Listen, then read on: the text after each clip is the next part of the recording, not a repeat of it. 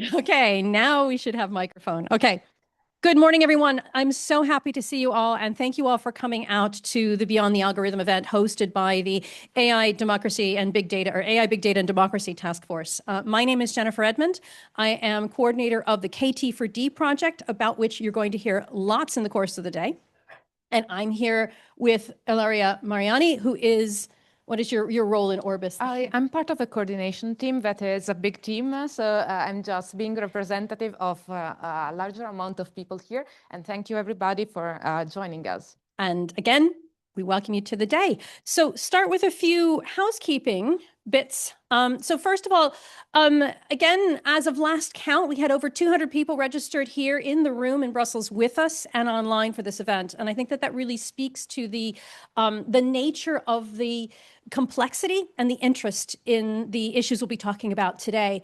And one of the things we found really interesting is that we received registrations from over 40 countries across the world. Every continent is represented except Antarctica.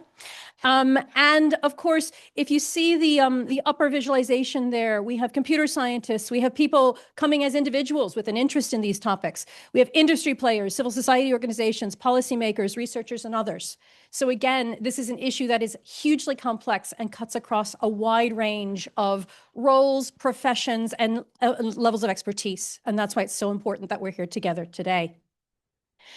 Before I go into what the event is about and before we set the stage for you, we just want to sort of say, for those of you who are here with us in Brussels, the fire exits and toilets are all out this way. You've already discovered the lovely coffee lounge upstairs, but there is also water down here if you find you just need a break in the course of the day. And also for the people who are with us online, I'm not sure if that is the next slide or if that's this one, but if you're with us online, we have Gabriella from Trust IT who will be sort of overseeing your interactions. If you have questions, you can put them in the Q&A. If you just want to introduce yourselves, you can put that in the chat. We'll be holding on to that as a part of the legacy of this event. And also, we'll be able to have the opportunity for you to ask questions live if you would like to.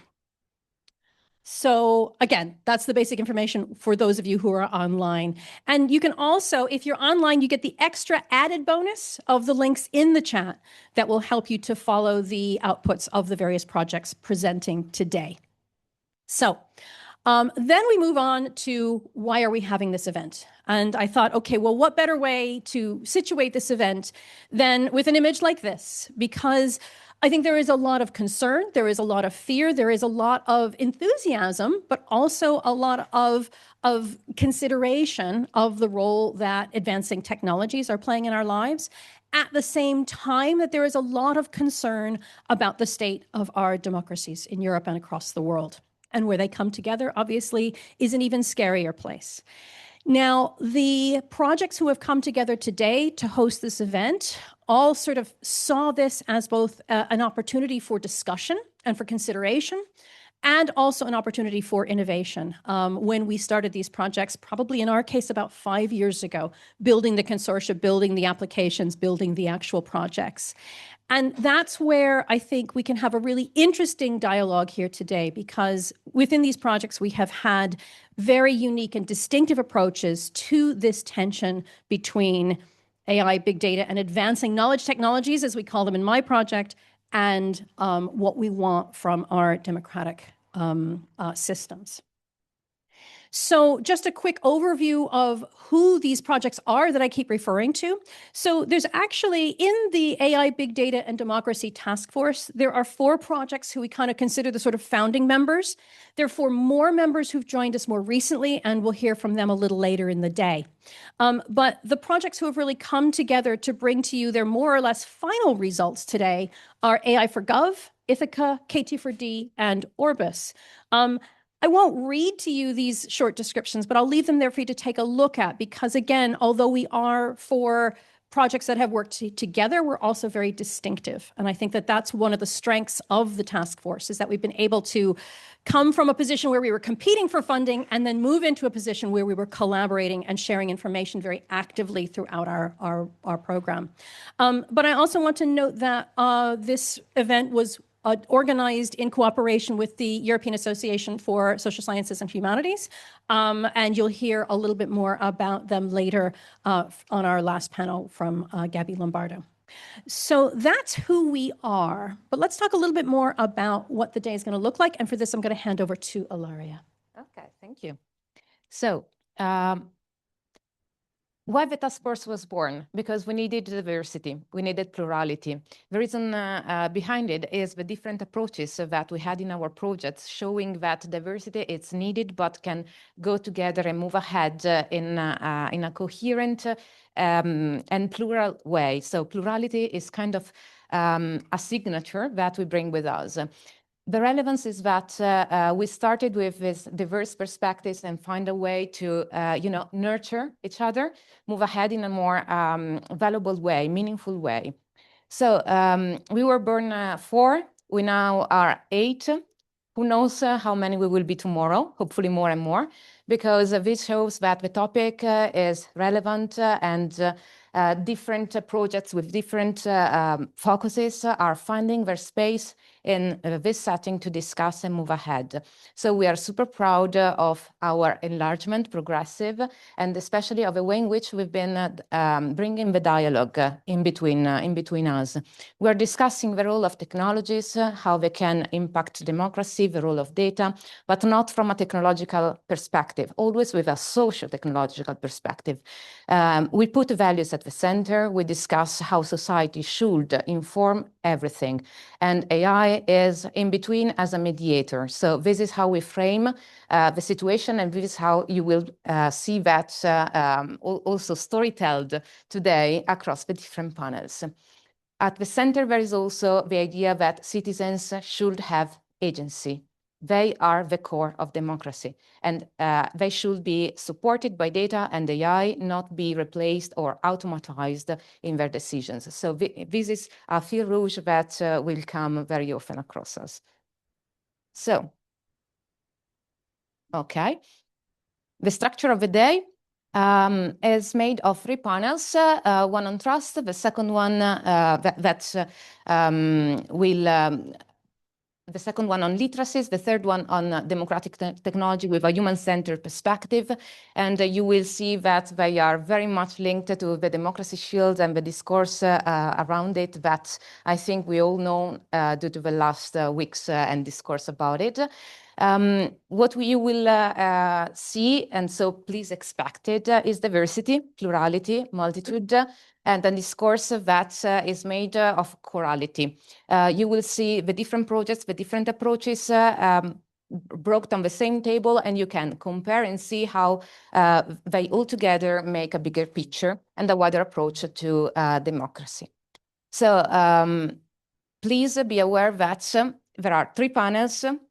First, projects will present what they did, and then policymaker discussion will follow. And the aim that we are trying to pursue is that of leading towards policy recommendations which are nurtured by our collective knowledge. So this is what we hope to go for.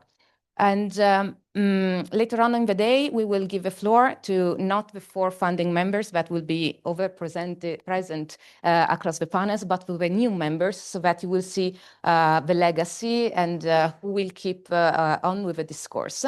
And at the end, both midday and end of the games, you will hopefully join us on the exhibition spot just upstairs to see the technology in action. So get ready to have your hands a bit dirty, because you can see what we did in practice and ask the persons who did it to show you, and you will have a chance to know more.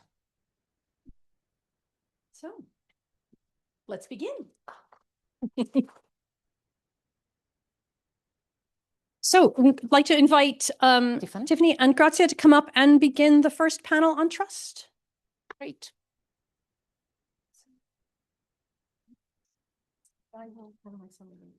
Okay. Okay, I wanted a clicker. But you can hand it to whoever. Yes, exactly. Okay. Make them sit in between. Yes, exactly. So, hello everyone. My name is Tiffany Morisseau. I'm a researcher at the University Paris-Cité and Strain Innovation with part of the project KT4D. So I'm representing KT4D today. And I'm very pleased to open this first panel on trust together with Grazia Concilio, who is a professor in urban planning and design at Politecnico di Milano. And she's representing the ORBIS project today. So across Europe, trust has become a central issue for democratic resilience.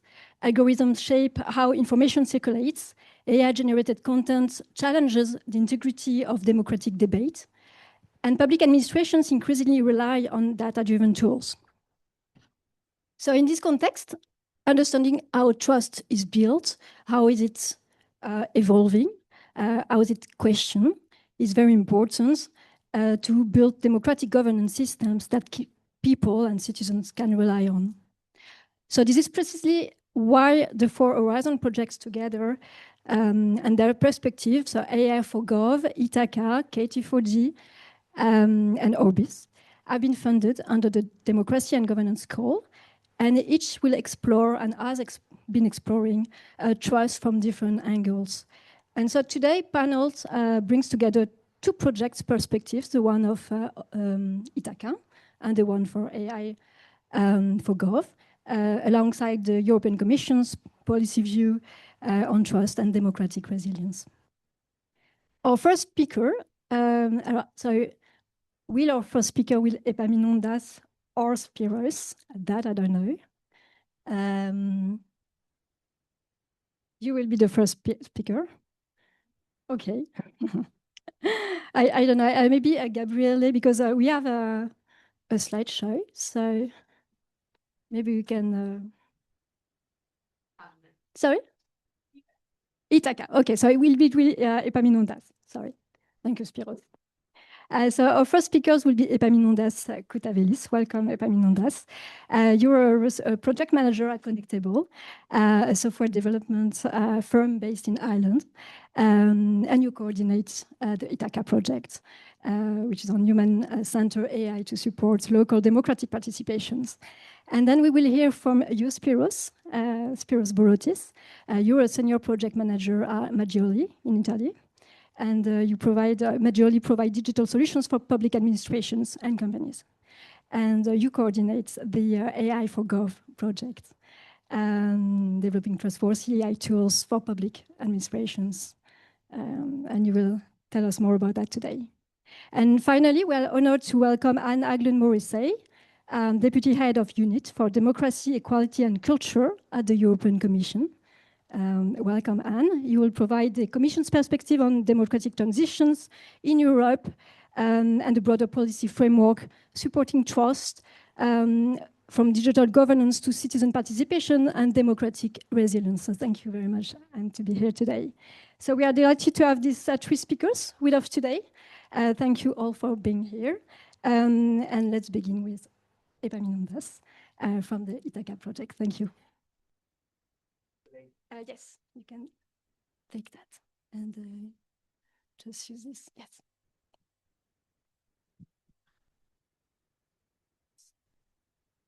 Just give me a second while I try to figure out how the clicker goes for the green.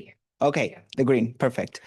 Hello, everyone. My name is Epaminondas Koutavelis. I'm a research project delivery manager at Connectable, and today I'm here to present ITHACA. We are the coordinators of ITHACA, and it's a Horizon Europe project which focuses on artificial intelligence in order to enhance the civic participation. Here, I know that with the blue background, it doesn't really work, but we have the website of the project that you can visit, and you can see more or less a summary of what I'm going to present today, as well as have access to the platform that we have built. So, especially for today, what we want to discuss is how AI and big data are transforming our capacity to form, to lose, and to rebuild trust. This is exactly the space where ITHACA operates. We work in 2 real European cities, in Martin in Slovakia and Brasov in Romania, to explore what trust really means when AI becomes part of public decision-making and citizen dialogue. Today, I'll show you how ITHACA approaches trust at 3 levels. The first one is forming trust through accessible, meaningful participation. The second is avoiding trust loss by managing risks and harms. And the third one is rebuilding trust through governance and shared oversight. We're living through a moment where AI and big data increasingly mediate public debate. They determine what becomes visible, which voices are amplified, and how information is summarized or moderated. In this context, trust becomes a moving target. We can form trust when tools are fair, transparent, and genuinely helpful.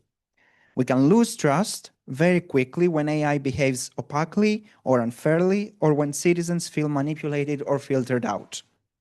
And we can rebuild trust only through clear safeguards, accountability, and inclusion. This is especially critical in democracy, which is something that we want to discuss and focus on today's discussion.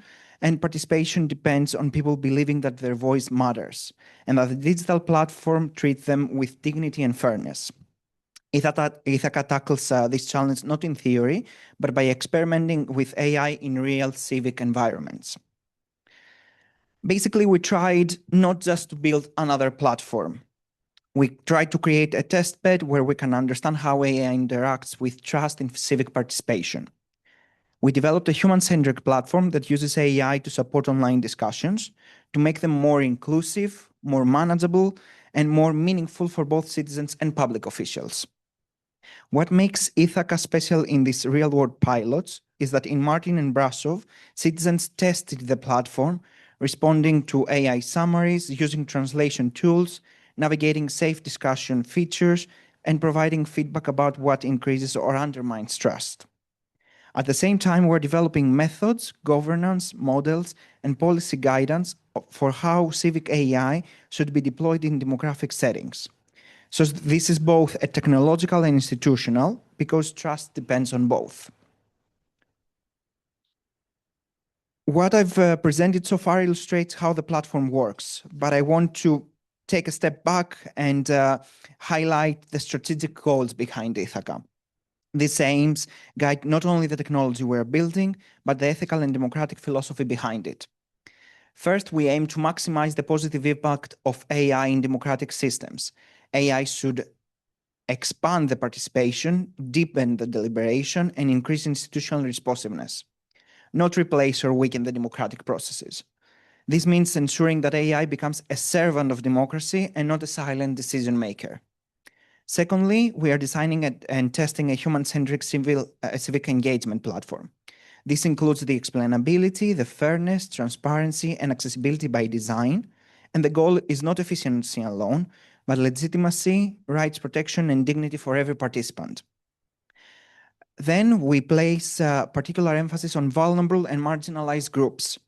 Democracy is only democratic if everyone can participate. For that reason, ITHACA is trying to be as accessible as possible. We are monitoring the rights impact carefully, challenging systematic bias, and designing features that lower barriers to participation, not raise them. We work to mitigate the risks and the harms proactively. Security threats, privacy leakage, overfiltering or biased moderation, these are not side issues. We are establishing a data governance and ethical framework, and this is about proposing values-aligned practices to real-world AI deployment, from consent and data minimization to transparency, fairness auditing, and oversight structure. What we're going to do towards the end of the project, which is this month, specifically December, is to create policy recommendation. This is critical. Technology alone cannot guarantee trust. Finally, we have piloted, evaluated, and scaled up everything that we have developed so far. The real deployment in Martin and Brasov told us exactly what works, what fails, and where trust stands or breaks. From there, we aim to provide scalable pathways for European cities and institutions who want to introduce civic AI responsibility. Trust begins with experience. So if citizens don't feel respected, supported, or represented, then no amount of technical compliance can save the system. ITHACA focuses heavily on inclusion and accessibility. The platform supports screen readers, text-to-speech, and speech-to-text. It includes features for people with cognitive or literacy challenges. To ensure that everything is inclusive and we are in the best to create a safe environment, we also tackle safety because exposure or hate and harassment is one of the fastest ways people lose trust online.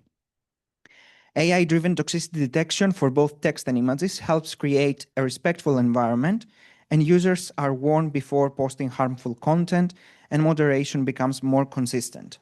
Of course, users have the option to report something that they might find themselves either toxic or in a way harmful to the participants. Another trust-building element is AI support for sense-making. Debates can get long, complex, and emotionally charged. We use summarization, clustering, and sentiment analysis to help participants navigate these discussions and understand the key arguments. And finally, in order to engage more with the participants, we use gamification to reward a constructive participation, not just loud participation. All these choices aim to form trust by making participation feel accessible, safe, and meaningful. While AI can support participation, it also introduces serious risks that undermine trust if not properly managed. First, biased moderation. We know that AI models can disproportionately censor certain groups or misinterpret cultural and linguistic nuances. ITHACA's fairness tools audits moderation models using metrics like disparate impact and treatment equality. This let us check, quantify, and improve fairness before the deployment. We have privacy risk. Civic discussions may reveal sensitive views or personal information. If users feel exposed, they can disengage. We have opacity. People quickly lose trust when they don't understand why content is flagged or summarized in a certain way. We try to include user-facing explanation for moderation and summarization actions.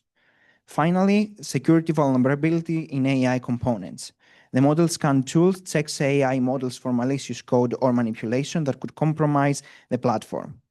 All these interventions acknowledge a simple truth. Trust is fragile, and AI can break it unless we actively anticipate and mitigate the risks. So trust doesn't only depend on the interface or the algorithm. It depends on the governance. In ITHACA, we rebuild trust through shared oversight. Citizen juries allow residents to examine the system, discuss risks, understand trade-offs, and help shape mitigation strategies. They become co-authors of responsible AI governance. We also use participatory foresight and co-design to ensure that the technology aligns with community values before it's deployed. Finally, we produce policy recommendations for future civic platforms based on lessons from the pilots. So we are not building just a tool, but contributing to a broader democratic ecosystem. This is how trust is rebuilt, through transparency, participation, and accountable governance. I just want to briefly walk through the core AI features that we are integrating in the ITHACA platform. It's designed with the purpose of supporting meaningful, respectful, and informed participation. First of all, we have an AI summarization of discussions. It can generate concise overviews of long debate threads. We have a sentiment and stance detection. We analyze the emotional tone of contribution and detect whether users in agreement, disagreement, or undecided. We have an argument assistance and suggestion. The system can suggest arguments for or against the topic, helping users structure their thinking. Most importantly, we have, as I mentioned before, the toxicity filter. AI moderates abusive, hateful, or harassing content, either flagging it or warning users before the submission. We have explainability. When AI intervenes, summarizes, filters, groups, or flags, users can access the explanation of why. We have a grouping and insight generation, with contribution being automatically clustered into themes as discussions evolve. As I mentioned, we also have gamification elements with points, badges, missions, and leaderboards incentivize constructive participation. And lastly, we're working on an AI chatbot, an integrated chatbot which supports the users in navigating the platform, clarifying features, and answering basic questions. To summarize, I want to share 3 messages that ITHACA brings to this panel. First, trustworthy civic AI requires technology, governance, and people. It's not enough to have just good algorithms. We need processes and shared control. Second, protections like accessibility, privacy, and fairness and safety are not optional or restrictive. They are what makes participation possible in the first place. And lastly, regulation alone is not enough. We need real-world experimentation to understand how AI behaves in civic contexts. ITHACA gives us that practical evidence-based perspective, and if we want AI to support democracy, it must earn trust, continuously, visibly, and collaboratively.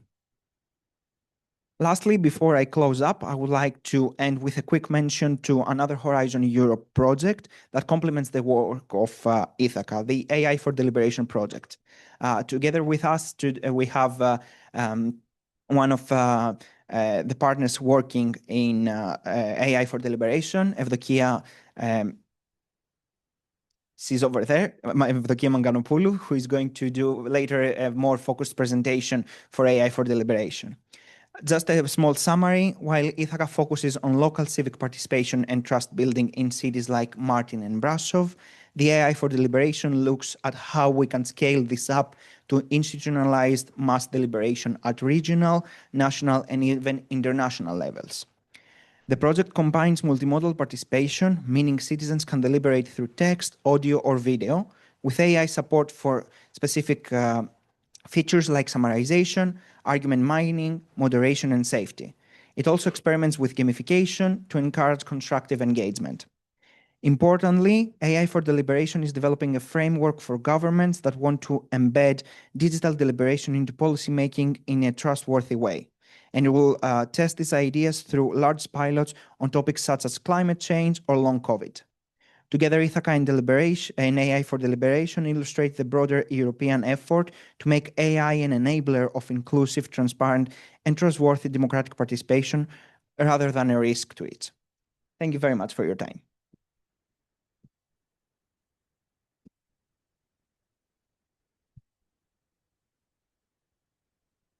Okay, thank you very much, Spiros. I think it's a time to give the floor to Epaminondas Koutavelis, or Koutavelis, I don't know.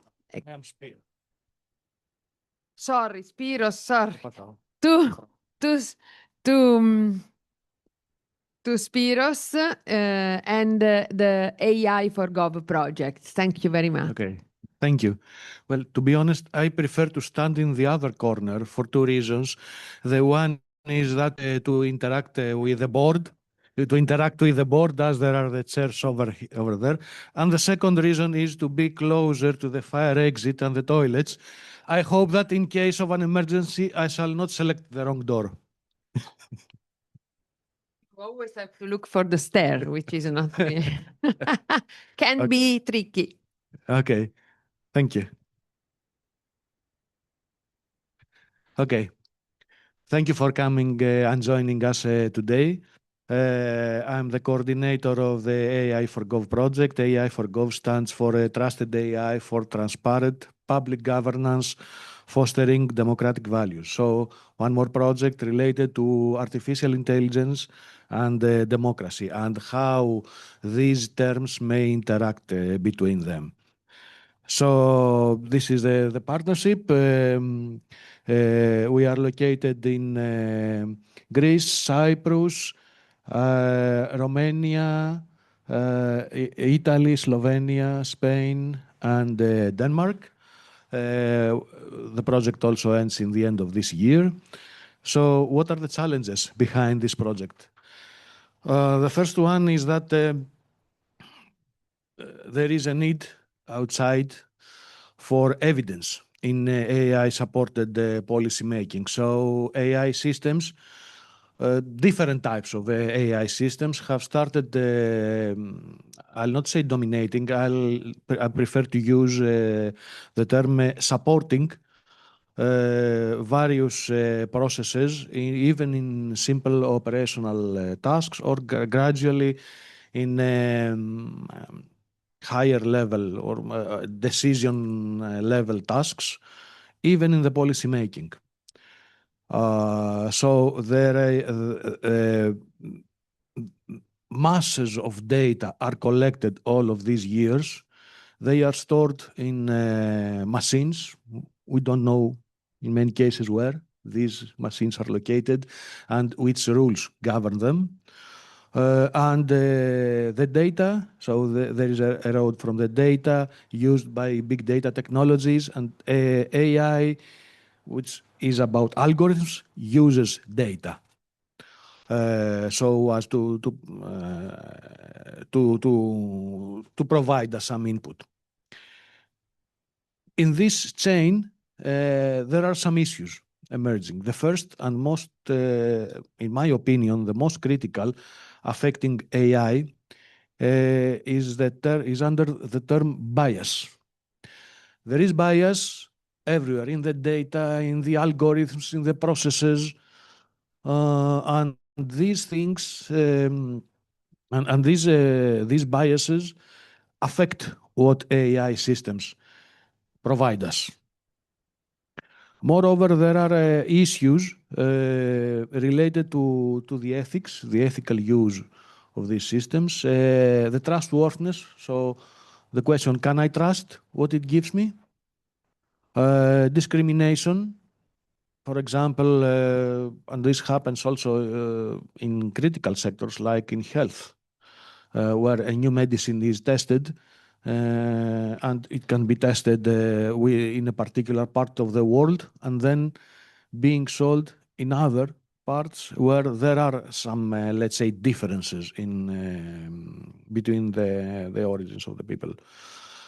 So we face challenges related to these keywords, which I'm sure that we shall hear about them many times today, that create negative implications both to machine learning, big data, and AI. So we have to find a way to manage these issues. The next challenge has to do with trusts and citizens. As a project, we are invited in various occasions to present our results, and one of them, it happened after the end of the first year, was from a body related to European elections, and they presented increased interest on our results. Why? We saw it before that a big part of the election results was, let's say, manipulated in a lesser or a greater degree by AI systems. And especially on 24, which was the year of the most elections in Europe, something like that. And last challenge was that in order to address these things, we intended, and we did it eventually, to provide a set of tools, because you speak about AI, we speak about big data, machine learning. So in the end of the day, the results have to be transmitted in a degree to tools, technological tools, addressing bias, discrimination, fairness in data, and overall the trust. So the results we produced can be categorized in two main areas. On the left, we see the non-technical in general. So we produced two frameworks, as we'll see later. One for data that, let's say, governs the input to AI and machine learning, and one not related to data, but governing the whole procedure and the systems.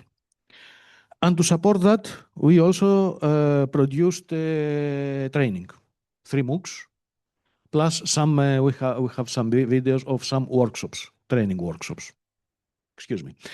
The second area of contribution is the technical things. So, as I said before, bias is everywhere, in data, in algorithms, in operations. We have to live with it, cannot avoid it. We can try to mitigate it, but we cannot avoid it. We produced algorithms in order to facilitate the explainability. We have two technologies. The simpler one is visuals, and the second one is explainable AI. And 3 more things, a policy recommendation toolkit, a citizen's wallet. This is used mainly to support the relation between citizens' engagement and policy decisions. And in the bottom line, blockchain, which is an expensive technology but facilitates many things related to also to a kind of trust between the stakeholders. I don't want to take much of your time, so I'll not go into the details. In this slide and the next two, we see in detail more or less what we managed to develop eventually. So in the beginning, we have the overall framework that governs all the procedures and the technical tools. This is compliant, the holistic regulatory framework, compliant with the legislation. So we have taken into account and expanded it. The GDPR, the AI Act, the ethical guidelines of the European Commission, the OECD AI guidelines, the HLEG, etc., etc. And we are even in a process of collaborating with other projects that are not here today to create a tool. A tool that uses the dimensions of this framework, so can be used from every interested stakeholder. The second one, the data governance framework, has to do only with data, nothing else. So it governs the entire data pipeline to facilitate the policy-making procedures. Of course, this cannot be used only for policy-making, but for other purposes. But this is not a problem. The third one, we said before, it is a training.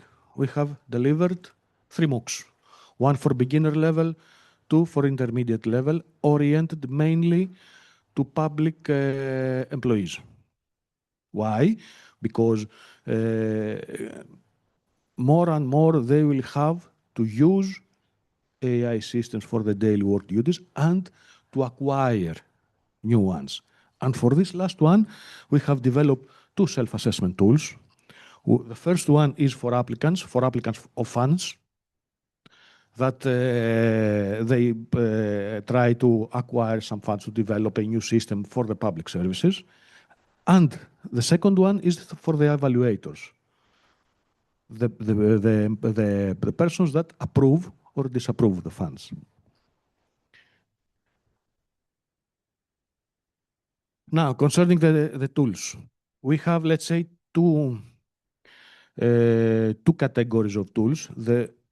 In the first slide, we can see the ones that will be freely available. In the second slide, we shall see some tools that we are in the process of thinking about commercialization, at least the parts, or are available under specific licensing terms. So, the first one, there is an umbrella. Okay, there is an umbrella. I'm sorry, I'll take you 2 minutes more of your time. There is an umbrella of separate components. The first one, the adaptive analytic frameworks, is about algorithms. The second one is a bias detector toolkit. The third one has to do with understanding in general and insights on documents. And the last one is visuals. Okay, and we can see it afterwards in the break. We can show you the tool. The second one, let's say, type of tools that are heading to commercialization or are available under specific terms. We have here a policy recommendation toolkit for public authorities, where public employees can reuse policies, create new policies, parameterize them, and take some information regarding their expected impact. The second one relates to explainability. So, for example, I'll give a question: why my tax declaration was rejected? Typically, we have to communicate with tax servants. Okay, what I have to do, what I have to do next, etc., etc. So we can use explainability, and we have a publication also with using different LLM models. The third one is the citizen's wallet, where the citizen can approve or disapprove a policy and do it only once. And the last one is the blockchain, based on blockchain information exchange. 7 use cases. We started with 3, and we eventually managed to deliver 7.5, let's say, because there was one more that didn't manage to collect a lot of data. It was on alcohol use and the fines by the police. Anyway, 7 use cases, 3 countries. We tried to map them also with the SDGs areas. We have in Spain drinking water and sewage water. We have in Slovenia the IRCI Global Top 100 Projects, the SDG Observatory, the OECD Policy Documents Analysis, where we can find if there is bias, etc., in particular documentation. And in Greece, we have waste management and parking tickets monitoring. So in waste management, for example, the system can, the tool may inform us when our garbage will be emptied. Or in the parking tickets monitoring, as a municipality, when and where have to send the municipality police so as to manage the illegal parking. And the last slide for today, policy recommendations. We are in the phase of forming them. We selected the 3 most prominent of them, and that we think that would be valuable. The first one is to establish an EU certification for bias mitigation in public sector. So, as I said in the beginning, everything starts with the bias in the data. And as the municipalities, the government, the public bodies will start adopting more and more AI systems, somehow we have to assure that there is a certification. I'll not say an ISO.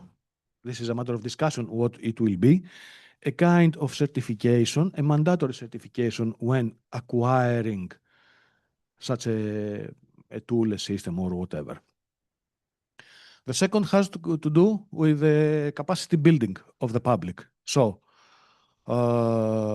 public stakeholders, public employees, people working in various domains of the public governance and affecting, let's say, or monitoring decisions, have to get aware about this.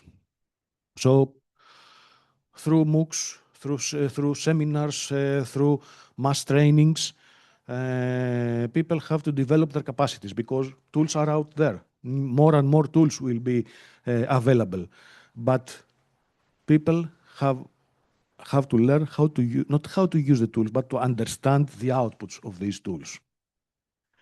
And last one, because all these AI tools are based on algorithms, on sophisticated tools, some of you may have seen some words that are not clear to them, for example, wallets, blockchains, and many other things. We need explainability.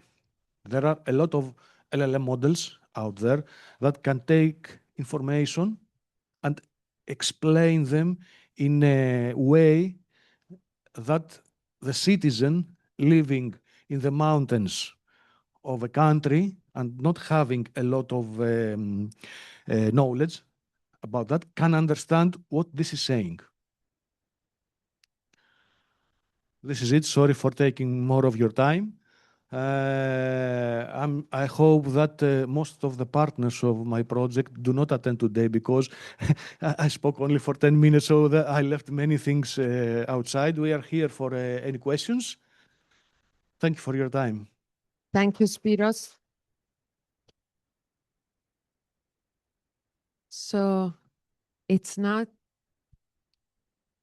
Yeah, well, this is now the moment is to listen what's going on at the upper levels of our democracy. So Anne Aglund Morrissey, and thank you very much for being with us.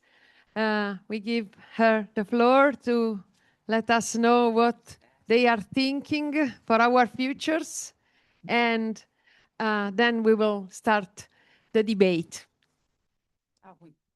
You want to be here? Because I have some papers. No problem. Yes. Hello, good morning, everybody. It's a pleasure to see you all here in the room. And I understand there are a number of participants also participating online. It's a pleasure to be here to represent the European Commission and what we are doing on our side as a policy level in order to support democratic resilience and the role, of course, of research and innovation actions to provide insights into the very important topic of AI, big data, and how we can use this to further strengthening democracy, being aware of course, the risks and challenges that we're facing, but how to really make this a positive journey. Just a couple of words of who I am. I'm Anne Aglund Morrissey. I'm Deputy Head of a unit in the European Commission in the Director General of Research and Innovation, dealing with democracy, so research and innovation for democracy, equality and culture. So we're dealing with a number of very interesting areas. I'm quite new in this role. I was previously dealing with international cooperation in research and innovation, where I've discovered, of course, a number of challenges in some of the neighboring countries on this very topic. I will come back to this during my presentation. So let me now see if I can use this. Not that button. This one. No. Okay. The big one. Yes, one, voila. So I will bring up a few important dimensions in my presentation. I will provide a policy context, so referring to what the European Commission is doing to strengthening democratic resilience and democratic trust in this digital age. I will refer to the European Democracy Shield, which we have already heard about very briefly, look into the challenges and opportunities for democratic trust that we see in the digital age related to AI and big data, and how the European Democracy Shield is addressing this. And the core part of my presentation is really on how the EU is providing funding for research and innovation actions related to strengthening democratic resilience, and in the context of challenges and opportunities of AI and big data. So this first slide is on the policy context. So as you all know, the European Union is based on democracy. Democracy is one of the core values, a founding value, one of the core founding values of the European Union. This is important to keep in mind because this is increasingly threatened, I think, this perspective and this very basis of the European Union. In any case, among the EU priorities of this current sitting European Commission, we have a free and democratic Europe as a core priority for the current Commission under President von der Leyen. We can see that among the Commission priorities, protecting democracy and upholding our values is really in the focus of our policy actions. And there is a reference, I don't know if you can see it at the very bottom of this slide, to the political guidelines for the European Commission 2024 to 2029, which is again focusing on democratic resilience and how to address challenges to democratic trust across Europe.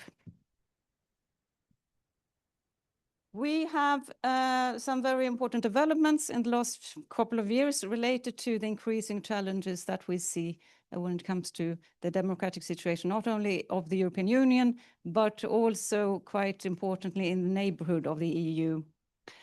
So as a background, already in 2023, the European Commission President von der Leyen introduced the very concept of a European democracy shield, which is needed in Europe. And it builds on the European Democracy Action Plan of 2020 and the Defense of Democracy Package of 2023. And this European Democracy Shield was finally published on the 11th of November, so just a couple of weeks ago. The main ambition and objective of this European Democracy Shield is to protect and promote democracy in Europe and to rebuild trust in governments, trust in facts, and trust in institutions.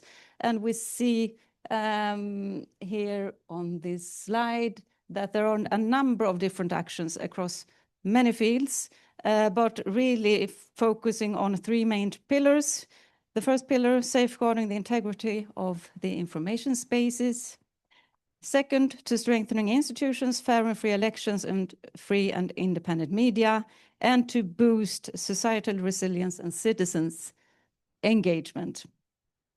And as I said, there are a number of actions now which are being developed across the European Commission and also where my Directorate General is contributing. So from the research and innovation angle, we are also actively contributing to these actions that we are putting together on the European Democracy Shield. There will be a new European Centre for Democratic Resilience that will be set up. There will be a stakeholder platform within this Centre of Democratic Resilience to facilitate a dialogue with trusted stakeholders such as civil society organizations, researchers and academia, fact checkers and media providers. And I think this is a very important element for you participating in this conference, really to use this platform to make sure that research fundings are fed into policy making. We have already heard from the previous speakers that we are facing a number of challenges when it comes to democratic trust across Europe and in the neighborhood. And that big data, artificial intelligence is, of course, a great opportunity in a number of sectors, but there are also a number of challenges that we are now from the Commission side trying to address. So big data and AI are shaping our societies at an unprecedented rate. We produce an ever-increasing amount of data that reveals people's attitudes, preferences, views, and opinions. And this data is used by, of course, different actors in different ways. So, for instance, companies privatize data to augment commercial returns. And state actors use it for safety and security applications, and the public sector to provide better tailored services. And there are a number of opportunities across different areas. For instance, when it comes to education, training, health, safety, security, public services, as well as for democratic processes and civic participation, which is the focus of today. But as we have all heard, there are a number of challenges involved. So both private and public uses contain risks at the expense of citizens' rights. These technologies at the forefront of datafication processes pose new challenges, both when it comes to individual values, such as privacy, freedom, and equality, as well as to European collective values, such as fairness, security, inclusiveness, accountability, and democratic control, just to mention a few of them. And what is then the European Democracy Shield aiming to target when it comes to the challenges that AI and big data pose when it comes to democracy, democratic resilience, and democratic trust? I will just here mention a few of the suggested actions under the European Democracy Shield, really targeting AI and big data, and make sure that these will together strengthening democratic resilience. So the main aim when it comes to AI and big data in the European Democracy Shield is to use AI to foster civic participation, transparency, trust, and efficiency in democratic governance. Through a combination of different tools, we have regulatory measures, support for innovation, and citizen empowerment initiatives. And among the actions, we seek to create a robust digital ecosystem where AI and big data serve to strengthen the democratic process, trust, and institutions rather than undermining them. And there are in three different fields, different activities. So when it comes to fostering civic participation, the European Democracy Shield aims at stimulating civic tech innovation, enhancing e-participation platforms, promoting digital inclusion, boosting digital and media literacy, just to mention a few actions under this heading. In the second heading, when it comes to enhancing transparency, the European Democracy Shield aims at enforcing the Digital Services Act and the AI Act, and to mandate AI-generated content identification, to improve transparency of political advertising, and to support independent fact-finding and media. And under the third heading, related to improving efficiency in democratic governance, there are actions that will enable evidence-based policy making. We have this establishment of this European Center for Democratic Resilience, which will play a very important role, and also developing guidance for responsible AI use. So in this context, I will now move to how the European Commission is supporting research and innovation related to how AI and big data can be used to further strengthening democratic resilience. And we have the Horizon Europe program, which are all familiar with, for the period 2021 to 2027. And in the Horizon Europe Research and Innovation Program, we have a specific cluster related to creativity, culture, creativity, and inclusive society. And in this cluster, we have the destination 1 on innovative research on democracy and governance. So this is the specific destination where we launch a number of calls for proposals in these areas to really strengthening democratic resilience and to deal with challenges and opportunities when it comes to also AI and big data. So the research in this destination is aiming at supporting EU ongoing efforts to address threats to democratic systems and to rebuild citizens' trust in democracy, including by responding to their social and economic needs. And this is this specific part of the Horizon Europe program has, of course, been developed in the current political, geopolitical setting and current context across Europe.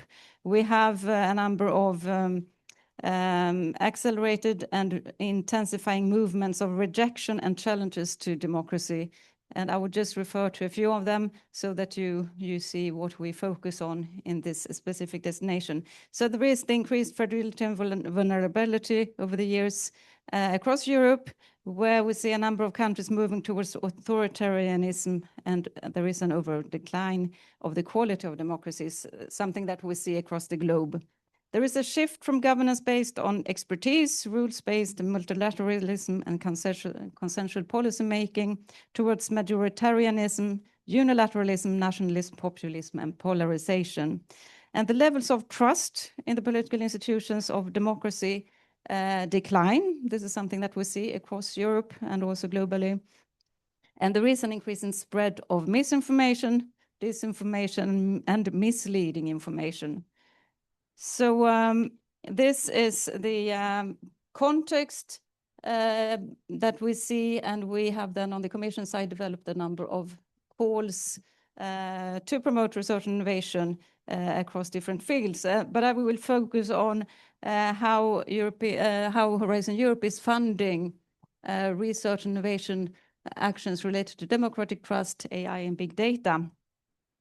And so we have specifically targeting core topics, addressing those topics. And one is, of course, very prominent in this panel today, because, of course, the projects that are presenting their findings are related to one of those core topics, namely the one on artificial intelligence, big data, and democracy that was published in 2022. But we have other such calls. I would just mention another one, which was published in 2024 on digital democracy. So such targeted calls in Horizon Europe, they support projects to enhance civic participation, transparency, trust, and efficiency in democratic processes while addressing associated risks. And when we look at the research results that we have seen up until now in Horizon Europe, of course, it's still early stages, and we will only be able to have the full picture after actually a few years after the end of Horizon Europe to really see the impact of the research results that we have from the research and innovation actions we have funded. But what we see already now from the projects, we see that projects are focusing on civic on 3 different fields. When it comes to civic participation and engagement, we see that projects explore ways to enhance and expand the implementation of civic participation by using digital tools, aiming to include less engaged communities and to improve the articulation between deliberative processes and responsive representative institutions.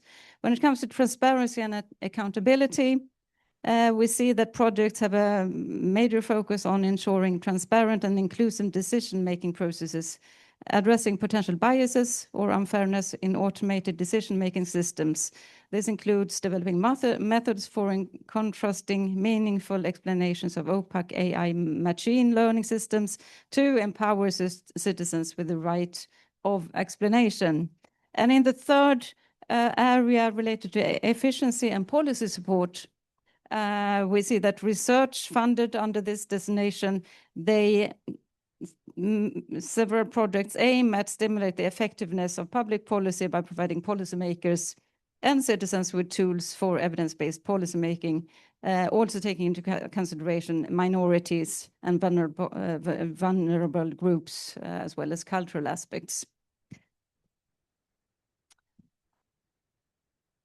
So I will come to the end of my presentation. I have just one more slide which I would like to bring up. Again, why we see it as very important from the Commission side to fund research related to democratic trust, AI, and big data. There are a number of important aspects why we see this as important. I've just listed a few of them here as a summary of the approach that we have on the Commission side. So we see it very important to fund excellent research in this area in order to defend democratic values where digital platforms can be used to manipulate information and interfere with elections. And there have been a number of recent cases across Europe and in the neighborhood on this. We say it is important to explore innovative uses of AI and big data to enhance citizen engagement and trust in democratic institutions, to ensure that development and deployment of AI and big data technologies are consistent with and can reinforce the fundamental rights of the European Union rather than threatening democratic stability. Research can also provide important evidence-based recommendations, develop new technologies to counter threats, to equip citizens with critical thinking skills that are needed to navigate the current complex information environment. And I would like to focus on this specific point to provide recommendations, because this is something that we are very much looking forward to see from the projects, how we can feed in the research results from the calls, the projects that we fund into policymaking. So I'm very much looking forward to the presentations and discussions here today, because this is, of course, a key important element why we see funding is very important in this field. And also to examine the effectiveness of monitoring and control protocols of established legislation and non-regulatory measures over AI and big data development, and when it comes to implementation. And also to introduce values-based frameworks to inform data governance and to regulate the use of AI and big data. So these are just some listed key aspects why we see it as important to continue funding research in this specific area when it comes to how AI and big data can be used to further supporting democratic resilience and strengthening democratic trust. As a final word, I can just refer to that we aim at continuing this funding in this specific important, this very important area in the next work program of Horizon Europe, which will be published later this year. It's a work program 2026-27. We are suggesting to continue this funding in this area. So when it comes to, for instance, digital literacy, and when it comes to electoral integrity in the digital context. And then, of course, we are also now focusing on the development of the next framework program, which we call FP10, which will come after Horizon Europe. And also there we are suggesting on the Commission side to continue this important element or area when it comes to research funding related to disinformation, how to improve democratic resilience. So this is supposed to be suggested to be continued also in the next framework program as an important part of Horizon Europe FP10 in the future. So I will stop there. Thank you very much, and looking forward to the discussions. So thank you very much, and your speech helped us to understand that we are so far from solving the problems we are dealing with.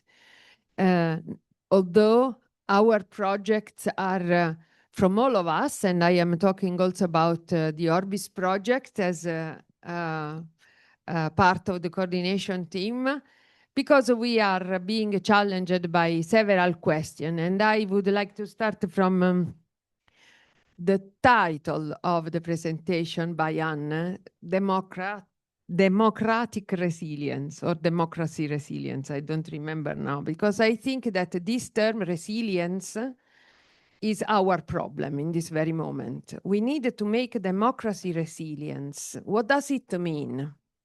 Let me start from one of the questions of the presentation by Spiros.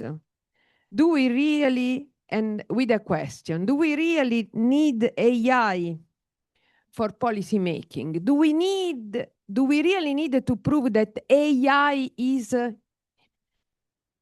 useful or promising or creates opportunities for policy making? I think we have the evidences under our eyes, yes. That's it. We know what AI is doing. I think that what Anne told us, that we are experiencing unilateralism, nationalism, populism, authoritarian government, is the evidence that AI can do a good job. A very effective job. The topic is in what direction? Wait a second, let me talk for a moment. So I really think that we don't need to prove it. I really think we need to prove. This is also in our, we are using, even in Orbis platform, so it's not, we are doing this. We are using AI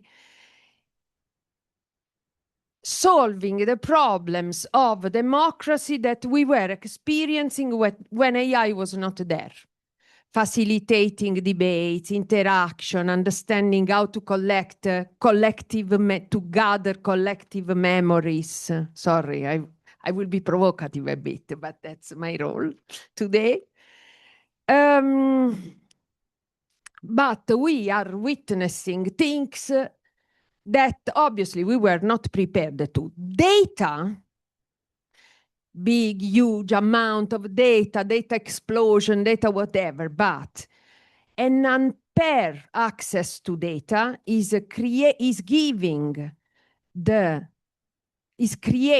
basis for an incredible scaling up of unfair access to, of unfair exposition to information, because this is the manner in which AI is used. So we need to enter this vicious circle. We need to enter those mechanisms because AI can work very well and it's successful. The topic is towards what?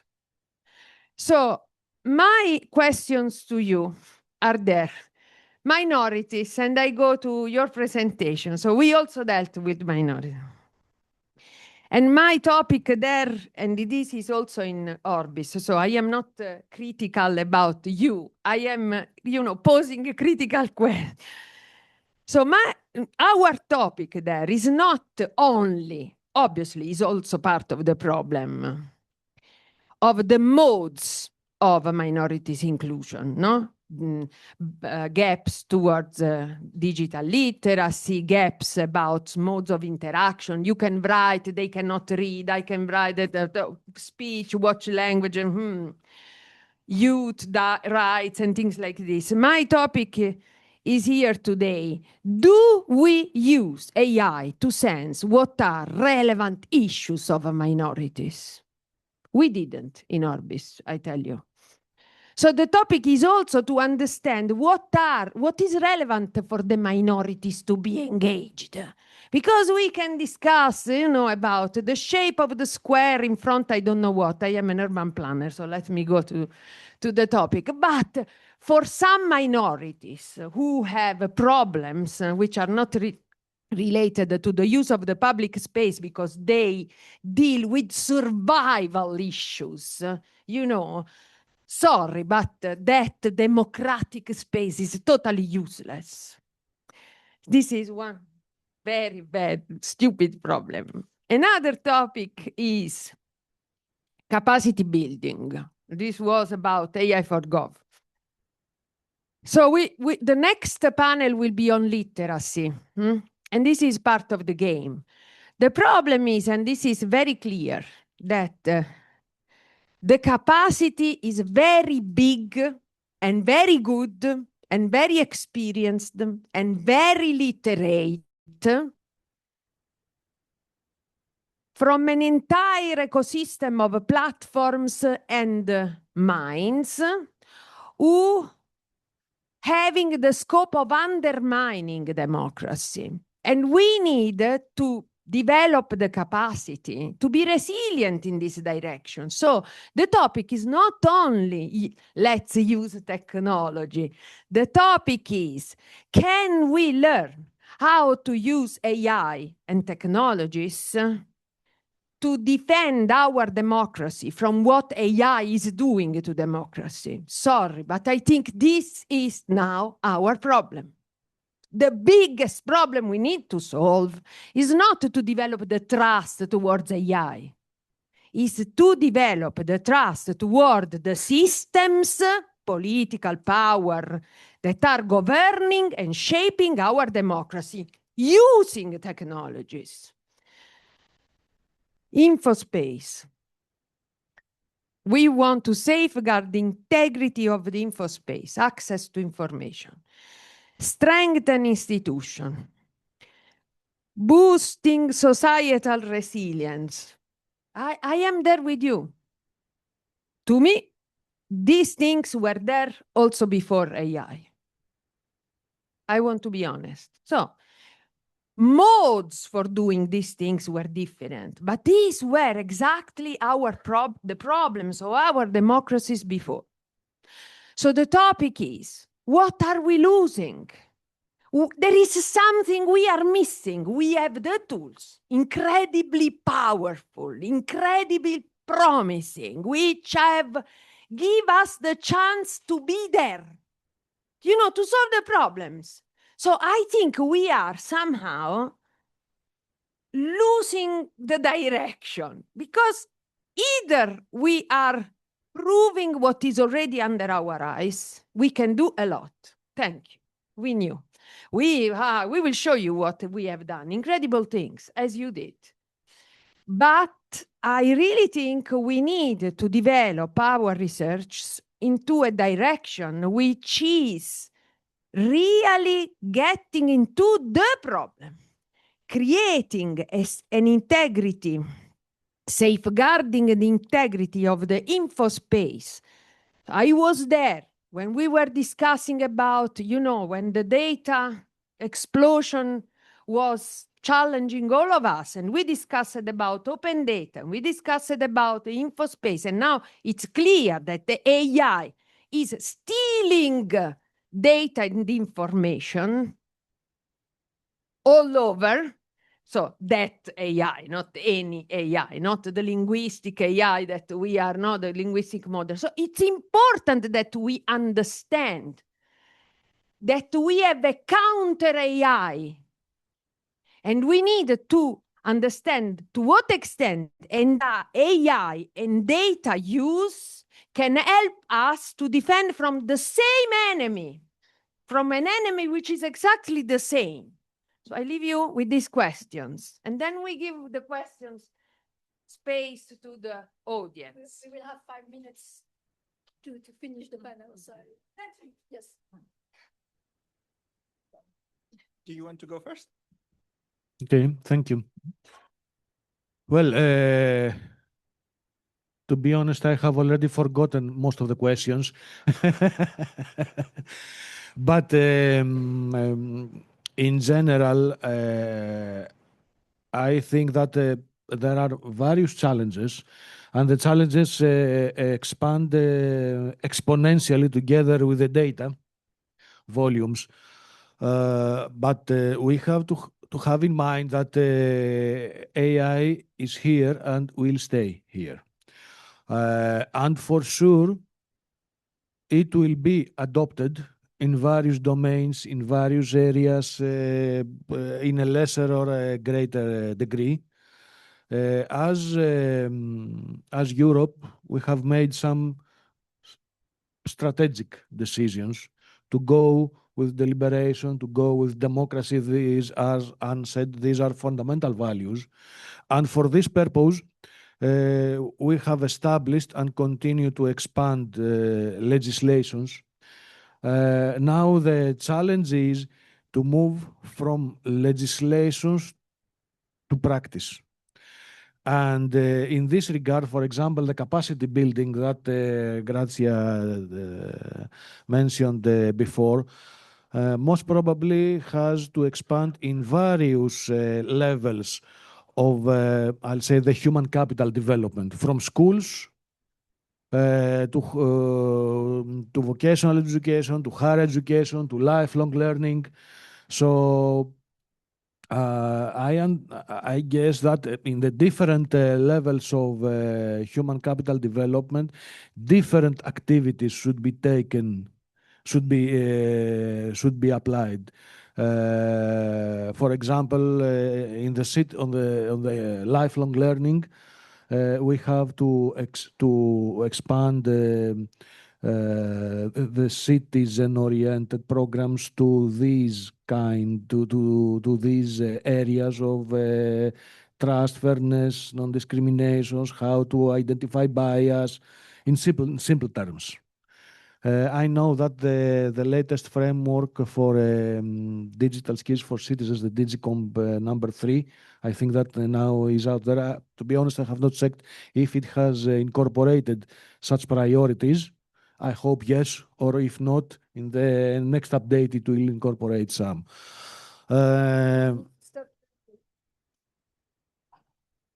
If you leave me, I can speak all day, but We have time during other sessions. Thank you. 1 minute. Yes. So we'll try to be very concise and summarize a little bit. I think that especially in the last couple of years, even every 6 months, we see a really big change into what is available, what we can use, and how we can use it. I agree with you that especially in the focus of ITHACA, that we have to do with marginalized groups and groups with disabilities or issues that have forever been there. It's more of the sense of trying to include them in the process. It's something that it's always and very usually being forgotten about. And especially since, as you mentioned, we even have the digital illiteracy, that there are a lot of people who don't know how to use some of these functionalities. And we see that every day with how everything is evolving, we see that it gets even harder to actually recognize and identify what is an AI output and an AI result, and not a result of critical thinking. Or even in arts, we can't really recognize sometimes if what we're seeing is something that is AI generated. So what we are trying to do, I agree with you that there are many different levels and many different approaches, and even sometimes it might even create more problems than solutions. But what we're trying to more or less find the right pathway in order to ensure that everything is clear, everything is safe, everything, it doesn't replace something, but is used more as a tool. And especially for groups that do not have the ability to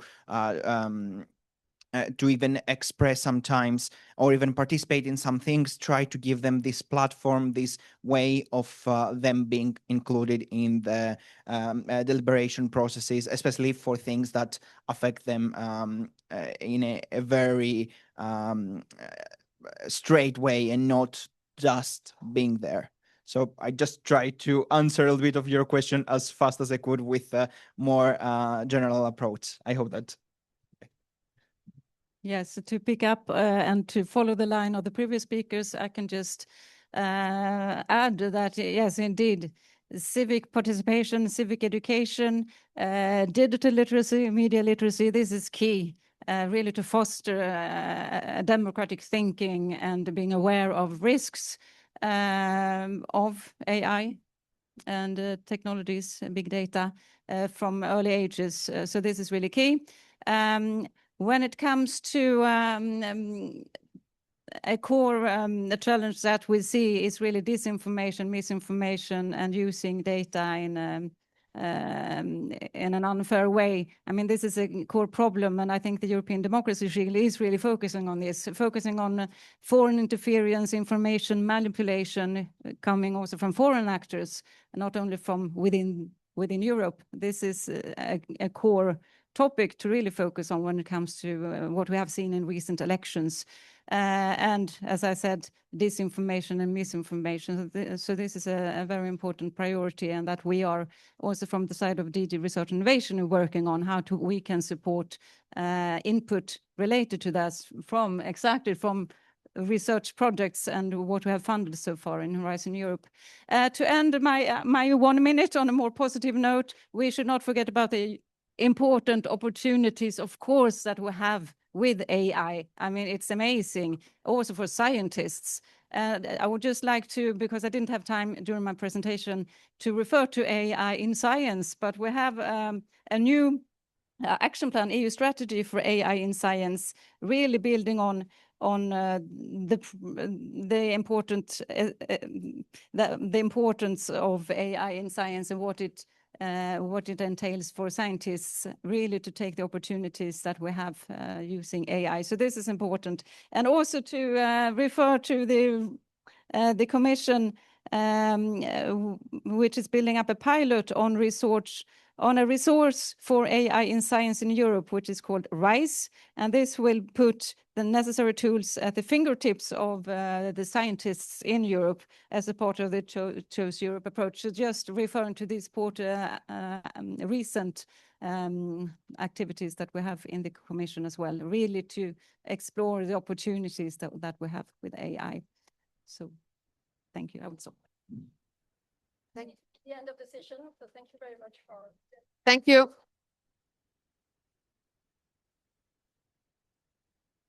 So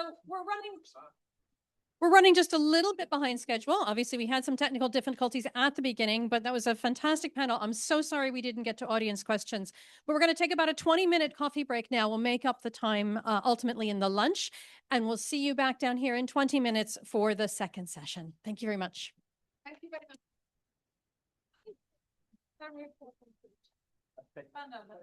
Yes,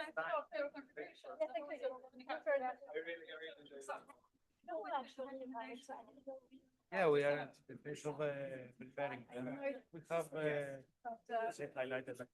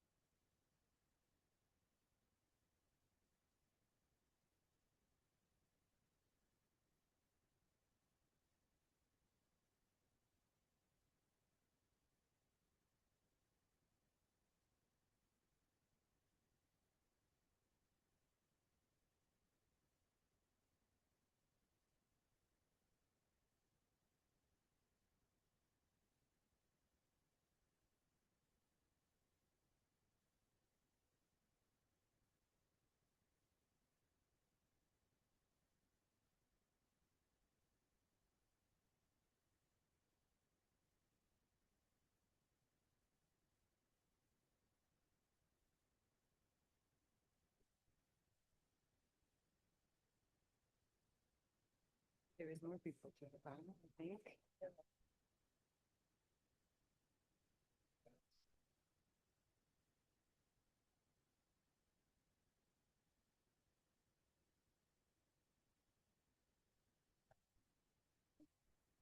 Okay.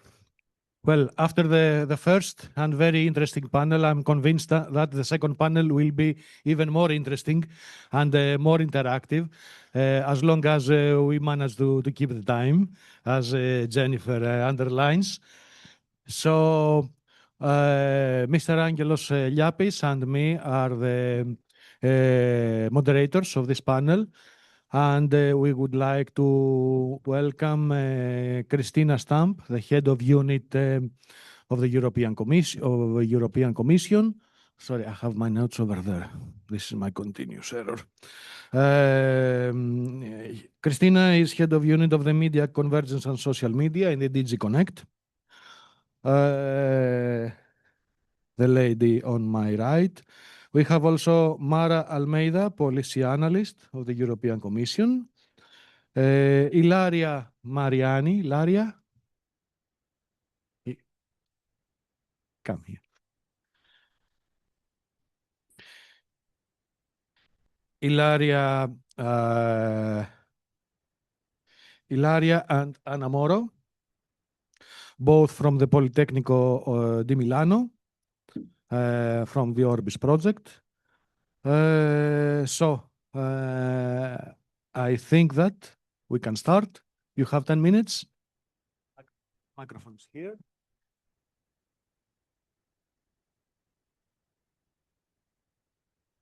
Okay, so hi everyone. We are presenting here results from ORBIS, that is Horizon Europe Socio-Technical Innovation Project from Democracy 0102. So the other one from the call that was mentioned by Jan before. We are 15 partners. Oh, my slides. Want to switch? Want us to present first? Sorry, I don't want to, but since our slides are there. Or we can just the slides. Yeah. We were kidding. See you later. Okay, tune in at this channel later for that presentation. But we seem to have the presentations in a different order than we expected. So I'm going to hand over. So, you know, I am Jennifer Edmond from Trinity College Dublin and KT4D. This is my colleague Eleonora Lima, and we're going to be talking a little bit of the work that KT4D has done in response to literacies. Thank you, Jennifer, and thank you everyone for being here. So current digital education often focuses on technical skills. But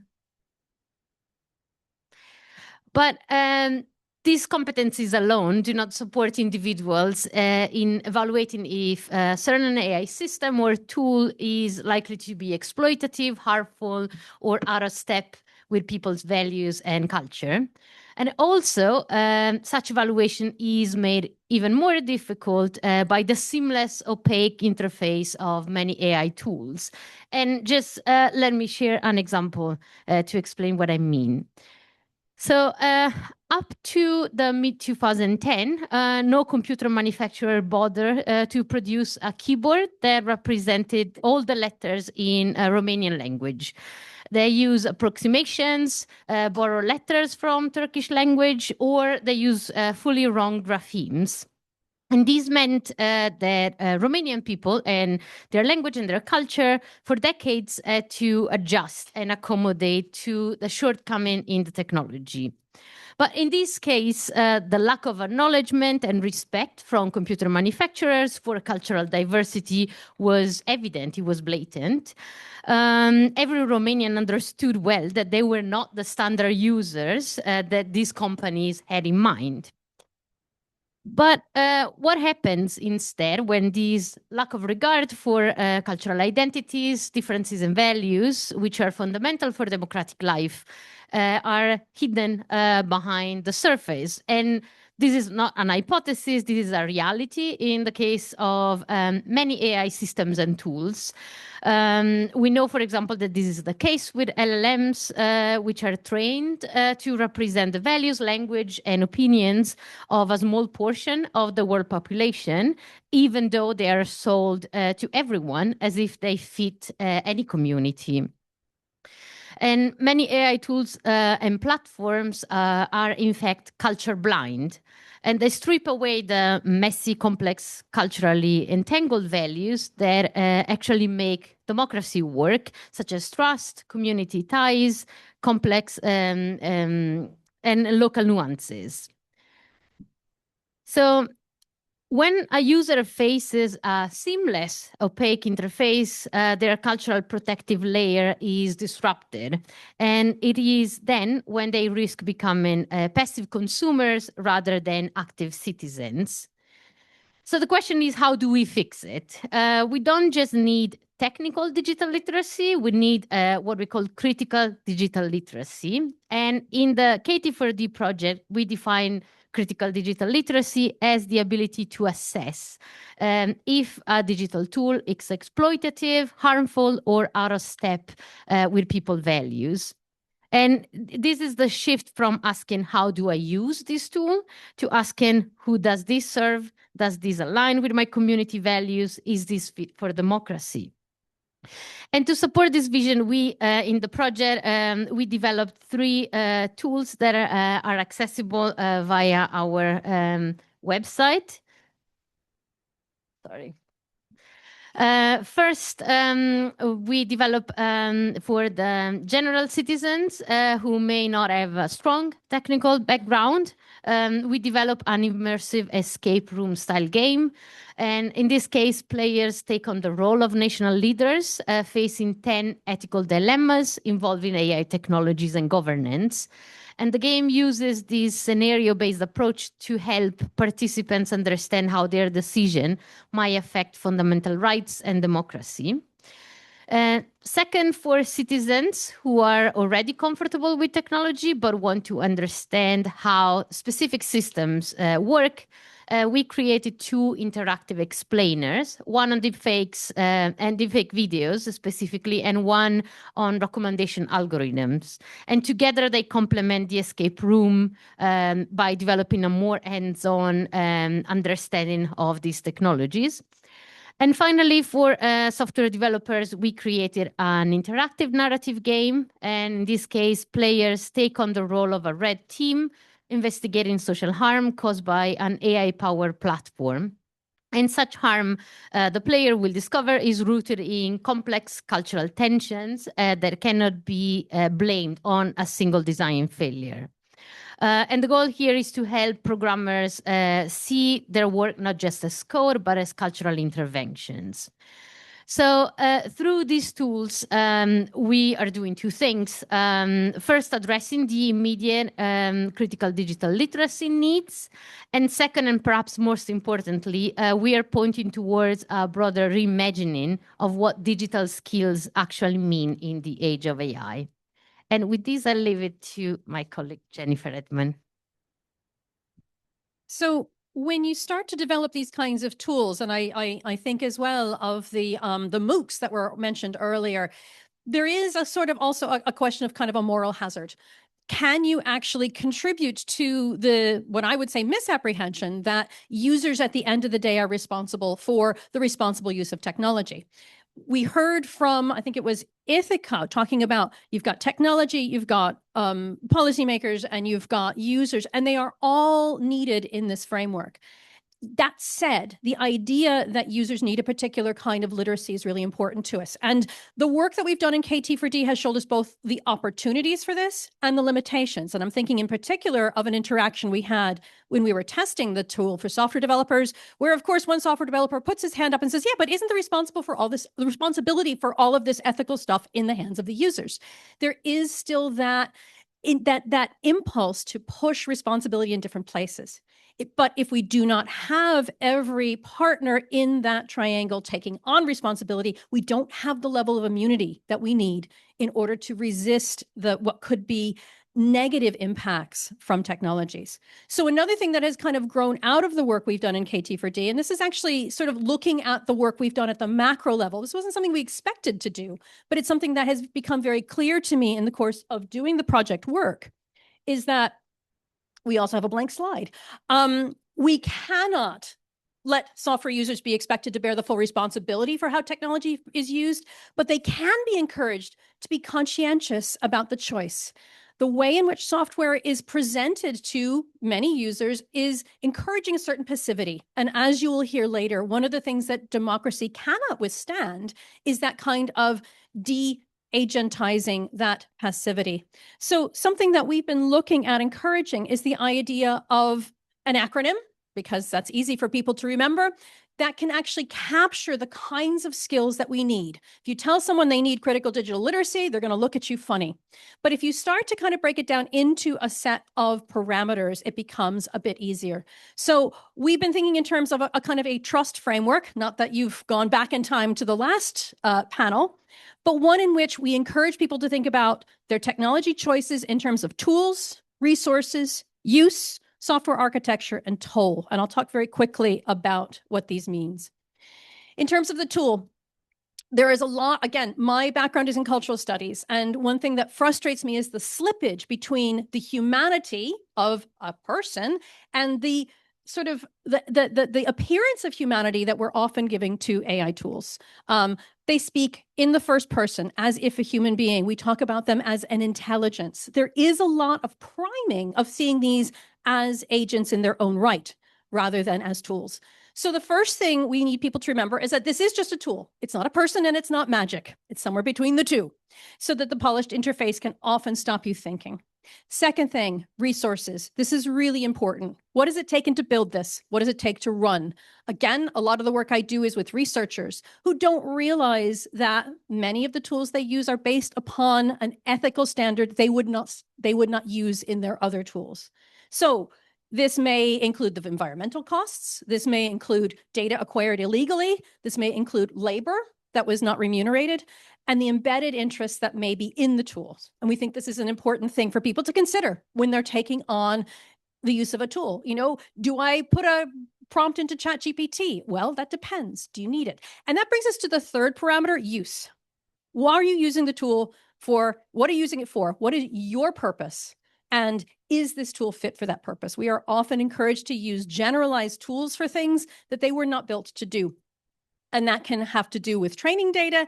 It can have to do with the method. It can have to do with whether or not there was a more specialized tool available. And then finally, the last two parameters, the software architecture, whether or not the processing is fit for purpose. For example, using an LLM to find facts. This is something we are all being constantly encouraged to do. Is that really the best way to find facts? But then again, is it better or worse than pre-existing strategies we have, such as PageRank? Will the recommendation give you what you want to see, or will it give you something different from what you want to see? So understanding just a little bit about software architecture becomes very important in our daily lives. And then finally, the indirect costs of use. And this has to do with the very human costs. Are you diminishing your own capacities? Or is this tool taking over something from you that is important to you as a person to be doing? Are you playing into an agenda when you are using a particular tool? Is it undertaking surveillance? Is it gathering your AI training data? So what exactly are you taking on? Is it replacing human judgment?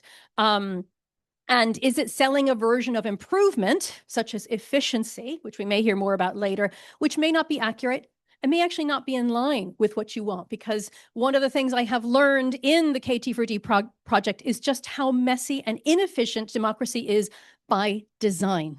That is one of the most important things it can do. So we see this framework as something that can participate and contribute to this move towards a different conceptualization of digital literacy for the AI age, and one that protects democracy, protects human agency going forward. And I'll stop there. Thank you.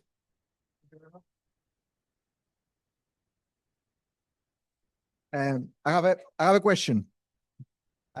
Should we not do all the presentations and then go to questions? Otherwise we risk actually not having people have time to do their presentations. Can I do my question first though? Because otherwise I'll forget it. I think we really need to go for the presentations and then let people have questions from the floor if possible. We lost the previous session on the questions. I say let's move to the presentations, please. Fine. Yeah, you can do the presentation. Whatever. We are back. Stronger than ever. Yeah. So I'm losing my name. I'm losing. Yes. So it's the big one with. Okay. Hi. This presentation is from ORBIS, and we are coming from the Democracy 0102, as said before. We engaged 15 partners in 3 years of a project coordinated by Francesca Rizza and co-coordinated by Grazia Concilio that was around, and it's there, and a large coordination team because we are a lot. So what we bring today is a view of a project where participatory design directly informed the development of AI tools and deliberative models. So to support and sustain inclusive, tangible, and accountable democratic deliberation.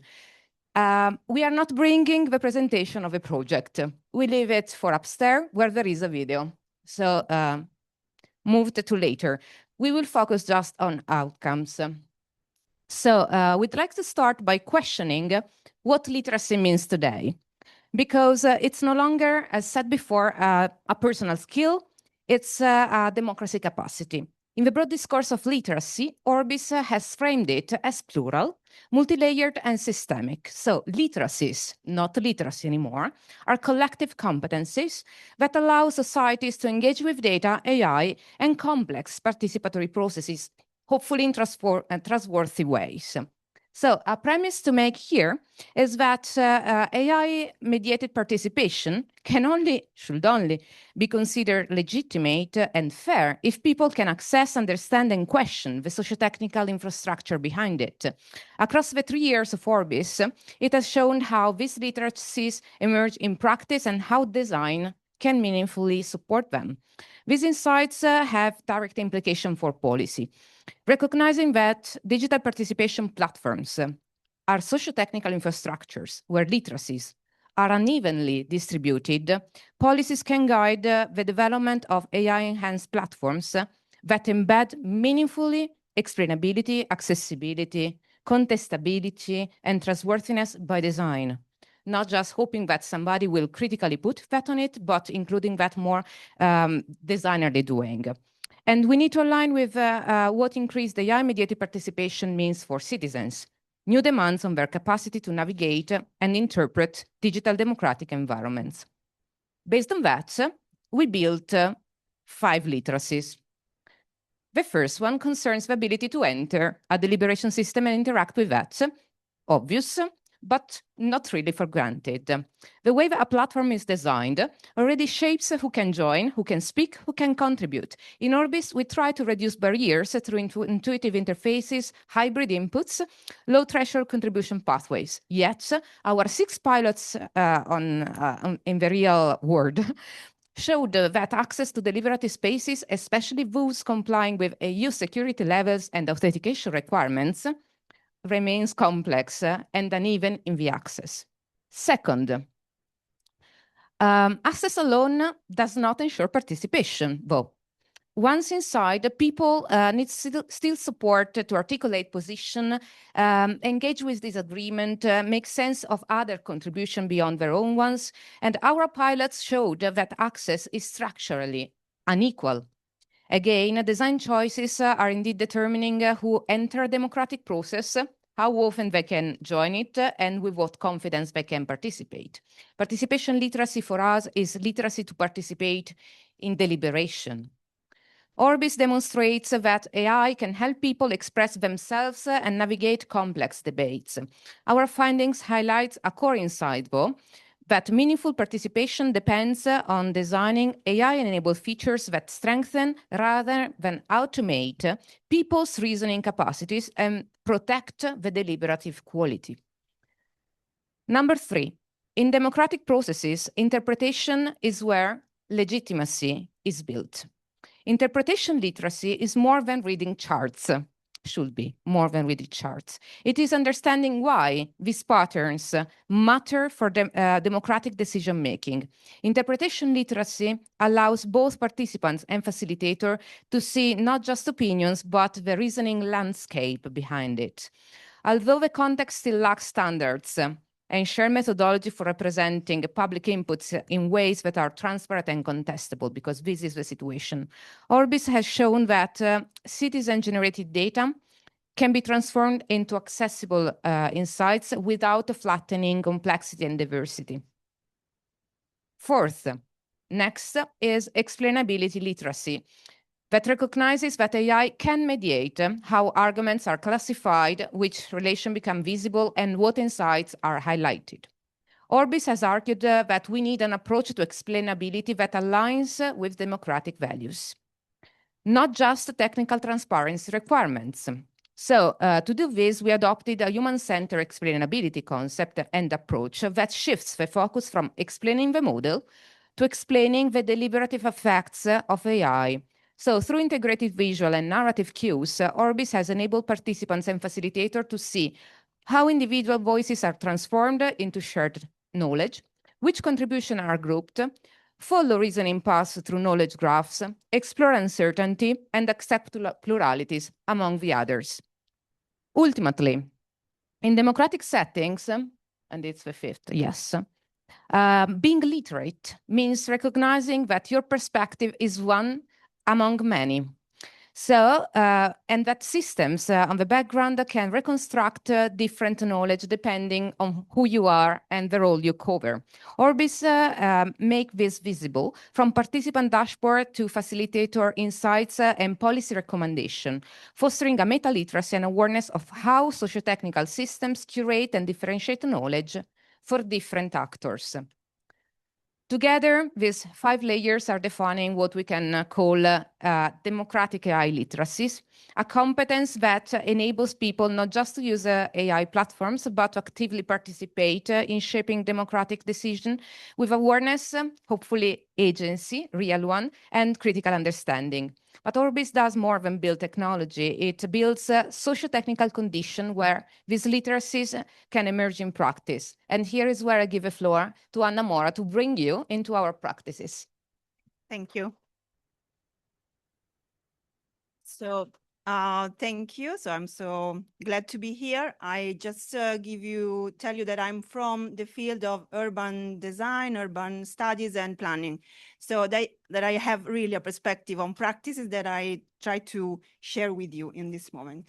So what we did over the past years, because it was years, we developed many, at least we can say 6+1 different learning and deliberative journeys that uses our digital technologies. Each journey is related to one of our pilot projects. They are very different in the scale, in the objectives, and also in the type of organization that lead these deliberative experiments. But we create those journeys through our digital and technological tools. And those journeys,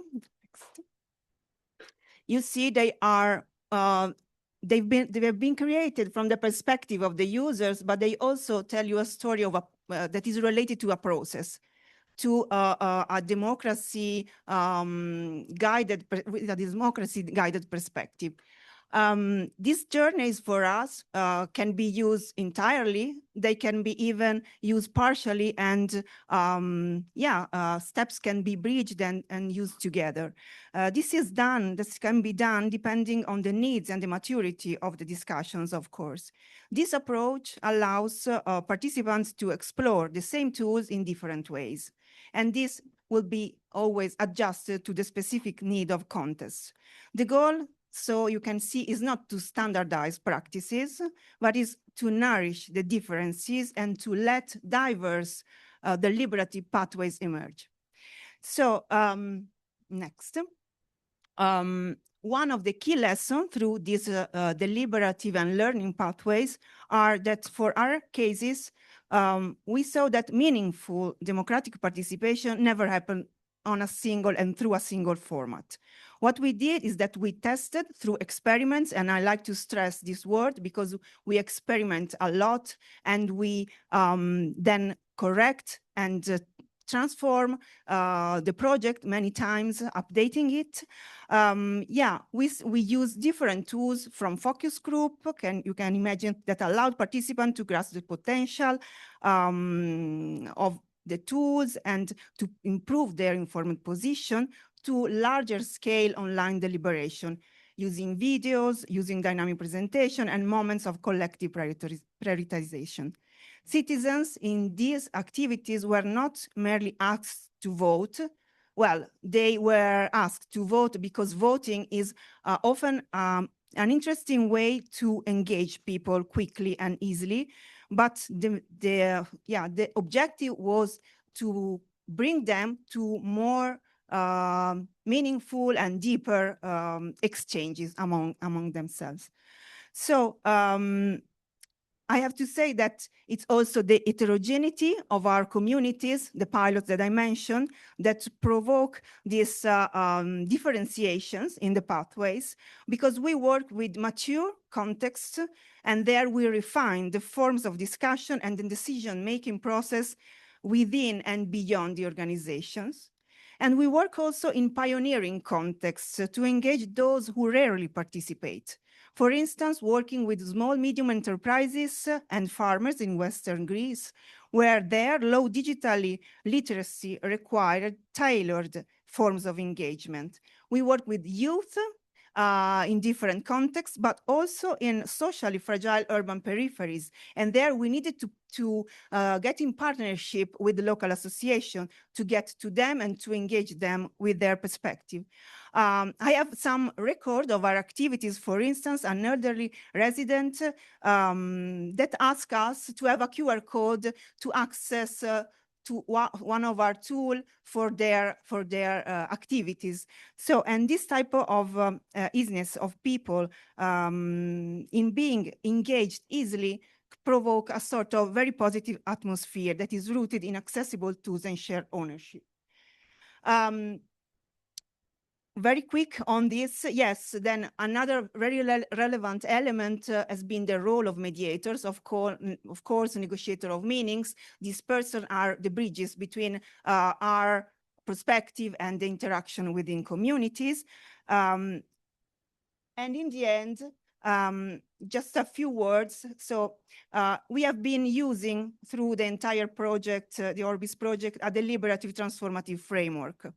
And I can argue that our work suggests, in the end, an alternative perspective on scaling, also within a technological setting. So instead of spreading a single interpretation of scaling, the one of reaching large numbers, ORBIS has activated a process of multidimensional literacy, where capacity and know-how move across communities. And this is what we call scaling out. Can evolve locally, enriching and deepening the democratic perspective of practices conducted within organizations. And this is what we call scaling deep, and can affect rules, institutions, procedures, and protocols. And this is what we call scaling up.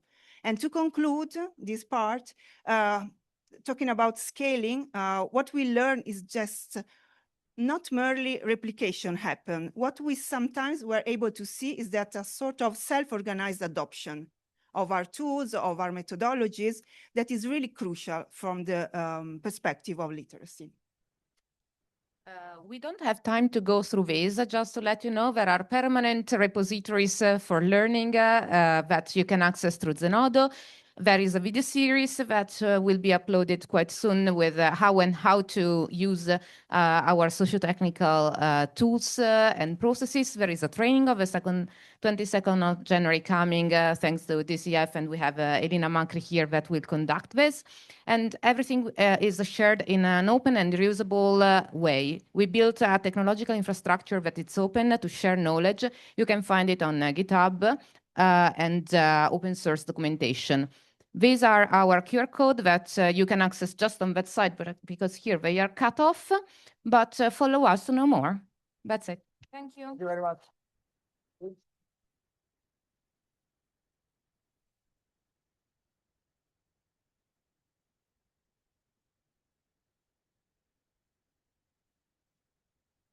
Okay, thank you.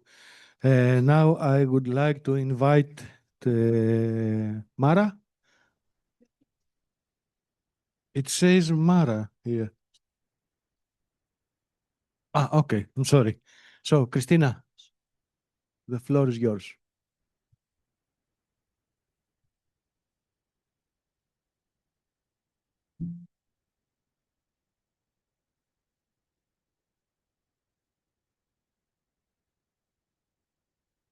Thank you very much. Good morning, everybody. I am from the European Commission, and what I would like to speak about today is the European Democracy Shield and what it brings basically for media literacy related actions, because I believe that this brings a lot of insight to the community and also a lot of opportunities to engage with these ideas. So before I move into what the Commission has announced in the Shield itself, I would like to zoom out because to accompany the Democracy Shield, we have done a so-called Eurobarometer survey. I think many of you are already familiar with this. This means asking citizens in 27 member states various questions on a topic, and here the main topic was democracy. I selected a couple of questions that I think bring interesting insight how citizens think about this problem, what do they see as most important threats. And actually, when we asked them about the most serious challenges to democracy in the EU, the first answer was growing public distrust toward democratic institutions and processes, which I think is quite a concern. And this is also, I believe, very much tied to disinformation, foreign interference, and so on. And that is also visible from the second answer that identifies foreign information manipulation, interference, and disinformation, including in the context of elections. And I think we have seen numerous examples of these in elections, Romania, Moldova, but also other elections, and also the use of AI for these purposes. And the third concern is actually the lack of transparency with regard to whether political content online is promoted through new technologies like artificial intelligence. This is a very long formulation of what I would translate basically unclarity, whether you see AI generated and AI manipulated image, video, deep fake, and my unit also does a lot of election related work, and we see that this is increasingly the case in elections. Just to mention the recent Irish elections were actually just 48 hours before the vote, there was a very realistic deep fake about the main candidate announcing to withdraw from the elections. This, I think it's quite a big threat. I mean, in the meantime, she is elected as the president, but for example, if platforms and players would not have taken an action in this regard, this is certainly something that can influence users. Going further, I believe that also it's important to look into the answers or possible solutions. And here we looked into, okay, and what can help in this regard to equip citizens. And here, I think important for this community that the first most important element was the education system and other programs to equip people with critical thinking, media and digital literacy. So basically media and digital literacy in the broad sense. Other elements were also mentioned, for example, fact-checking. I think this is also important for even informed and literate citizens to have this independent information, and also public awareness campaigns, which I believe also ties very much into media literacy and digital literacy related activities. Then just to show that the threat of disinformation is real. So most of the citizens have indicated that they very often, or at least sometimes encounter disinformation every week. Then diving a little bit into the landscape, also to understand where users get their information. So which are the sources for citizens to get information on social and political current affairs, including how they inform themselves regarding elections. So while television, radio is still leading, as you can see, other sources like social media platforms, video platforms, podcasts, AI chatbots are becoming increasingly important. And here I think it's important also to make the differentiation that is not surprising for this community, but I think it's important to see the numbers that for the young, really social media and video networks, video sharing platforms are the main source of of information, while for those above 45, still the news websites are the important source. But I think this trend is important to follow. And then zooming into AI-related questions. So here, this is about the Reuters Digital News Report. Maybe some of you are familiar with this. Audiences remain skeptical about the use of AI in the news. They have concerns because they are cheaper to make, up to date, easier to understand, and so on. So obviously, there are mixed views, and I think I will not have the time to dive into this, but I think it's important to take into account that I believe that, as many of you know, these days, to create a fully AI-generated website that looks realistic and shiny costs you around 100 euros, and it will disseminate the information or the disinformation according to your taste. And last but not least, the respondents in Europe, but also in other geographies, indicate that they are concerned about their ability to tell what is true from what is false. And I think this is actually good news, because I think this is not so easy. So at least if there is awareness about this, that also helps our community to find solutions and offer solutions if there is demand for this. So what does the European Democracy Shield do? I will zoom into the topics that are, in my view, the most interesting to you, which is media literacy. But before I do that, I believe it's important to set out what this is about. And this is basically a set of actions. I would describe it as it is more as an action plan than anything else. It groups together a number of actions that all together can help democracy to face the challenges that we are facing today. And it has three main pillars: safeguarding the integrity of the information space. That means to have more awareness about the threats, about manipulative behavior, about the disinformation landscape, and to find more information about that, and also work with online platforms, for example, to achieve results on these. Then the second pillar is strengthening democratic institutions, free and fair elections, and free media. This has actions supporting the integrity of elections, again, working with online platforms, including in the code of conduct on disinformation, work, for example, more on labeling of AI-related generated content, and so on, and also support measures for free and independent media.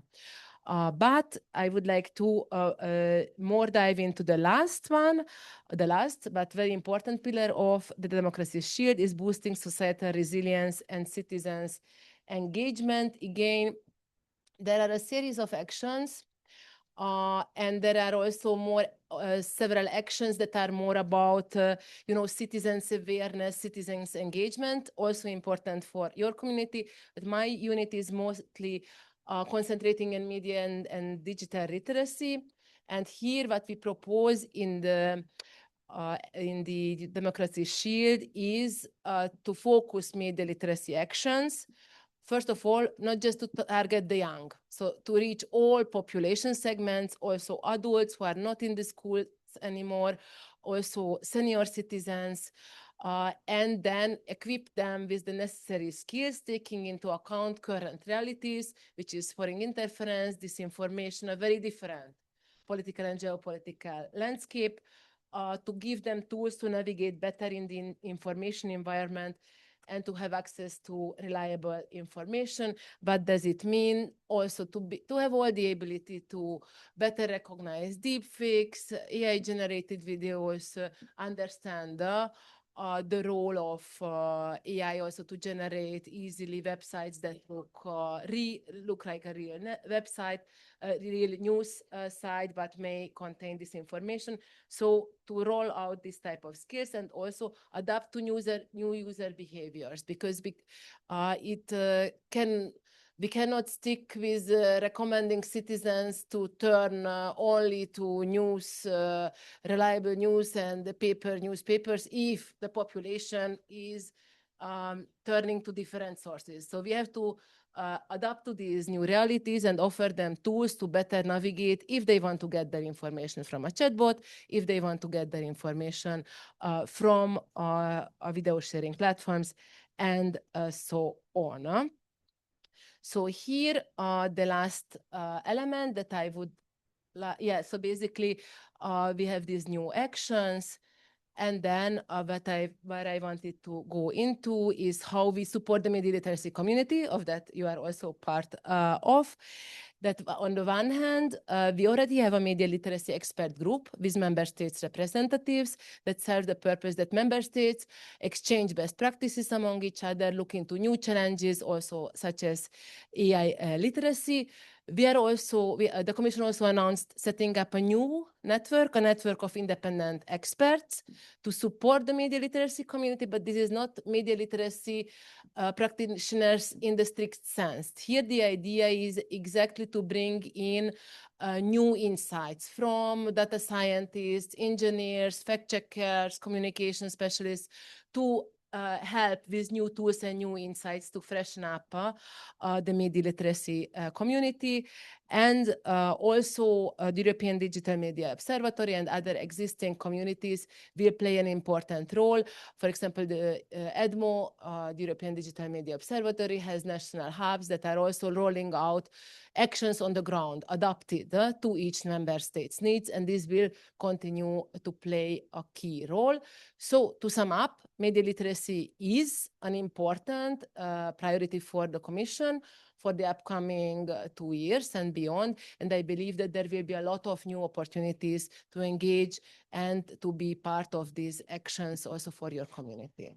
Thank you very much.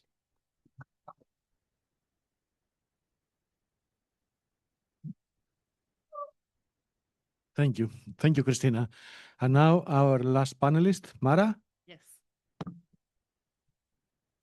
Thanks very much. I don't have slides, but I want my intervention to be as short as possible because I'm really looking forward for the discussion. I think that's the part that at least I think us from the Commission, I speak in your name, Christina, but is really to hear from you, from your work, from the research that we have been doing, and how can we translate that on clear policy actions. So I work on the Joint Research Center, which is based, it has sites in several countries in the European Union, but I'm based here in Brussels. And one of the projects that we have started doing is called Future of Democracy. It was started in December 2023.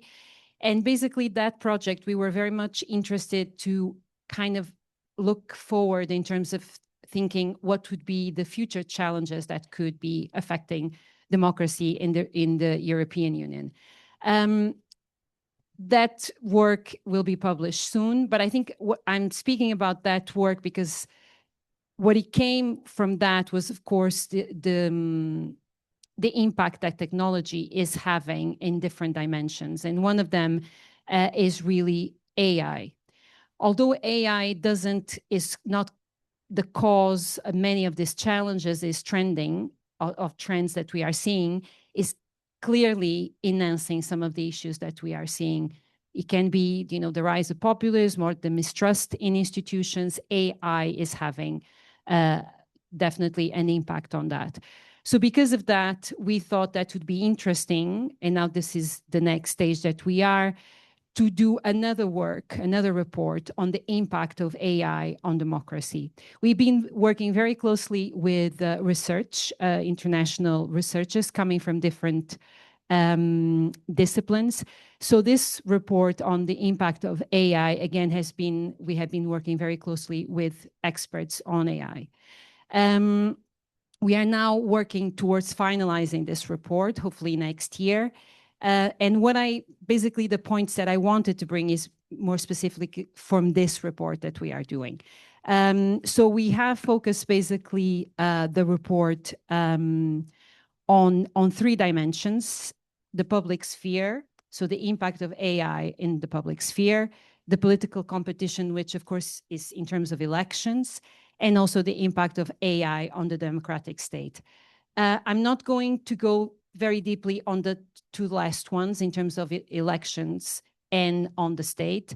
I think the points that I would like to bring is that in all of these 3 dimensions, we clearly have an impact of AI on trust, which connects, of course, with this the point of this event. I think in terms of the public sphere, what the experts and us have reached, the conclusion is, of course, I think it's an obvious one, that, of course, the democratic deliberation depends on an open and pluralistic public sphere. Because that's what allows the citizens to be able to access, but also assess the information that they are having, be in contact with. But I think the point is, again, that we came from the work is that AI transforms important functions of this sphere. And the experts came up with in terms visibility, integrity, and sustainability. And I think the point is exactly that whilst AI is not anymore, what the point is that basically AI is changing the search mode of information. They actually is now providing a synthesis of information, of facts. And of course, this means that we run the risk of having also a very uniform way of seeing knowledge. There is little space for, different views, which means that maybe we are also affecting in terms of inclusivity of different views, of different knowledge. So that's one a negative view impact of AI. Which of course will have an impact in terms of pluralism, as I was saying in the beginning. I think the other point is that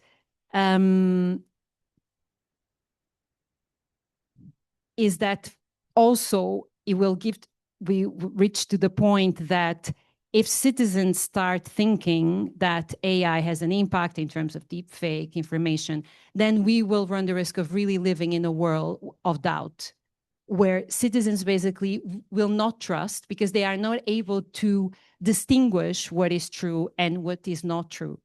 So I think that has, of course, that dimension in terms of that I was saying in the beginning in terms of integrity.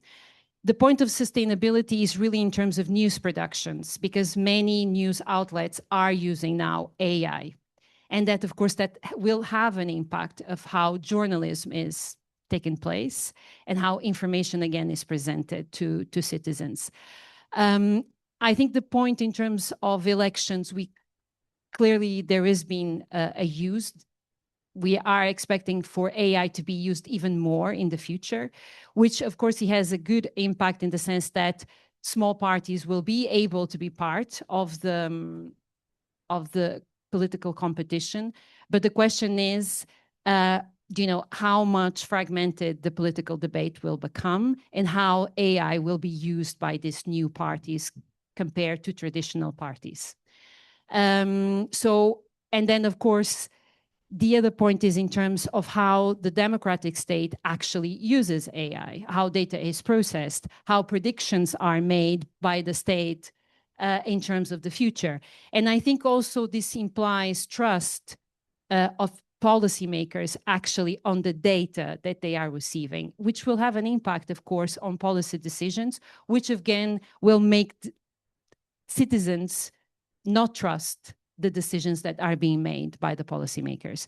So I don't want to bring a doom view on AI, but I think it's important that we are aware of the negative impacts to then be able to act on the benefits that AI can bring to us.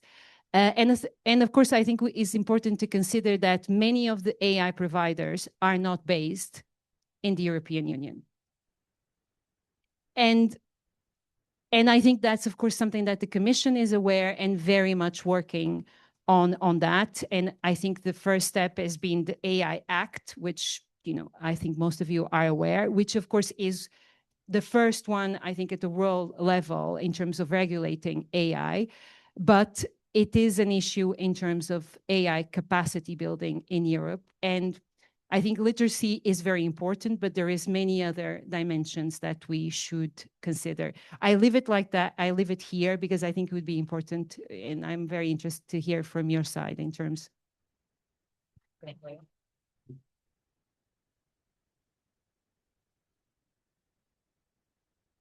Okay, can I invite you all to the... So, yeah, very interesting presentations. I have some questions. The first one is for our two projects. So the question is, how did you manage to stay updated with the constant developments on the fields of AI? How did you address the changes on the AI Act, on scientific, technical, and ethical aspects of your project, respectively? So starting.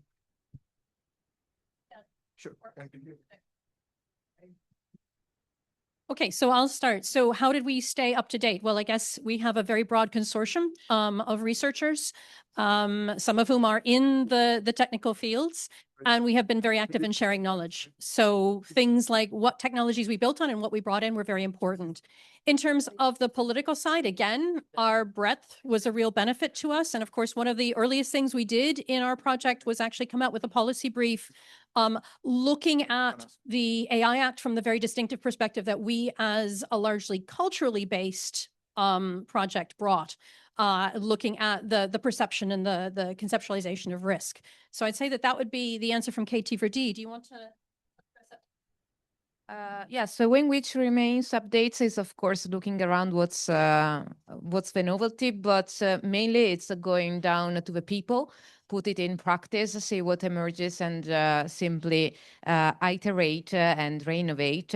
Rather than adapting technology, we had to face updating our uses because in order to meet what people expected to do. So coming with idea about what the technology should do, and then meeting what the technology is expected to do by the different audiences that we met that are unintroduced before, which totally flipped the table. Because they didn't want a lot of technology, they wanted clear technology doing clear things. So Perfect. we had to deal with that. Thank you. I have a question for the European Commission. So basically, with the implementation of the AI Act, what additional mechanisms will ensure transparency and accountability in AI systems used within democratic processes? Mentioned in your slides. Look, I would rather like to be, I mean, this we can discuss an entire afternoon, and actually my colleagues who are more focused on the AI Act will be a better position to do this. But what I would like to really concentrate on are the practicalities that we are looking into. So on one hand, obviously the AI Act and the AI colleagues, they are looking also into the code of conduct. And I mean, this should indeed give more transparency, but also more responsibility for the AI developers to provide solutions to disclose if something is made by AI. However, if we look from the practical angle, it's not enough just to put this responsibility on those who are providing the technological solutions to generate AI. And because in a practical terms, if you look, for example, on disinformation or in the context of elections, if there is a bad actor who would like to disseminate a deep fake, it's very unlikely that they will disclose themselves that this is AI generated. So on what we are working, for example, in my unit, we are working with online platforms, but not those that are necessary offering the solutions to generate an AI generated video, but who are in the dissemination business of, for example, Facebook, Google, TikTok, Microsoft. So they are, for example, part of the code of conduct on disinformation, and they are taking action in the context of election integrity, that, for example, if civil societies flag content to them, like, for example, the deepfake video that I mentioned, then they are taking swift action to either, if this is really very problematic for election integrity and against their policies, then they may remove it or they may label it and so on. So I think we have to think very practically, and that's also why it is important to bring in civil society, so that because it should not be for the European Commission or for national authorities to flag this type of content, but rather for civil society. And in parallel, we are also supporting projects that offer technological solutions to detect deep fakes, generated videos, and to be much more efficient in the detection, because the bad actors are very efficient in using technology to disseminate it. So I think we need a regulatory solution, but I think we cannot stop there. We have to look for a practical landscape with different players playing a role. Thank you very much. Okay, I have another question for KT4D. How are the project's AI models audited for fairness and inclusivity across different democratic groups? This relates also to our colleague of the previous section. I mean, how did you train, let's say, your AI models in order to stay relevant?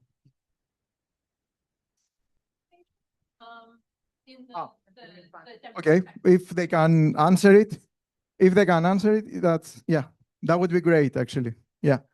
And one last one for ORBIS. How does ORBIS plan to ensure that its tools remain effective against rapidly evolving AI models used in disinformation campaigns?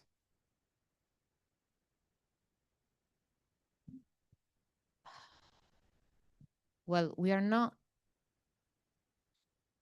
Our technology is working on e-participation platforms and live events, so it depends on how people are participating, and it's much more, let's say, related to how bad actors that are very efficient can enter in the loop. I'm sorry, but this sentence is amazing. Like the drug dealers, bad actors always find a way to go through. This is much more relevant for us in terms of updates. It's technologically, of course, relevant not to fall into obsolescence, but it's the model behind that requires updates. We are related to 3 platforms that lives beyond ORBIS. So it's with partners here in the room that are taking care of that since before ORBIS, and we'll keep them alive after ORBIS. So this is allowing us to be updated because somebody will take care of them because they are their parents. Welcome. Thank you. I have 2 questions only. First for Christina, as she has to leave, and for Mara, because we saw in your presentations and heard that there are serious concerns regarding the trust to institutions, possibly to local authorities. We heard that the disinformation, misinformation, all these bad players try to affect the elections. In my opinion, this is not limited only to elections, but to local decisions also.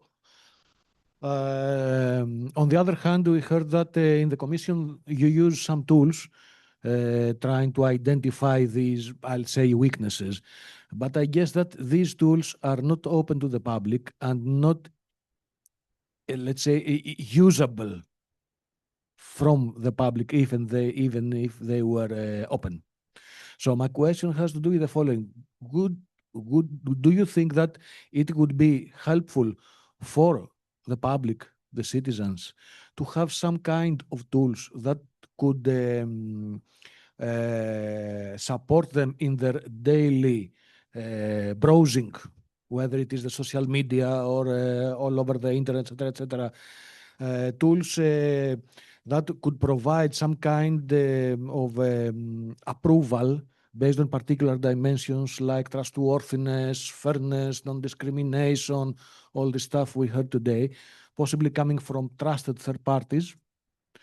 regarding some dimensions we could discuss on, plus on the degree of their impact, so some kind of weighted.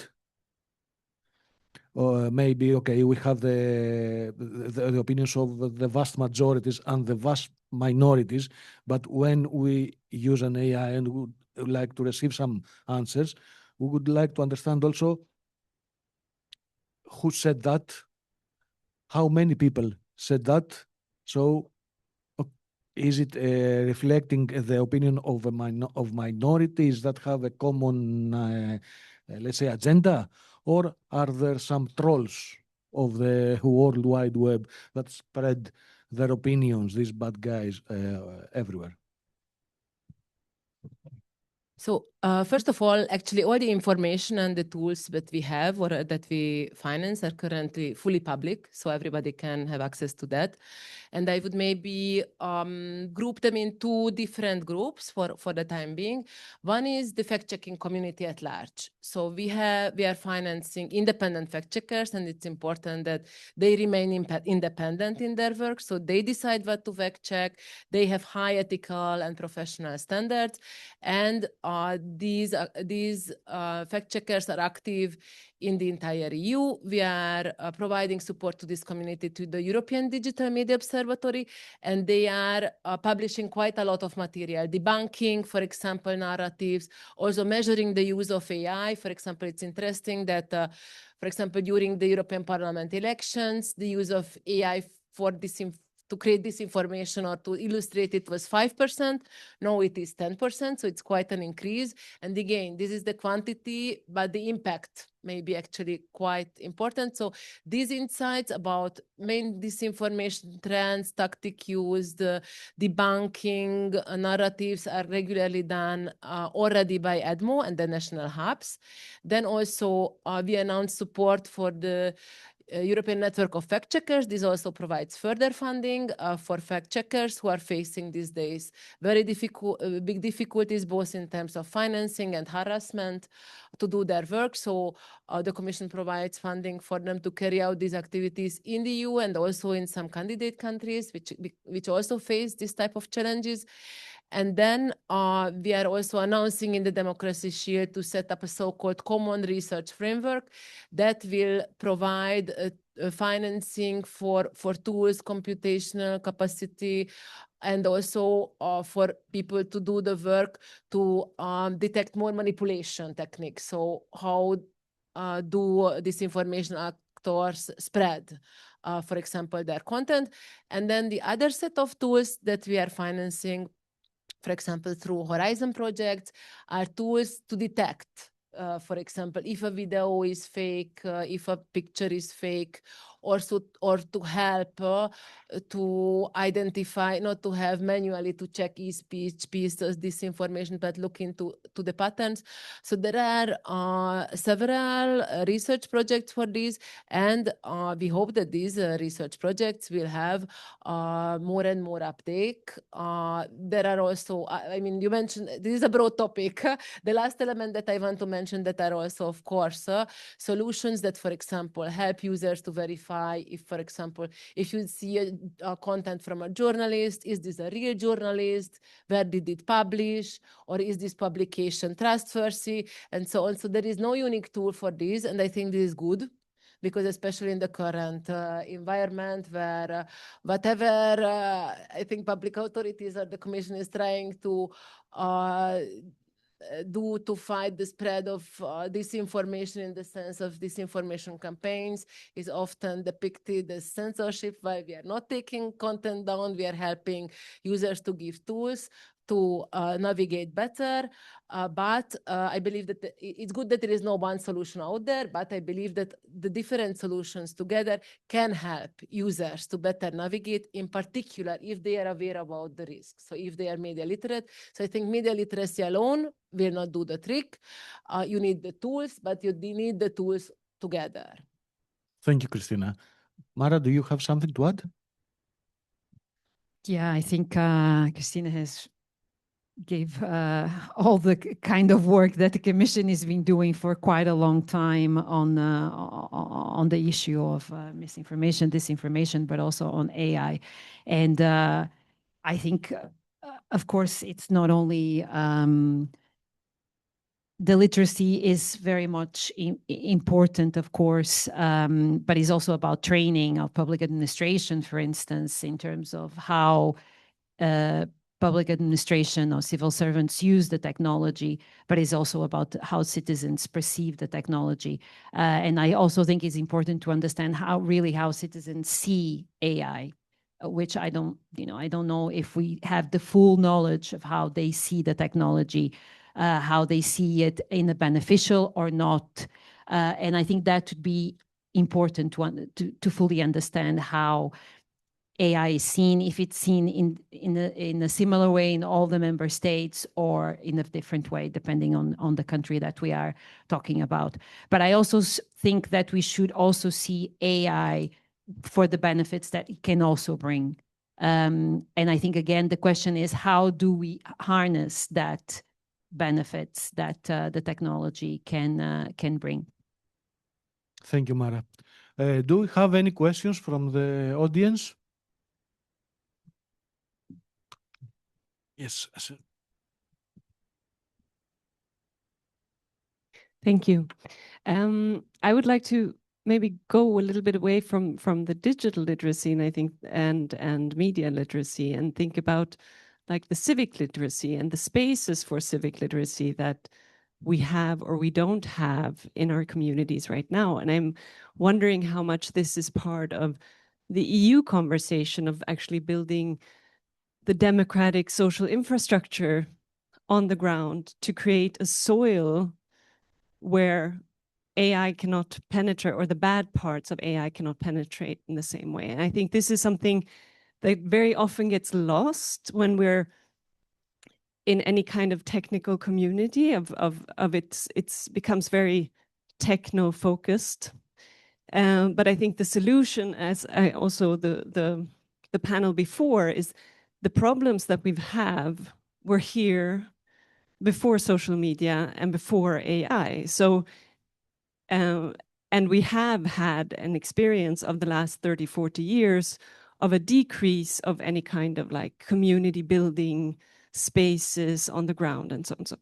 So is this something that we can retake and bring to the surface again? Because yeah, this has helped us before, after the Second World War, of rebuilding an entire very, very polarized and fragmented society, and to use that without even thinking about technology. Technology will play a role because we live in that society now. But yeah, what are your thinking around that? Yeah, okay. Yes, I think this is nothing new. I think what is new is the speed. I don't think we have ever seen something like this. Of course, people can compare it with the printing time. But I think, as a colleague of mine says, I think this is basically on steroids. So I think I would say that's the difference. I agree that, of course, we are seeing a very much fragmented public sphere. People are using specific chambers to get the information that aligns with their views or with their bias. So we are definitely seeing, at least online, a very, I would say, fragmentation where people don't have a common shared reality. And I think that's very dangerous for democracy. And I also, at least from the work that the JRC is doing, I think it's important that not only online spaces are important. I think public spaces, physical public spaces are important. And I agree with the point that you are saying, that going back to the ground in a sense of building community, especially at the local, more regional level, I think it's important. And I think that's why citizens' engagement is so important on that, where you bring citizens together for whatever is the question that is important for them at a local level. I don't think it's one or the other. I would say that we should harness both the physical public space, but also the online public space, where they are grounded by very specific democratic values. So that would be my answer. Thank you, Mara. One more question for the projects. Okay.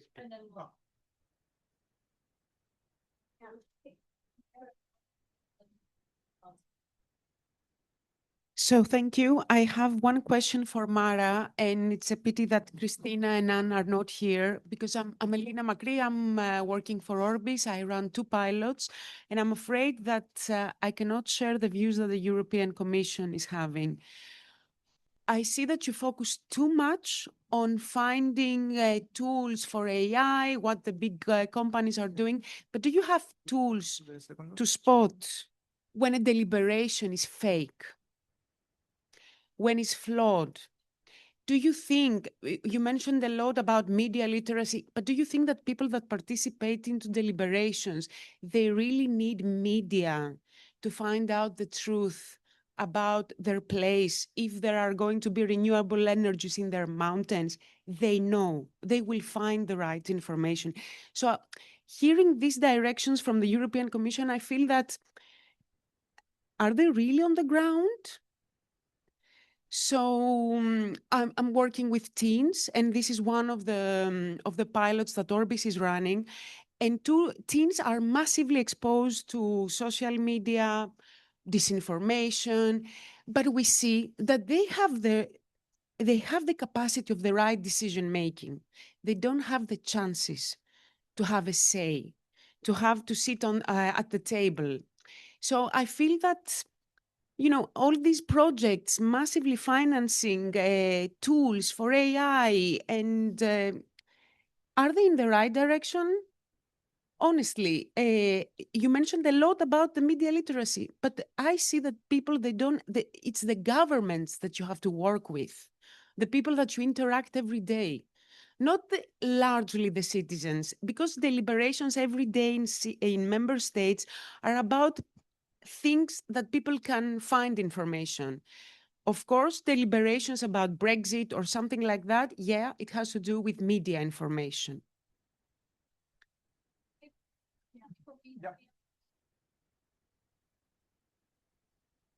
Well, thank you very much. In fact, my question is again for Mara. I'm sorry to target you. I do see that AI can accelerate some processes in the erosion of visibility of minor voices and integrity of information sustainability. But as you said, these phenomena are already existing. And for what concerns me, I do think that the problem here is trust in all institutions, regardless of the technology this trust is attacked by. And probably having such a reactive approach is not really helping, because this is a problem that we started having at least with the internet, but probably earlier. So is this really tackling the specific technology the answer, or probably shall we start rethinking a bit how institutions interact with people?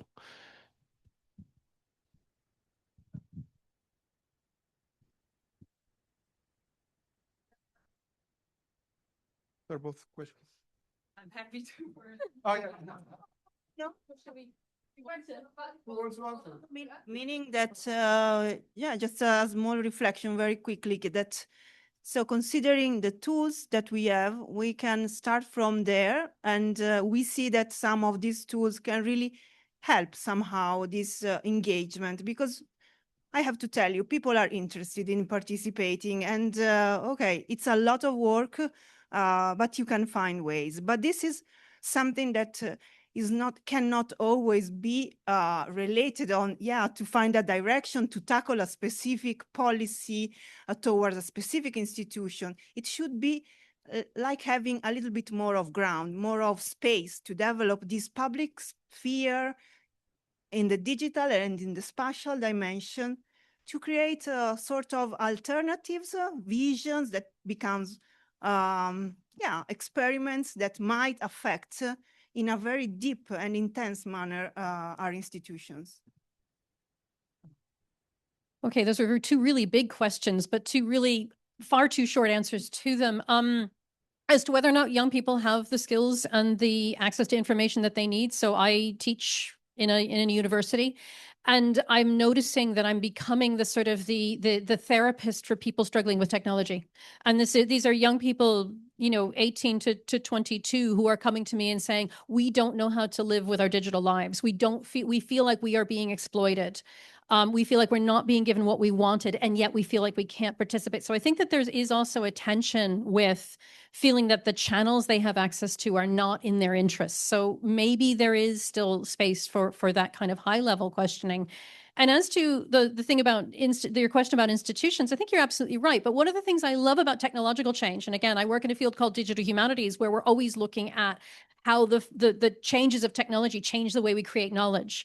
And one of the things I love about this field is, like, about every 3 years, we have to completely throw out what we thought we knew about some aspect of what we do, because technology comes and changes the way we see it. And the kind of the proxies and the negotiations that we build cause us to reevaluate that. And I think we're at that kind of moment now where it is. So our trust in what we see has absolutely fallen apart. Our trust in what are we being told. And it's interesting how trust in technology, the less you know about technology, the more likely you are to trust it. However, institutional trust, and there we did actually show in KT4D that there is some mapping between institutional trust and technology trust. How do we take this moment as one to revisit perhaps some of the agreements or negotiations or processes we put in place that may not have been as equitable, that may not have been as optimal as they might have been? How do we use this as a chance to reevaluate that? So that's just me taking your question, turning it around and saying, yeah, but this is a conversation we need to have. But this is precisely where I think these projects have been so important, because these are 4 projects that are looking at technology and democracy, not just technology, not just democracy, but the space between the two. And there's so much interesting thought and activity happening there. We just need to make sure we capitalize on it. If I can just follow up on this, sorry, Mara, to take it before giving you space. It's about giving chance to have a dialogue. It's about not having a top to down imposition of information, but opening up the 2 directions. So following Francesco's question and the great perspective that you brought, it's that institutions need to speak and to receive, to be able to listen. So it's an active listening practice that somehow these projects are showing to enable, to support, to encourage and facilitate, giving tools to people in order to go beyond their ability to express themselves, while supporting to become more actionable. Sometimes, for instance, we do have a part of policy recommendation that builds upon unstructured discussions and move towards something more graspable for policymakers. This needs to find acceptance and an active listening on the other side, but the European Commission founded this project, so this is a clear direction to take. Now institution needs to start with 2 direction dialogue, not just a unique way one. Okay, thank you. So we are 15 minutes ahead time. So I guess that the discussions will continue upstairs in the networking lounge, possibly in smaller groups. So thank you for your patience. Thank you for your questions and the interest. And we'll be back here at 2 o'clock to continue with the panel number 3 entitled Democracy Centered Technology. Thank you.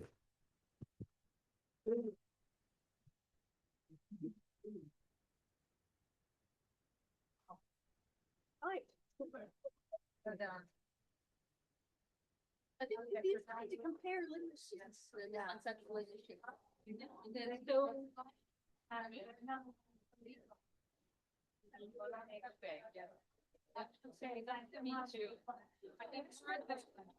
I prefer the coffee done.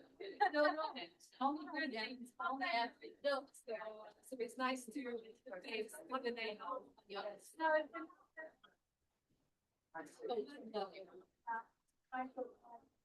Very interesting presentation. Thank you very much. I hope you have some interest for this last panel, Democracy Centered Technology. Hi, my name is Danai Kirku, and I represent the AI4Gov project. I'm filling in for George Magnaz, that you will see on the agenda as co-chair.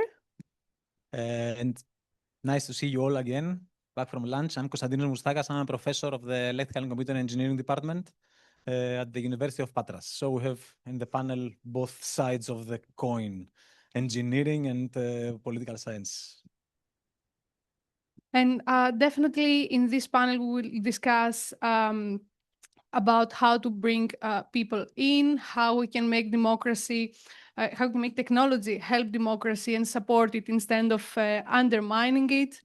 And we listened to a lot of interesting things in the last two panels about literacy, about the potential that digital tools offer to democracy and how we can balance these two. So now we'll also talk about the role of social science and humanities, the participation, the co-design approach that we need to bring citizens and users in, and of course, inclusion, diversity, and we have four very brilliant panelists for us for this today.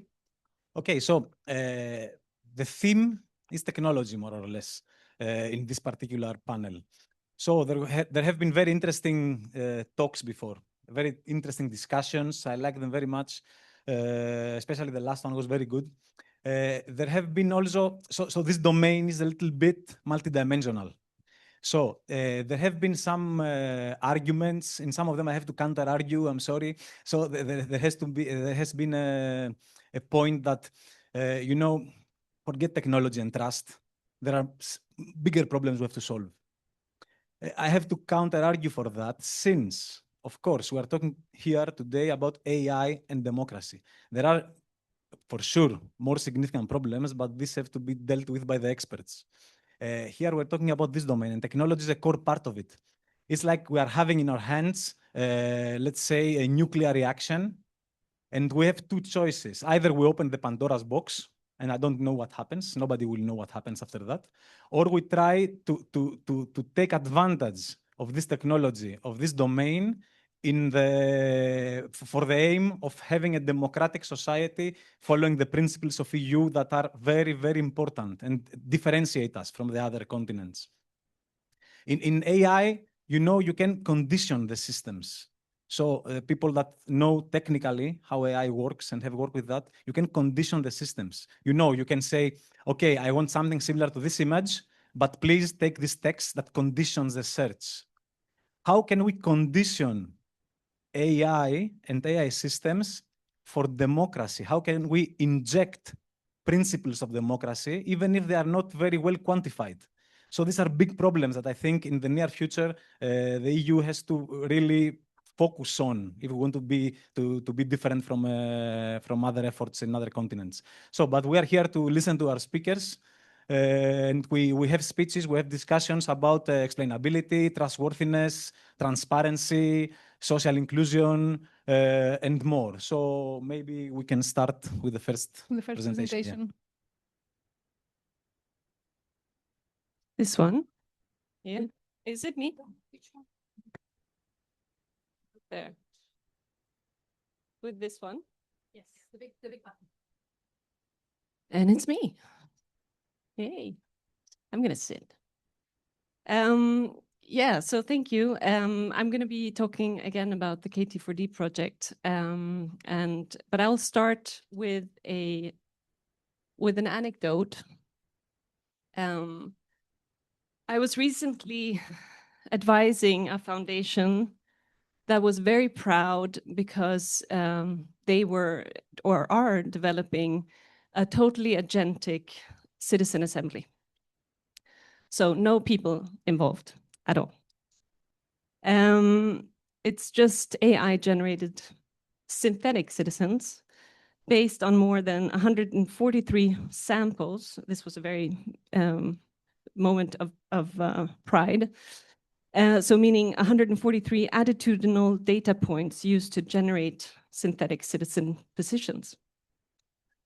And they could then produce instant citizen assemblies for policymakers that could just enter any kind of question and get the population's opinion. So I'm going to let that sink in.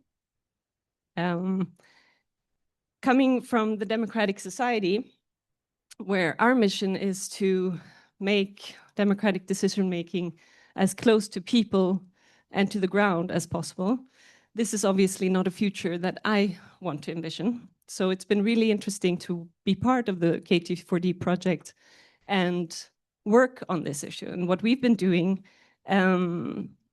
together with Hybrid Core and with the input of all of our consortium partners, we've explored how AI behaves inside real deliberative settings, so not hypothetically.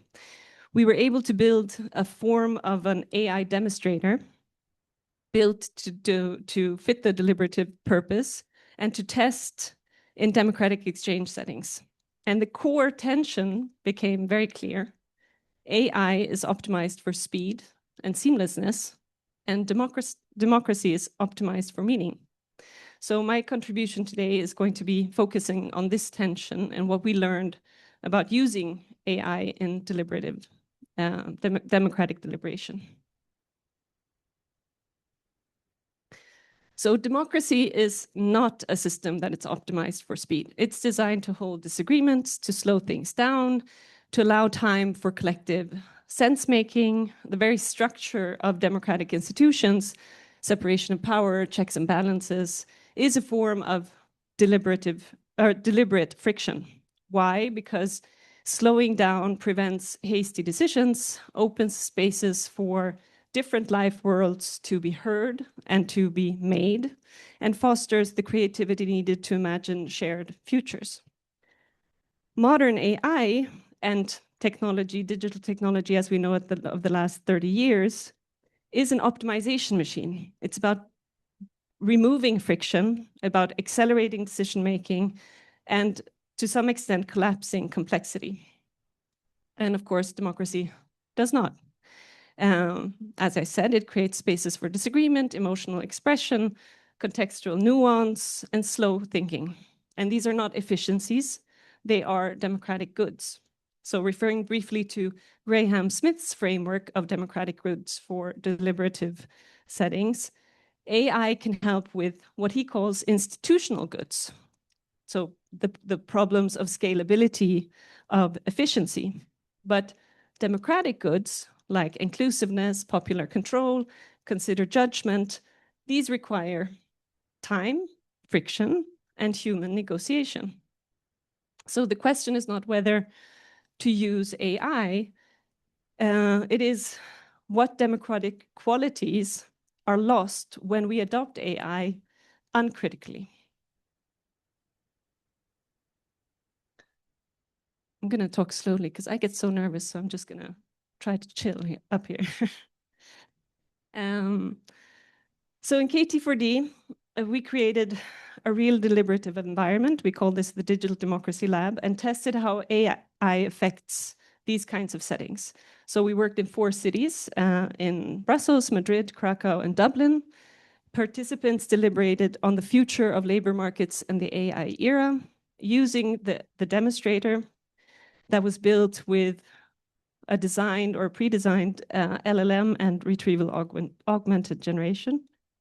But the critical part is this. The Digital Democracy Lab and the Digital Democracy Demonstrator were not AI-driven solutions, but research tools designed to test AI's roles in democratic deliberation. So we did not specifically, we designed this tool not to be seamless. We needed it to be frictional.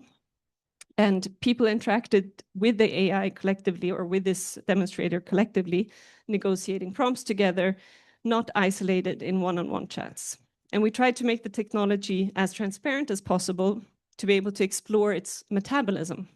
So what were the profiling logics behind it? What kind of data sources were used? The parameters, the limitations, and all of this was made visible and also contestable. And as I mentioned, we did this in 4 countries, and each had a different audience, from policymakers to students, technologists, citizens. But across all 4, there were several common insights. So first, AI cannot replace democratic facilitation. so the human facilitation. Even the best model cannot read emotions, hold space for disagreements, or recognize when a group needs to slow down. So human judgment is still what makes deliberation democratic, not just efficient. Second, civic literacy means more than digital literacy. And this is what Eleonora and Jennifer were speaking about before, our understanding of critical digital literacy. So participants don't need to know exactly how an LLM works on a technical terms. What they do need to understand is whose voice is being represented here, or what assumptions shape this output, and who benefits if we trust this output. Third, the friction improves reflection and agency. Whenever we added designed friction points in the technology, for example, by making the data sources visible and choosable, by forcing collective prompting, participants became more critical, more thoughtful, and more empowered. And transparency at the end now is the basis of trust. So participants trusted the process more when they could inspect the metabolism of the system, how the profiling worked, what data was used, where the limitations were. But transparency needs to be experiential, not just a documentation of how things work. And finally, AI should be a prompt or could be a prompt for dialogue, but should not be a decision maker. So whenever the system was too helpful, created a too polished outcome, it shut down the deliberation or the discussion. When it was rougher and more limited and more open to critique, it actually strengthened the conversation in the room. So the takeaway is pretty simple. AI can support democratic deliberation, but only when it stays in the role of a tool and not any kind of authority. So from this work, we developed the Democracy in the Loop framework. So a way of thinking about AI development and implementation inside democratic exchange processes. So democracy in the loop shifts us away from efficiency logics towards accountability, contestation, and shared control. So transparency and algorithmic control, as I said before, they cannot just be technical documents. They must be felt by the participants. Can they see, can they understand how the AI-informed technologies works? Can they question it? And can they override it when it does something that they don't want it to do? So democracy in the loop puts human judgment and democratic values at the center and forces the technology to adopt, and not the other way around. So some questions that institutions and people doing these deliberative processes while using AI or thinking about using AI should think about before they do is if AI is replacing interpretation, slow thinking, dialogue, or emotion, then it may be undermining the very purpose of the process itself. And digital literacy for the facilitators in the room also becomes very essential. They must be able to ask questions to the technology as confidently, ask questions around technology as confidently as they ask questions around policy content. And we also must design AI systems that resist the temptation toward artificial consensus, because this is not the goal of a deliberation. So we should start with purpose when we're thinking about using technology, any kind of technology, I would say, in a deliberative setting. What should participants achieve? What learning, what reflection, what agency? And only then first ask if AI can support it. And also always identify the substitution effect, as AI always replaces something, and ask whether what it is replacing might be actually pretty essential for democratic quality. And build democratic friction points or intentional friction points into the technology. So make it interruptible, inspectable, and contestable. Slow things down rather than speeding them up. Because ultimately, to strengthen democracy with AI, we must design technologies that slow us down, open things up, and keep power in the hands of the people.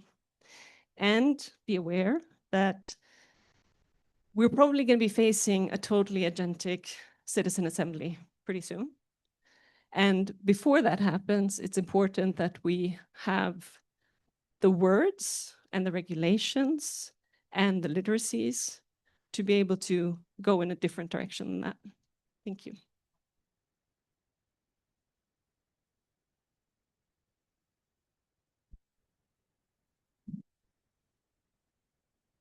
Thank you very much, Elizabeth. It was a very interesting presentation, how citizens perceive AI and the information that the AI gives back when we include it in decision making. I think we can go to the next presenter. We have in the end, okay. Next we have Ana Delido from the Open University. Yeah, where are we? I need to see. All right. So, hello everyone. I'm Ana Delido, and I am a professor of human-computer interaction at the Open University in the UK. So this is my lab. It's called the Knowledge Media Institute, and this is my wonderful team who helped me with ORBIS and the research results and development results I will be talking about today. So our research is centered around new ways to enable deliberative democracy at scale in Europe. So we have been witnessing continuously by recent events that there is a profound lack, an increasing trust, lack of trust in institution, norms, or spaces where communities, citizens can come together to tackle their complex problems. So if there is an issue of public concerns, we know this often converts into conflict. So what are the spaces in which really deliberative democracy can happen and does happen? Technology or not technology facilitated? Where are the spaces where we can come together as a society, a community, to start understand how we go about solving the complex problem of our life? And in particular, how do we collectively discuss? And can we discuss while thinking critically and making sense of the complexity of viewpoints, of idea and interest, and are open to consider and assess other people's idea? Even when these people are very divided, even when the issue we tackle are very dividing issues. So do we have spaces where we can come together as a very diverse society to find a common ground on which we build action, even when we disagree, and acknowledging our disagreement? So in the last 20 years, we have worked on this problem in a research field called contested collective intelligence. So this is a sub-area of collective intelligence research that starts from the study of the limitation of online dialogue, an online system to support discussion and deliberation, and try to use and design a new computational services such as argument mining, discourse analysis, and also play a lot with visualization, visual interaction to enable new form of engagement with people, problems in different contexts. And we have developed a series of technologies in this area that is exactly the focus of the ORBIS project. ORBIS is taking this long-standing research and kind of exploding at a new level of complexity, and is asking, okay, so not only how do we face deliberative democracy in general and how we can use or design technologies to help us collectively decide. No, how can we scale deliberative democracy? So how can we include a large number of people across different places and organizations interacting both physically or face-to-face in a room like today, but also virtually into a collective sense-making process through which people can critically decide where to go next? And can technology help in this collective sense-making process, or is actually harming a lot of the key things we are trying to achieve?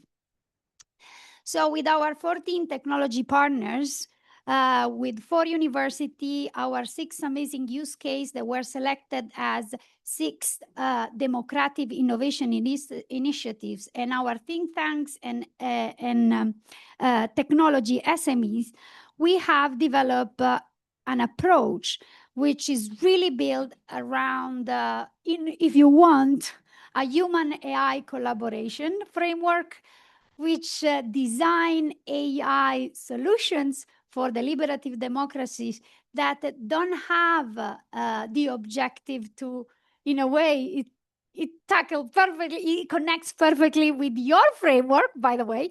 It doesn't want to replace or suggest what is the collective decision, what is the optimal decision, but is rather thinking, how do we slow down? How do we help people involved in this process to make sense? So we do things like creating, for example, feedback analysis to stop and think back, visual analytics to better make sense of complexity before expressing your opinion. So in a way, I don't know why that slide is not visible. We are working into AI power tools for deliberative democracy that are really built with this, with what we call human on the loop approach, which is slightly different from the human in the loop approach, because it really look at the human having an important oversight of every single AI recommendation. So it looks at how the human is on the loop at any stage in which the AI provides a recommendation. So I will try to talk about all the solution we have developed together with our partner, talking about geo-deliberation and how we worked to produce a hybrid way for bridge collective mapping of community issues to online deliberation. We will talk about how we use transcript analysis of live conversation so that online deliberation process happening in a room with 10 people talking to each other could feed then to online spaces in which people talk asynchronously with a much wider community and the other way around. So we are bridging spaces and communities, geolocation, providing if you want, a deliberative technology toolkit with cater for a variety of setting. So to describe some of this, I will talk about one of our tools called Because. Because is an online asynchronous deliberation system, which is open access. So I invite all of you, if you want, to check it out at because.app. And it's basically a system that provides, I don't know why my slides are like this. I promise you, Because doesn't look like that. Anyway, if you can make sense of what's in there, Because it looks like a source of reverse WhatsApp system. So it looks like very easy to use, like a common social media, but it actually helps people to create a balanced argumentation-based discussion. So people, instead of replying to each other, they are invited to give their opinion, trying to more nuance their position, thinking in a sort of dichotomical way about their own position itself. So Because it's been designed to trigger critical thinking from the start. So even if you give an idea, you are invited to add pro and con of your own ideas. At the same time, I don't think I can show you.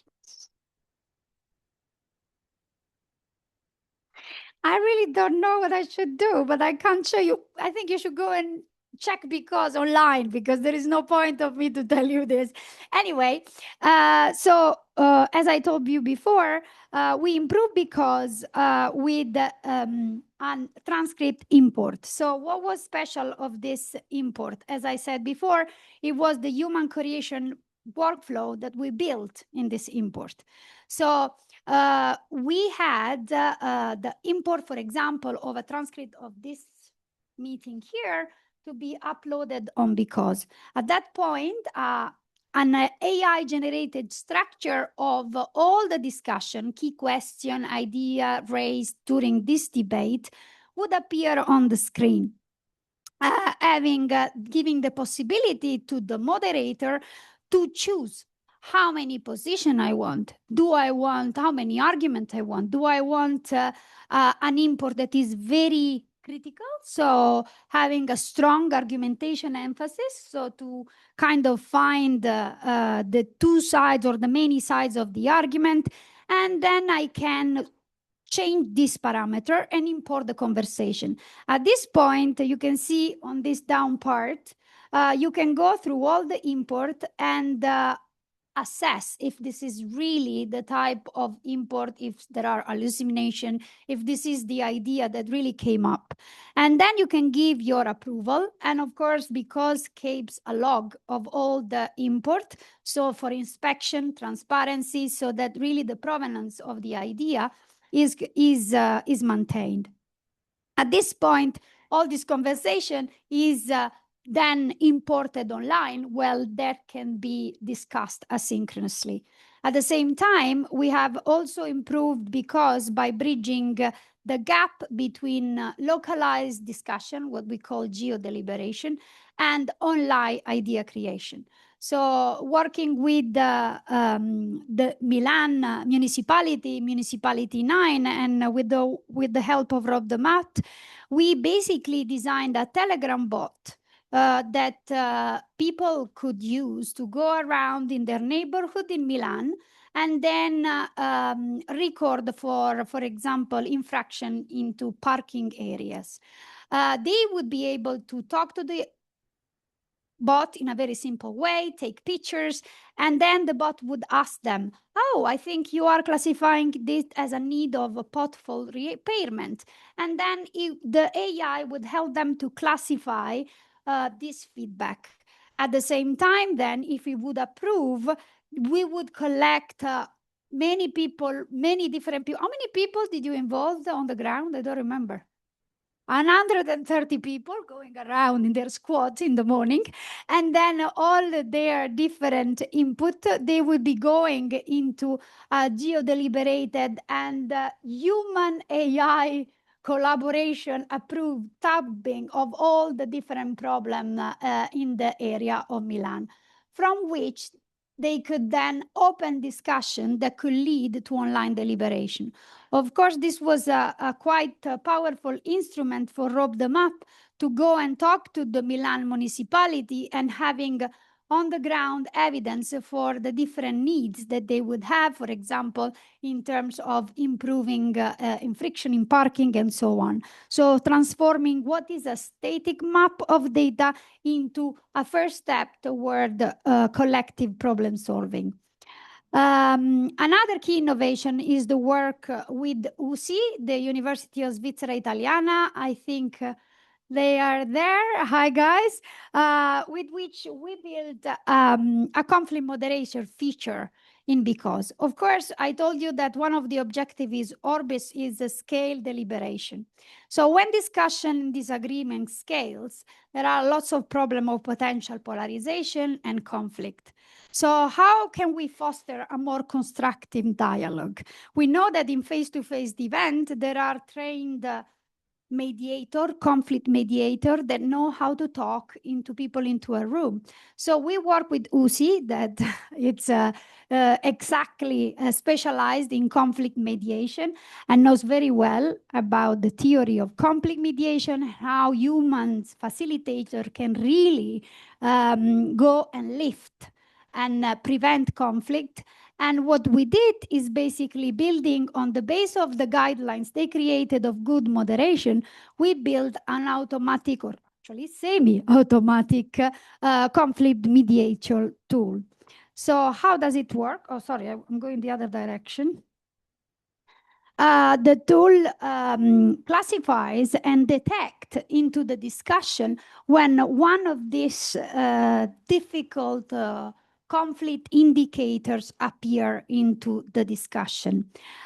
These very beautiful cards, designed with the collaboration of the Polytechnic of Milan, they help untrained community moderator to understand when one of these problems might arise.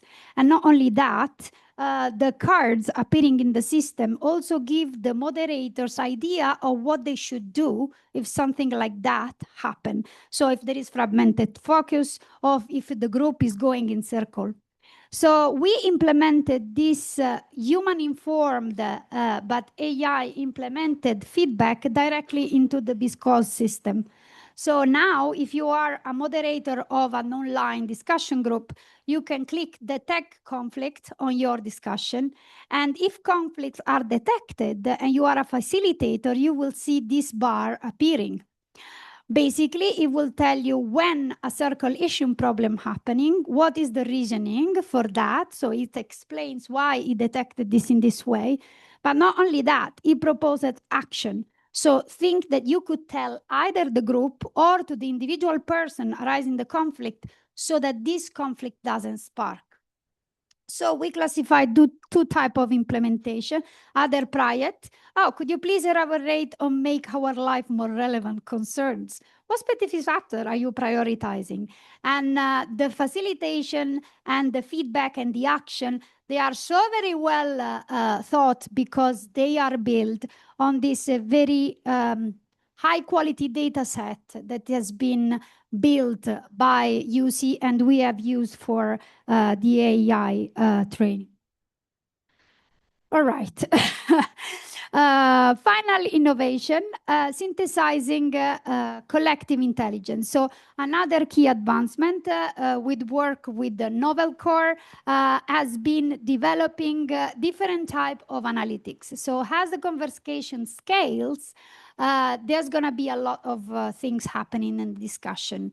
So the system produce a wide variety of analytics that could be put into a customizable dashboard and in different widgets that can be organized at the interest of the facilitator, and gives you, for example, general statistic, different discussion summary, and then going deeper to more complex analysis, for example, identifying area of online discussion that are emerging and trying to understand where there are more conflicts and where they might be arising, and then, of course, giving you the possibility to inspect them.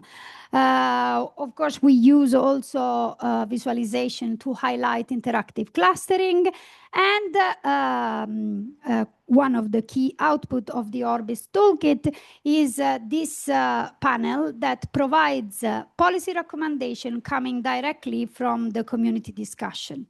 So in a way, trying to bridge this disconnect between deliberation and policy making. Finally, with the collaboration with Codes Azure, we provide a series of AI insight based on the argument network. So basically, we look at emerging conflictual viewpoints or points of agreement or points of key conflicts despite of our attempts to eliminate them. Last but not least, we are developing new tools to bridge between face-to-face and virtual engagement. So we develop a tool called Democratic Reflection that allows people to engage, reflect, and analyze their interaction with live events like this one. You can imagine it as a sort of a reflective tool like Slido that used if you want, more powered argumentation-based feedback analysis to try to understand what are your immediate emotional reaction to real-time events. Plugged into analytics, we have tested this with our think tanks, is accompanied by a visualization. Here we have a facilitation review. I think I don't have time to go on, but I would like to invite you to join our ORBIS final pilot testing. So please go there. And if you want to try Because or Democratic Reflection with us, click on that link. It will happen in the next few weeks.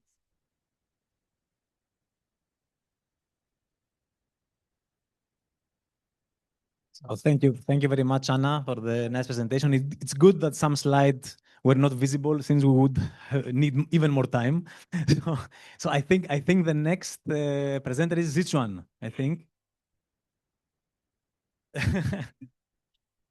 So is that right, Sichuan?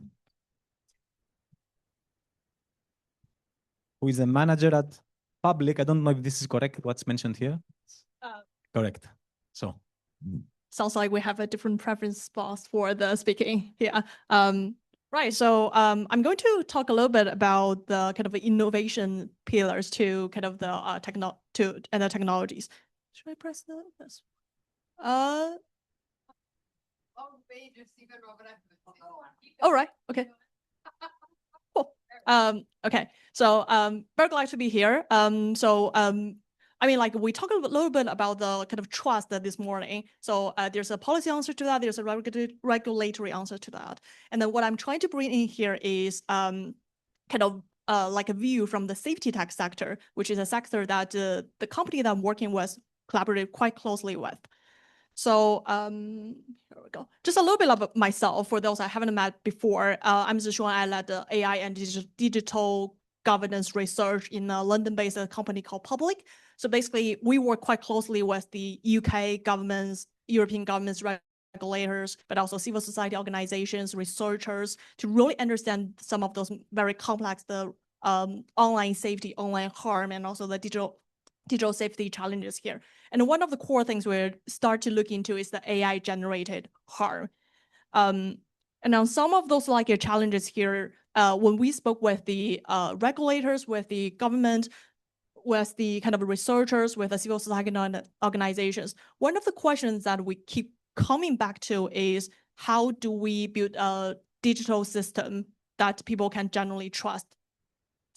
So at Public, as I said, we generally care about the trust and safety in this area. So we kind of stepped into this space is about 5 years ago. When we and since then we kind of look into a lot of research and projects in the online AI safety spaces.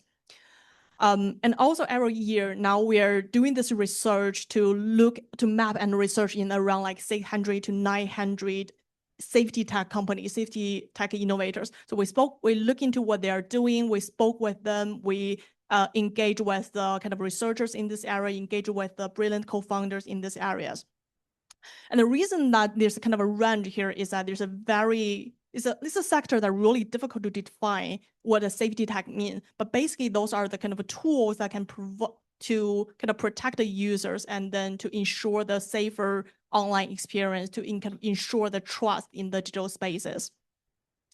And just to try to kind of unpack this number a little bit down. So among those 600 to 900 companies that we mapped out globally, I have to say that about 40% of them are still kind of headquartered in the US, about 30% of them headquartered in the UK, and then in the EU, there's around 50% of them, and the majority of them are kind of come from the France and Ireland as kind of the two kind of hub of those innovators getting to those spaces.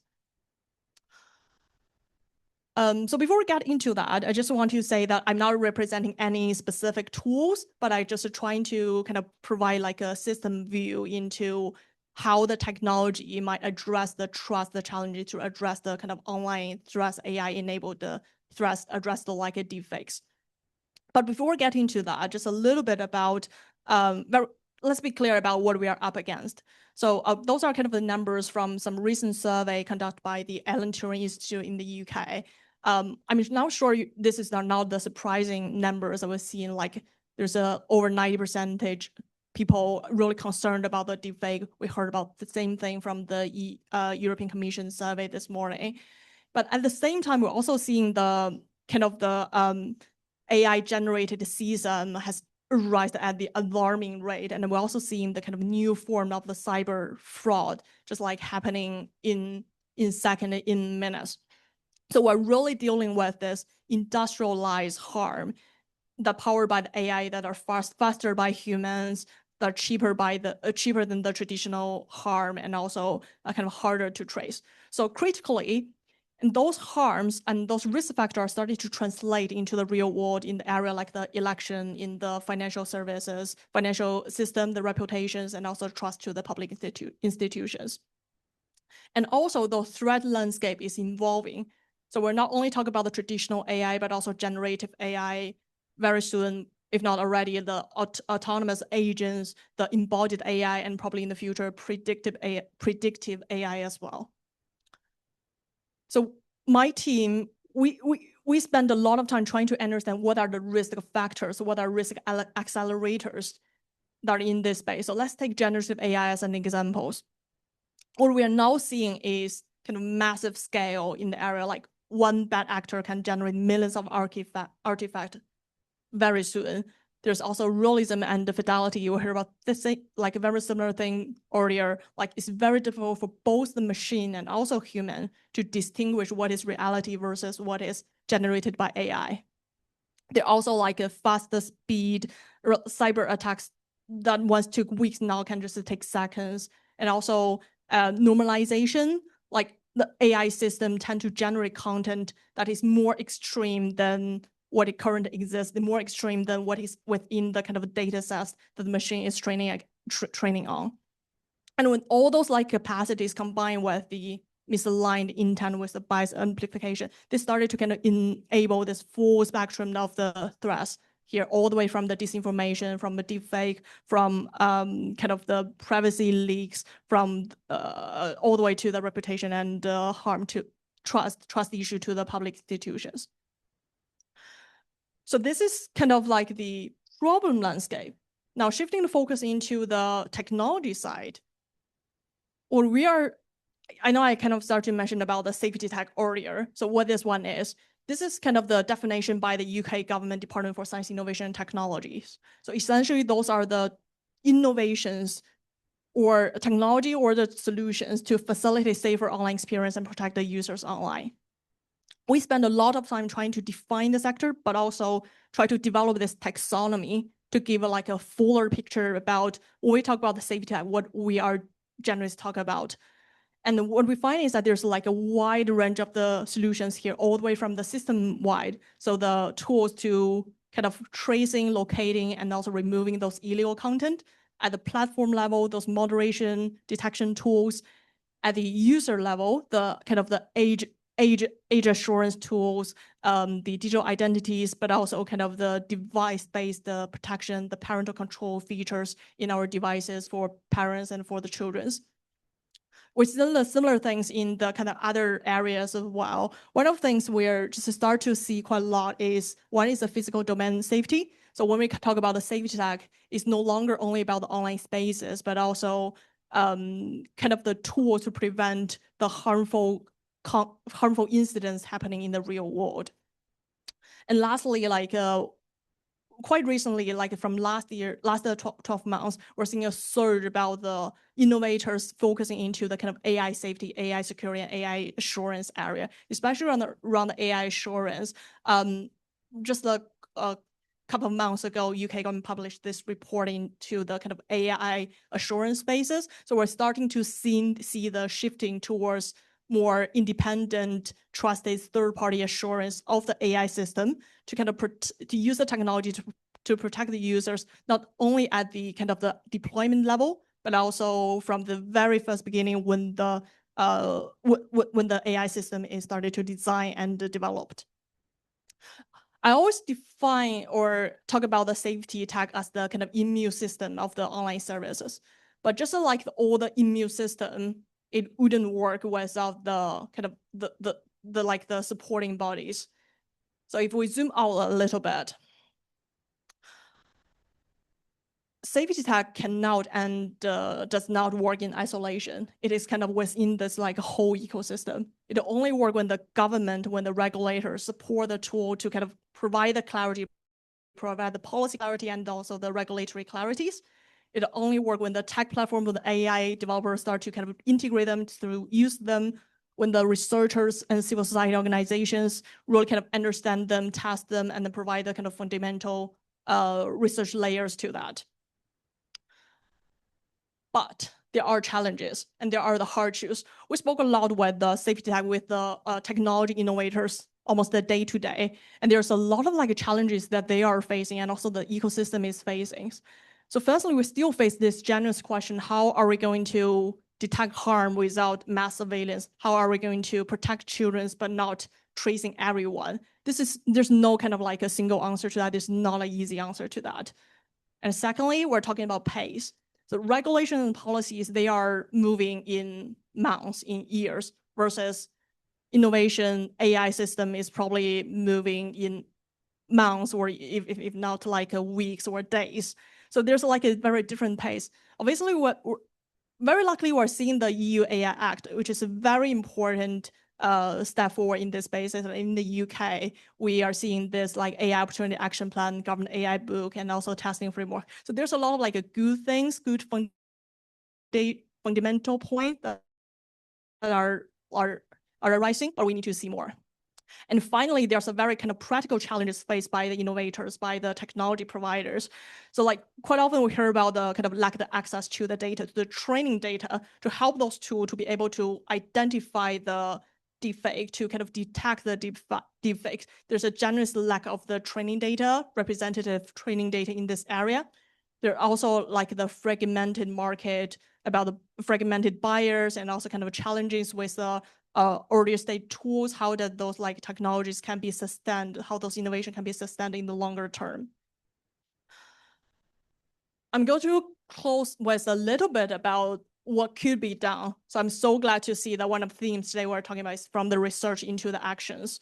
So we're always having this conversation with the policymakers, with the regulators about we definitely need more dedicated funding into those spaces.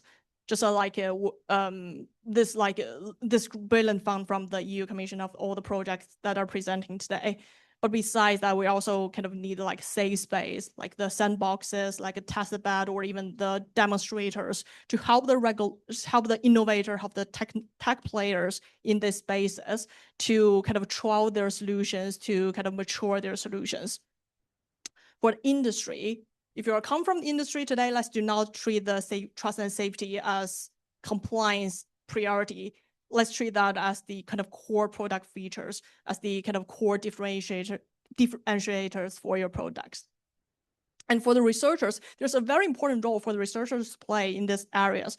I was actually in kind of another event around the AI ethics in London yesterday. And we're talking about with a lot of like policymakers and also researchers, we still don't have a fuller picture about understanding what are the implications, what are the impact of AI system to the end users and the consumers. We know some sort of what the AI adoption in the different services look like, in the different sectors look like, but when it comes to the actual implementation to the end users, that is still kind of the gap of the research to understand that. And obviously like horizon scanning, what are the kind of emerging risks, what are emerging kind of the threats that we need to care about in the next 5 to 10 years. Those are all the areas that we're just always calling for action, but there's a generous gap in those areas. So I'm going to close with the question is no longer about like whether AI is going to reshaping the daily life. It already does. The real question is that will trust evolve at the same pace with the AI technologies? We're starting to see some really brilliant technologies, deepfake detection tools, the content moderation, AI moderation tools. We're starting to see those tools emerge, but those tools will only succeed if government regulators support them, the industry integrate them, researchers help to test them, and also end users and civil society actually understand them and know how to use them. So I'll close that by there's a generous need. There's the good technology in the spaces, but we need a bit more collaboration, just like the event today.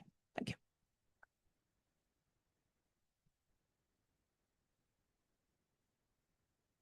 Thank you very much, Zichon. And our next speaker is Gabi, who's the director at the European Alliance for Social Sciences and Humanities. Thank you. And you'll be glad to hear that I don't have the slides. I'm clearly the odd one out. I'm not working on a project. I'm not working on technology or democracy per se. But I work at the interface between researchers and science policy. And I'm a zoo. But welcome to Europe. In a sense that Europe is the only place where we have an AI Act. AI Act has been mentioned very quickly today in different talks and different discussions. Never anyone said what actually AI Act is. It's the only in the world piece of legislation that is trying to harvest or harness the potential of this technology. It's divided into a risk system, high risk, so we don't have a face recognition in public. And I have to say, this is a very European. UK is out and doesn't want to join in. So it's sad to hear because obviously it's one of the innovators in Europe. So it's level of risk, high risk, unacceptable risk is the top one. So no face recognition in public places. High risk, technology should respond and be in line with the respect of fundamental rights of people. Limited risk is in the space of deepfake. People have to be transparent. If it's fake, it's real. And needs to advertise it, needs to tell the users. That's always happen. The implementation might be different. But we have a legislation in place. In my daily job, what I do is trying to encourage a policymaker to invest in research in social science, humanities, and to ensure that any investment in research will have also a human-centric approach. And so interdisciplinarity, we had fantastic examples today of how interdisciplinarity at its best. Unfortunately, the reality of the European funding is that still today, the integration works much better in our cluster 2, the cluster which is social science humanities led, where we have a more integration of STEM in cluster 2 than we have of social science humanities in all the other clusters, which is a little bit worrying. Why is that? Because our discussion about all this concern of the citizen, all the worries about democracy in the future, all the inference about our elections, then at the science policy discussion, and in many contexts I found myself to discuss with, the main concern is competitiveness and defense. And we get there, then, and when we get there, competitive defense has very little to do with people, unfortunately. So dual use is back in this picture. We will have to deal with it, we like or not, problem. Technology for market first. Now, if we look at who we compete with, that's interesting because we compete with the US and China. Okay, China has a sense of controlling AI for social control, of course. And US as well has a sense of regulation. It's a bit fragmented, federal, a bit here, a bit there. But actually, to be very honest, is the companies say, the top AI companies say, we can regulate ourselves. We know our business. Don't worry about these government things. And of course, we have a Trump. Thank you very much. Right. So we are definitely not up and pair in our competitiveness discussion. So we have a very syncretic debate at the science and technology level, which then impact all the work that you are very well doing. And we need your voice. Because a welcome to Europe also means that we are in a very democratic process. This is the definition of the next framework program. Currently, we have a not peanuts, it's just a little bit of research funding. We're doing better than we were doing in the past. We increase the overall share of the pot or the cake. Very little. There's a new framework program on the horizon. The discussion is now. And the debate is very complex, and there's no artificial intelligence to make it easier. Because the debate is made of ministries, and you will say research and innovation. No, this time we go more. We go research and innovation, universities, education, finance, and international affairs for good measure. Each one of these ministries of each of the 27 countries in each of the very constituency discussing collectively with the European Parliament, elected by citizens, and the European Commission, who put a proposal on the table only a few months ago, the 15th of July in 2025, which almost forgot society altogether. But they put at the end, they put competitiveness and society. Society is the only area in this proposal that sits outside competitiveness.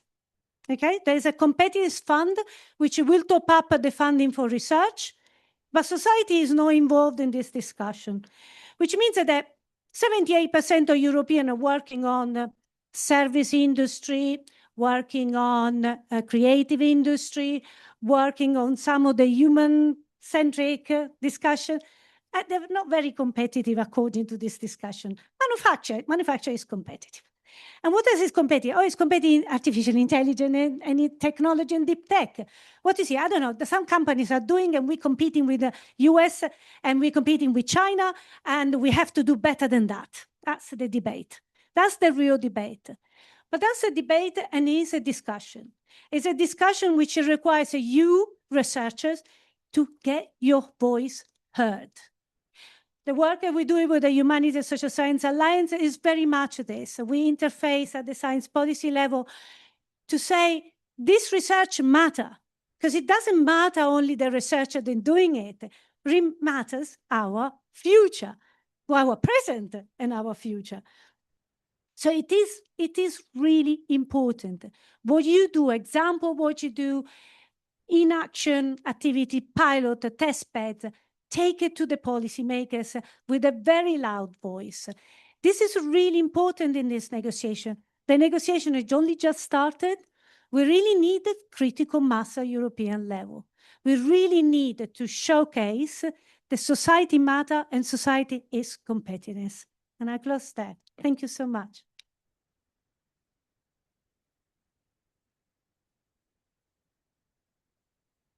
Thank you very much for the presentation, especially about the role of social science and humanities. It's still very minimal outside cluster 2. We can all see that.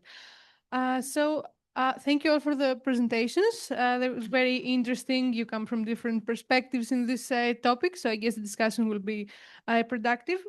I can start with a question to all of you. Let me change my...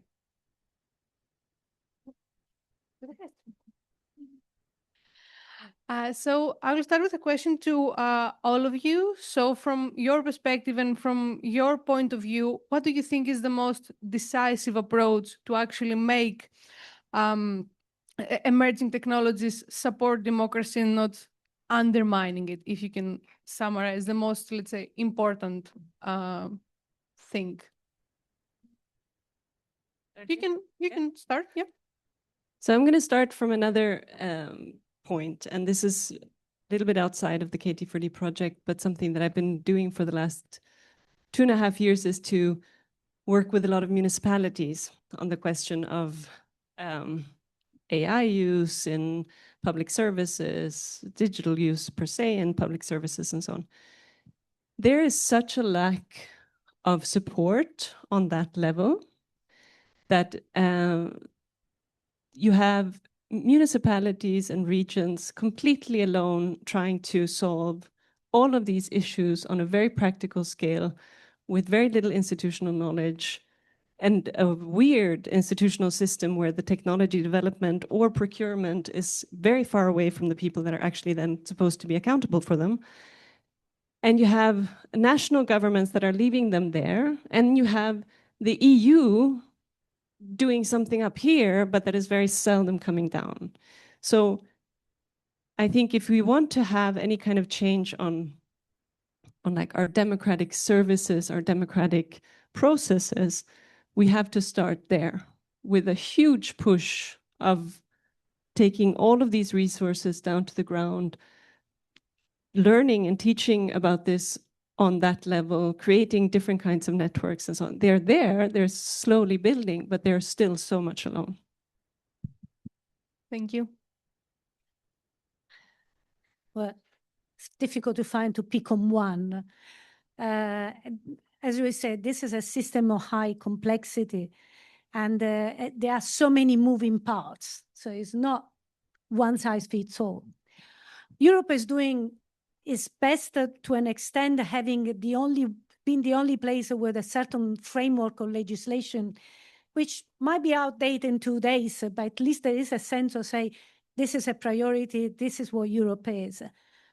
There's a strong pushback from at least a third of the European Parliament to say, we don't need regulation, stop Europe and its regulation, we had enough. So, I mean, this is not just a one size fits all and not just about picking a winner. It's a combination of factors. To an extent, Trump is helping a lot. Ever since it's been in place, Europe finally decided that, actually, you know, I live so much better here. I'm quite happy about it.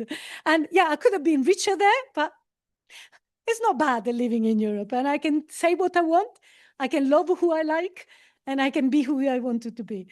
So in some sort of ways, we are a step ahead in many ways, but we are shy about it. So there's a very, very low confidence, a level of confidence as a society to say that we got among the best living standard in the world for a reason, because our democracies are based on social value, and we want to stick with that. Oh, this is like a Christmas wish list. I don't know. I mean, like as a researcher in AI for democracy or technology enhanced democracy, I think what I would need is more democracy and less AI. In a sense, what we have been struggling with a lot in ORBIS is to find space for democratic engagement into people's busy life. Like we are developing tools that then we need to test in the wild in order to understand if they harm, if they work, how to co-design them. But the real people, the lay people, they don't have time. They are sucked in their busy life with the real problems. So it's hard to do democracy research because it looks like society doesn't have a real space for democratic engagement. It really does not happen. We were trying one of the pilot with a class of students, the only one that sometimes we can test things with. And then I asked them at the beginning of a final focus group, I said, so can you please tell me how do you usually discuss issue of common public concerns with your peers? A class of 100, silence. And I'm like, please don't be shy. Please tell me. I mean, well, it can be anywhere. Do you do it, you know, at a bar or when you have dinner, or do you use social media? And then finally, one person from the back raises his hands and is like, we actually don't do that. And I'm like, what? Yeah, don't discuss this thing. But what do you mean? Like, big problem, climate change, the future. Yeah. Don't you do it for dinner? No, that would be lame. So in reality, we don't do that as a social practice, which makes our research harder because we are just testing our stuff in the lab and not in the real world. So I think it would be really nice if we had the possibility to get funding for engaging properly with community so that people could be given the opportunities to work with us on a longer period of time, which includes also maybe paying for their time and their work to engage with us, or having a community organization that are funded on a longer period of time. I really think that our current research funding, are not really set for democracy research done in in a profoundly engaged and human-centered way. So that would be my request for our wish list for our project officers. I'm going to start with if AI is inevitable, if we have to face AI, how are we going to design that well? So the powerful things about AI is that it lower the technical barriers to the tool itself. So now almost like everyone with a laptop with internet connection, we have some sort of access to AI, to those like chatbot. We can start to kind of use that. But the flip side of that is there's a huge accountability issues around that. So I guess if I have to pick only one like approach to that is the kind of real clear and enforceable accountabilities at every single stage of when the AI is designed, developed, deployed, used, governed, and regulated. And if I have to kind of unpack that a little bit further, so what that means is there's definitely an element about the clear legal liability about who is responsible for AI. We wouldn't want to wait until there's one day there's a serious harm does happen, but no one is really clear about who is responsible for that, apart from say algorithm itself does that. And the second pillar to that is kind of this right and also the ability to challenge to perform this like a checks and balance of the AI system.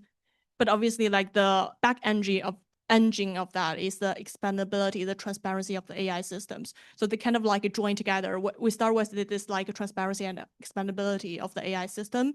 And with that, this gives us power to check and balance the AI system. And therefore, we have this like a clear liability about who is going to be accountable of the AI system at every single stage. So I would say that would be my pick.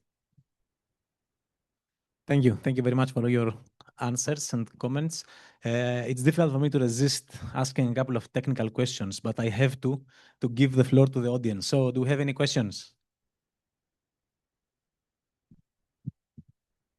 Let's have the first question here. Right. I only have one question, and it's been sitting on my mind for quite a while now. I've been hearing all presentations. There is, to the best of my knowledge, I might have escaped something. There is zero reference to how you trained your AI models. So we have been discussing about AI. There was a question, or a rather complicated one, but just one question also from Professor Concilio, with regarding also marginalized groups, for instance.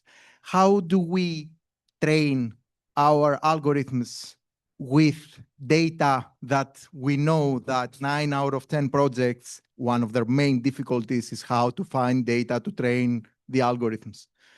And then imply that at the end of the day, we have produced something that is trustworthy and ready to be tested on a city level and on citizens that we have trained with like outdated models that can be either historical data or open access data or whatever sort of data that are out there.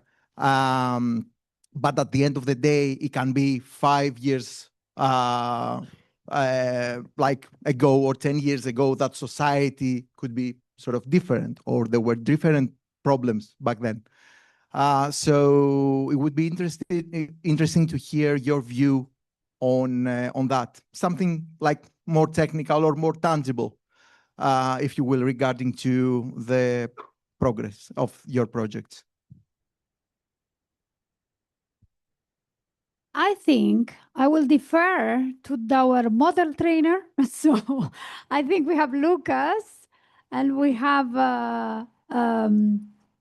Yanis, sorry, and also Elena that can speak of how we train the conflict moderation, the policy recommender, and the argument miner.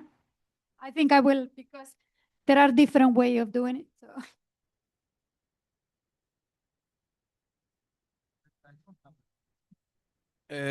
Okay, so at regular intervals, we try to make sure that we get all of the feedback that we get from the citizens, since we are based on deliberative platforms.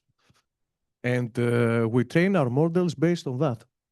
This is the straightforward, the simple answer. Now, given that people discuss, people express their opinions, there is moderation and all that, unless there is a need, we trust the human expertise.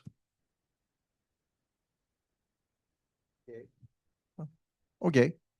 So we trust that some minorities participate, they express their opinions, they have the chance to do so. This information is shared to everyone. So it really depends on the project as to whether you have to have some kind of a filter to detect misinformation, disinformation, especially in cases where there is no human factor involved. You have to trust the people who are an extra layer there for you. If that layer is not there, then you definitely have to implement this kind of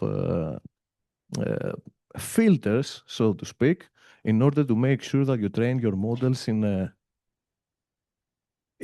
a fair fashion, so to speak. Okay.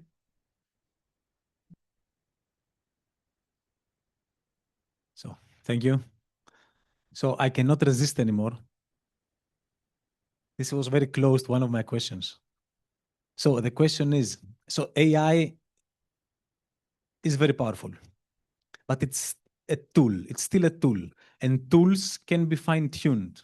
So it's a hammer. You can have a hammer for breaking the wall. You can have a hammer for some very fine, nails. You can tune this. Have anybody tried to tune? It's a difficult question. To manipulate AI so that we don't get manipulated afterwards in terms of democratic values. You can manipulate AI through conditioning, technically. Since Angelos mentioned about training, is this something that you have tried? Might be too early technologically, but I think this is the core thing that policy should focus in terms of technology in the next few years. It's a question, maybe rhetoric, but still a question.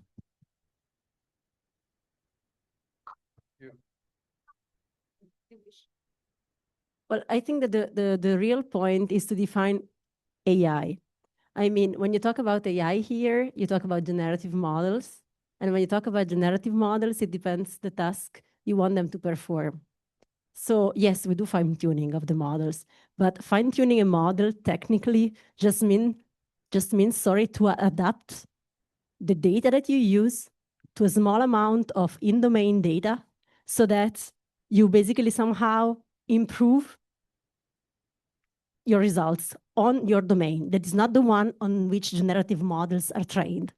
So with fine-tuning, you cannot tune the fact of not having those models manipulate you. That has nothing to do with that. I mean, fine-tuning is really technical.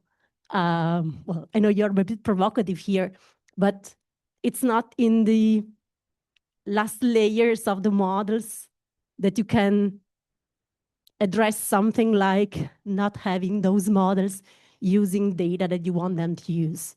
Those is really to adapt it. And even all the conditional like chain of thoughts of whatever kind and whatever families are not fully for this task. So yeah, you should really think about the tool itself, not AI in general, but a specific tool, a specific model, and what you want this model to do for you in this specific context. I don't know if Yanis, you want, or yeah, it's very clear. I don't know if anybody else. I also wanted to say that we in the project, we don't use only one type of AI. So we use generative AI, but we use also symbolic AI, knowledge graph, different form of AI that don't have issues that we seems to be talking about right now. When we use generative AI, that's why, because we know that there are certain issues that cannot be solved. For example, some issue related to the data and what data on which these models are trained is coming from. We don't have that control. Sometimes we do fine tuning with good quality data. For example, in the conflict mediation, like example I showed, we had, our human annotator really annotating quality data, being sure that the model was fine-tuned to behave correctly. And when that is not enough, we proceed with a very human-centered design way. So what do? We have eliminated the less reliable feedback. So when we realize that there are, for example, certain indicators that are not trustworthy, we don't eliminate it. So we design on the safe side. And when we cannot do that, we insert human on the loop always. None of our AI tool actually is done to provide an answer to a question. None of them. They are either alerts, insight that need to be validated. And when we provide kind of insight, we always provide provenance so that the human can check. So we do design, which is done for human oversight. So it is true that our AI solutions fall short on what all other AI tools fall short, but our tools are very well thought to minimize, if not completely eliminate, the negative impact. So they are done through other ways, through basically human-computer interaction and interaction design. Okay, thank you. Any other questions from the audience?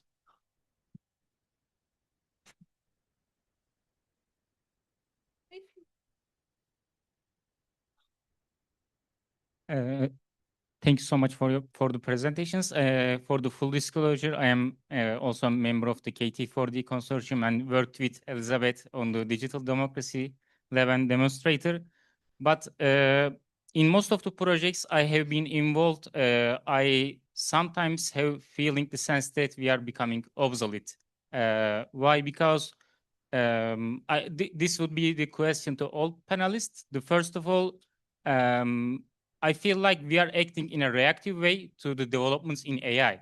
So what we are talking about is mostly maybe solving the problems created by ChatGPT 3.5, not 5 or 6 or 7, because we are acting in a reactive way. We need to really think about forward thinking. I mean, we are seeing a metafication of AI. So we should think about the future problems, not the existing problems only. That's one of the problems. And the second one is that I saw many times we are discussing technical issues, but technical people are barely existent. So most of the time, social science people discuss the issues, and yeah, technical people sometimes laugh because they say that this is not very feasible. So I would like to ask another question. How many of you use ChatGPT? Could you raise your hands, maybe? Yeah, in general. The other way around.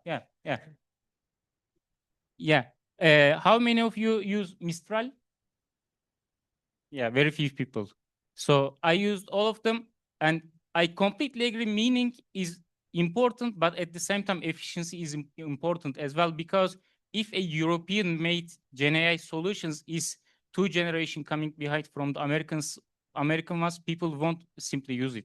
So my question is, do you still do you have the same feeling that we are coming behind and we are becoming too reactive in the developments unfolding in the AI sector? Thank you.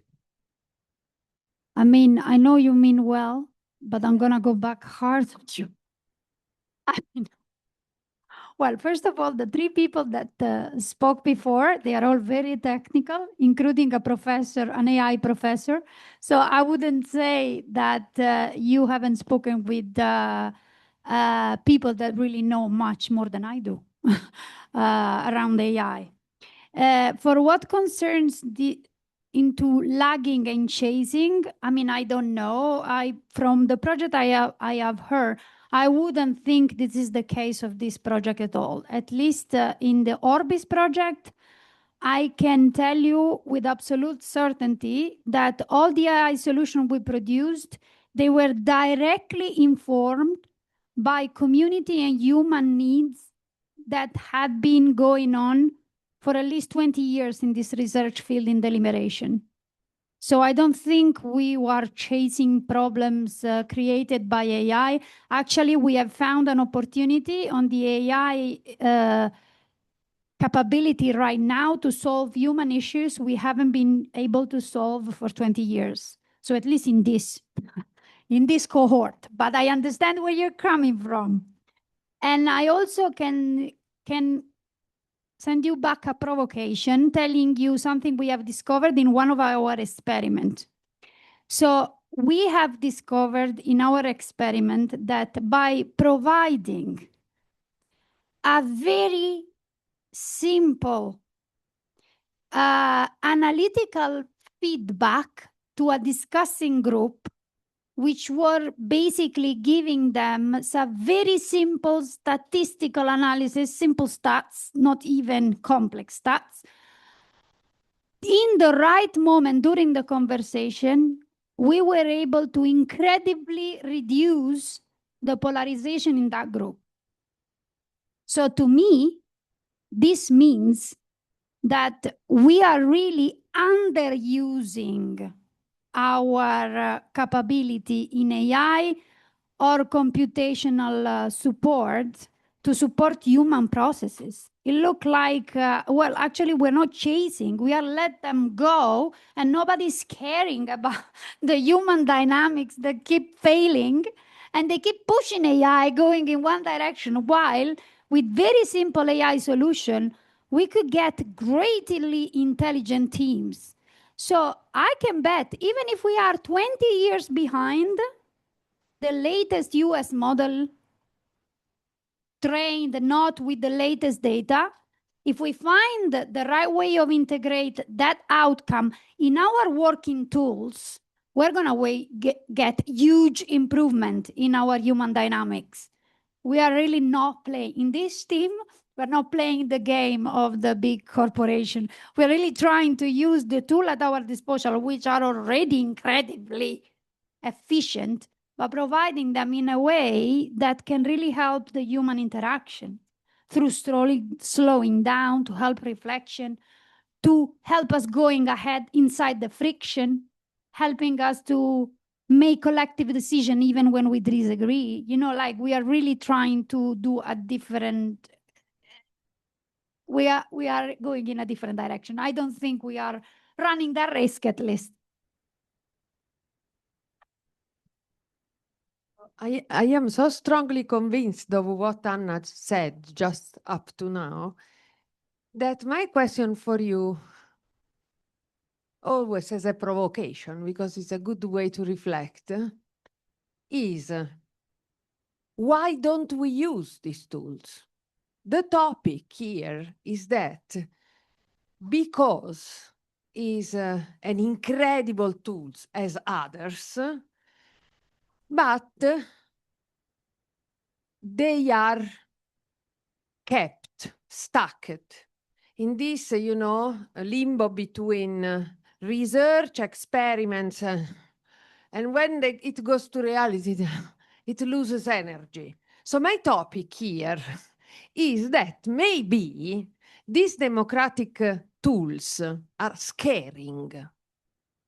They are scaring because if you really embed, adopt, root them in the reality of democratic processes, meaning not I am collecting opinions, because we can collect opinions even in the toilets of the airport through the smiles and the sad people, is I will translate that portion of knowledge into a real action. That's the topic, the commitment that the adoption of these tools challenge our government towards. that's maybe the topic. I think I would like to answer this question, if that's okay, on two sides. I think there's one question is all of these tools that are being produced in these kinds of projects and then they're failing afterwards. I think this is a question of how the funding is done, that things are having to be innovative. Every funding, every project, it has to be something new. Then you have a whole shitload of very new things that then get stuck, but there's no funding to continue. Imagine we would continue now. Imagine Orbis and KT4D and the other projects would be able to come again and say, okay, this is what we have. Now we go forward. Now we choose another open source tool and we integrate this together. And then we can build a technology. And then we build a momentum. It's not just one project and one consortium. It's not for 3 years. You can go on. So this is one thing. The second thing, what you're asking, is the inherent problem of deliberative processes per se. So when we do a participatory process or this kind of opinion seeking, it only works as long as these results become policy in a democratic setting. And it is best to not do a participatory process if you're not going to do anything with those results. And here, I think it's really interesting with the possibilities of AI technology. I think AI technology should stop chasing things that work and start looking at what does not work. So build an AI to make sure that whatever comes out of these results, make it completely visible how these results go into the system, who of these parliamentarians said like, no, or which minister put this in the box and did not react, or what parts of these, like the traceability of these processes after the fact. Let's make an AI to do that and make that understandable, make this last part of the process, which is super important, to make that traceable. And any kind of policy making, where does this come from? I agree a lot because I see in practice. So even if you look at the democratic shield, it's very much to protect, to take, kind of a misinformation. We protect you. But how it means in an action is still, yeah, but that's stuff for civil society. It's not for the researcher to decide. Civil society with a joint action, maybe we can give some seed funding to civil society. They don't need much money, of course, only a little bit of sprinkle here and there, and they can do some activities. They don't have the tools, but it doesn't matter because they got the voice. We've done our job. And this is very much the policy context in which this discussion has been.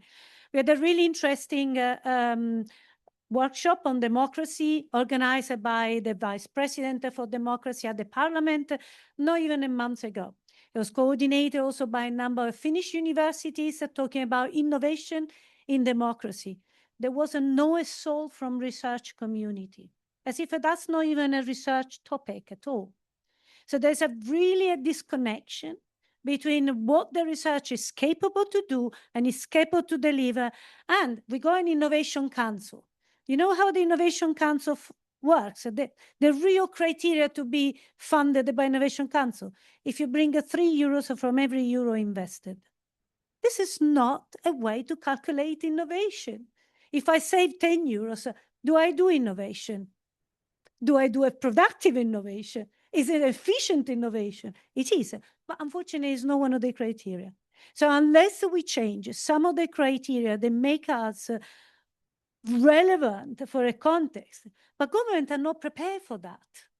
Quite a few governments are open to discussion. There's a Scandinavian governments are having this kind of a more open discussion on that.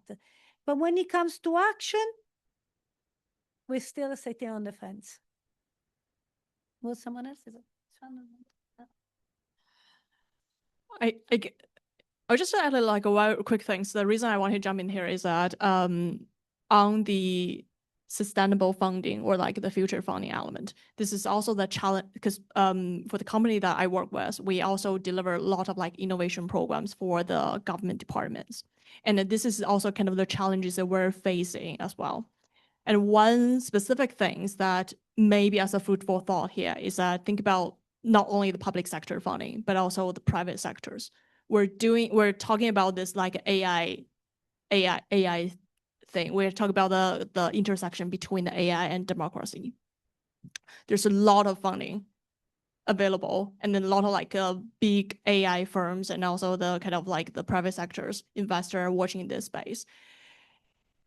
Is perhaps the tactical things is that what is the kind of the keywords attract the attention of the investors. And in some of the government funded like innovation programs that we are delivering in the UK, one thing we're trying to make is the kind of match funding. So when it comes into the on the one hand side, we have this like public sector funding, and the second part is how we're going to attract the fundings from the investors, use their language, use their kind of make use of their narrative, speak their languages to attract those private sectors, and then to, on the one hand, this kind of join the conversation together, join the like the collaboration, but on the other hand, when it take slightly longer to secure the public funding to secure the kind of next phase of funding, we can still see the kind of more sustainable resource of the money come from the private sector and from the others. So yeah, I guess this is just like some lessons learned from the similar projects that we are doing. But yeah, just like my advice here. Very nice one. Oh, no, no, actually, I wanted to go back to one,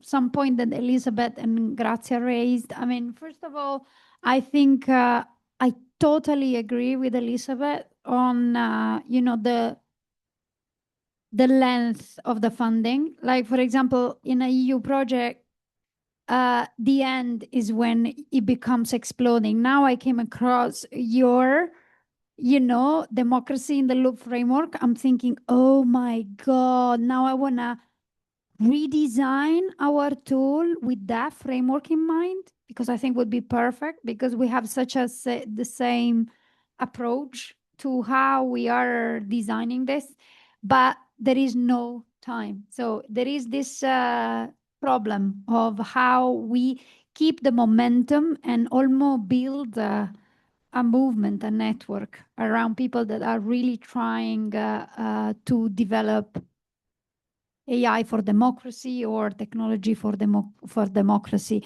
And so maybe this task force is really cool and probably should be the first step to grow this idea forward. And then I had a comment on what Grazia said about, you know, the institution, or you said about how important is to then engage into processes, but in participatory processes that lead to some decision and action on the ground. This brings back to the problem. And your question, why people don't engage with us, why they don't use our tool, or why it's so hard for them if these tools are so cool. Well, no, but also people, it's hard to engage them. Like, as Anna said, you know, like sometimes in our engagement process, it took time for people to understand the value of what we were trying to achieve. And when they did, they finally engaged, but it takes time. And I think it is a problem, a systemic social problem. There are no spaces for democratic decision-making anywhere. Like democracy it's in our research targets, not in our real life. We barely do it in schools. Maybe the most advanced school, they have some, you know, democracy programs. But then in our everyday life, we don't experience this. We don't exert it with friends, colleagues, in our working organizations, not even in our projects. So then when we try to explain the impact of our tool, everybody goes like, cool. And then I go like, right, can I use it with your organization? And they say like, yeah, but now we are doing this thing. Now we have no time, because they are really not doing democracy. It is, we're not gonna save democracy and its concept if we don't create spaces to experience it in practice. Okay, so let's not bias. We're talking about bias today. We are 25 minutes late.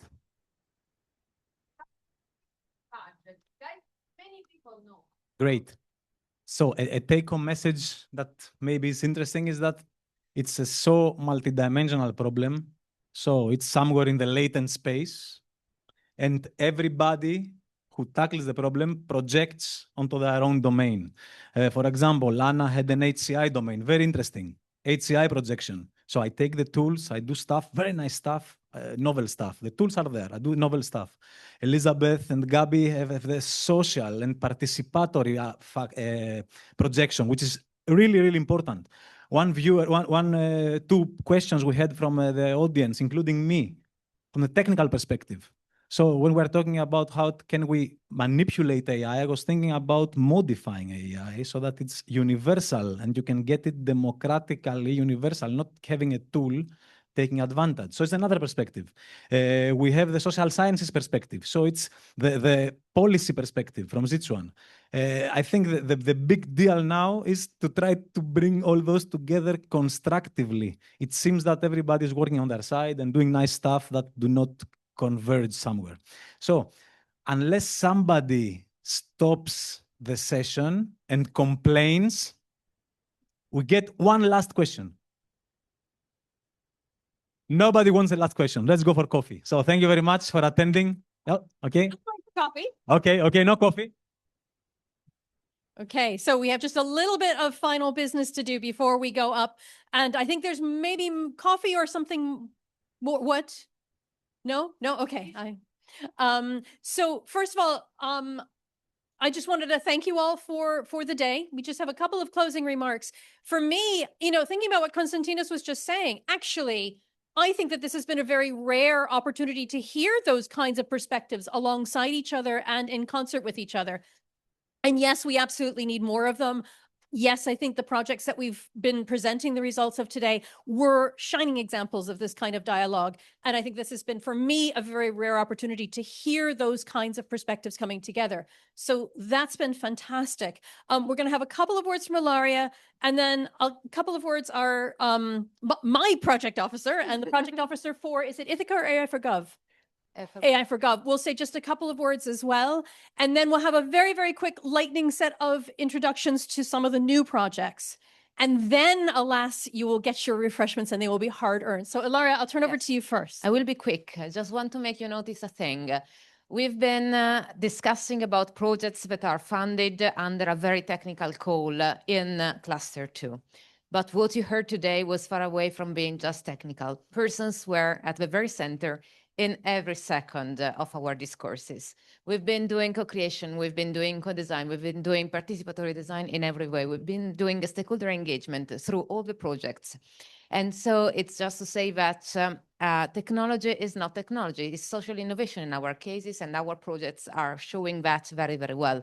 Not just the first four that funded the task force, but you will also see that new ones, which will keep the legacy super high, that is coming very soon. And this is just to stress out how things can be done well. We are an example, but we are also like converging towards policy making in the best way we can, trying to adapt our way of speaking and trying to be as concrete as we can. So not just on our research stall and experimentation stall, but coming down where it's needed, in down and up. So we are stretching as much as we can. And we hope that you saw it and you appreciated that from us. Absolutely. Thank you for that, Ilaria. I think that's really insightful. And now I will turn over to... Okay, thank you. So yes, my name is Angel Fuentes. I have been the project officer for those two projects, KT4D and AI4Gov. And I was always engaged with the whole cluster. first to make sure that it will grow and include more projects than you started with.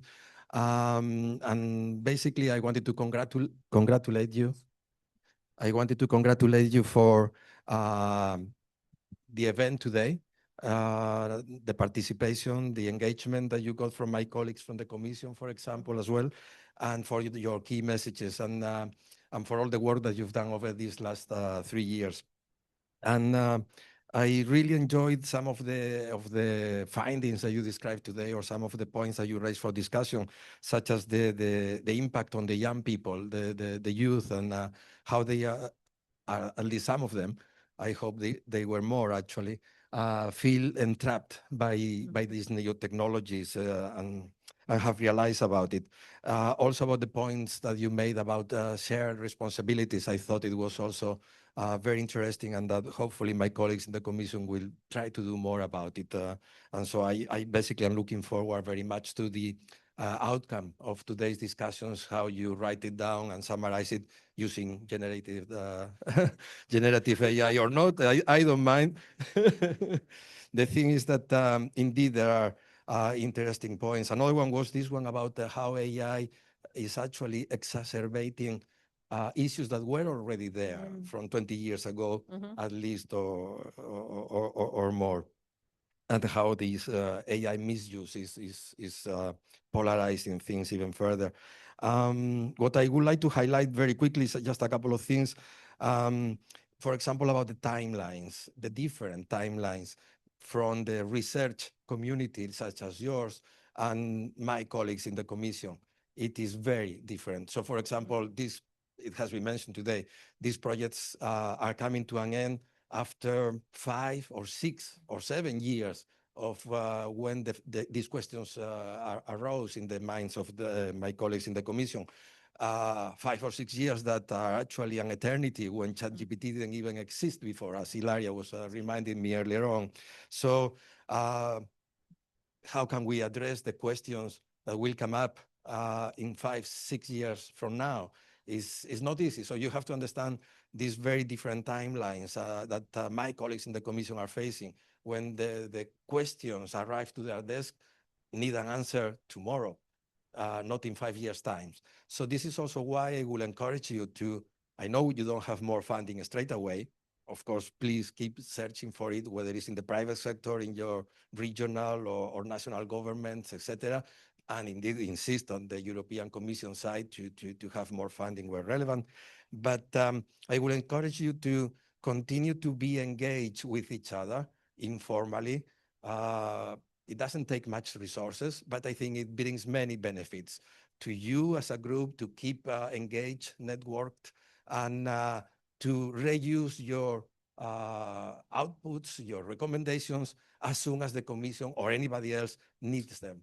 And it may be yesterday, right? So be ready, and congratulations also today in the sense that you have managed to avoid describing all the projects, and you went right on to the policy recommendations and the results and the key issues and future aspects. Is certainly the way to go. So thank you very much, and well done. Right. Thank you for those very kind words. Now we'll have, my understanding is the 3 projects do not have slides. Is that correct? 2 of them have slides. Okay, so if I can just invite Neuroklima, AI for Deliberation and Innovate up. And again, guys, it's late in the day, so as punchy as you can make it. And then obviously we'll all be able... And of course, the whole reason we want to introduce these projects to you is because we'll then have a chance to have some discussion afterwards. Hi, everyone. I'm Yannis Evstathiou. My background is on machine learning research and development. And we are also working on the Neuroklima project that is about climate change, adaptation, resilience. And with all of these nice terms, we would also like our users to get educated on these concepts as well.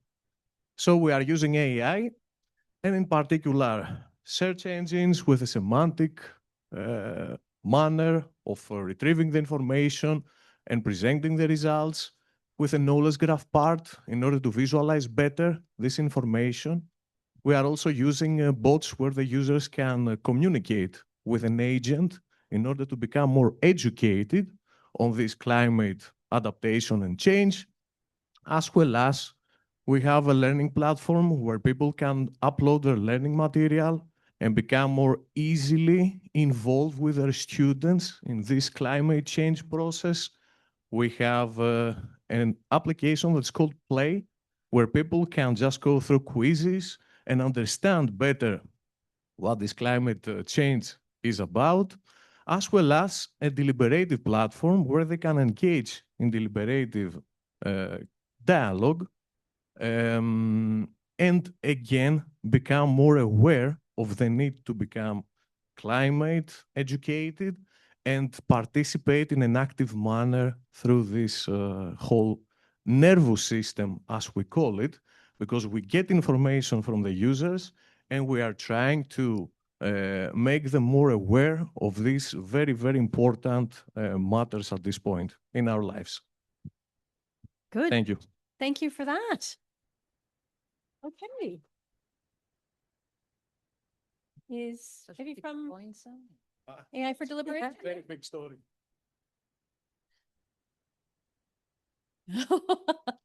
Quickly.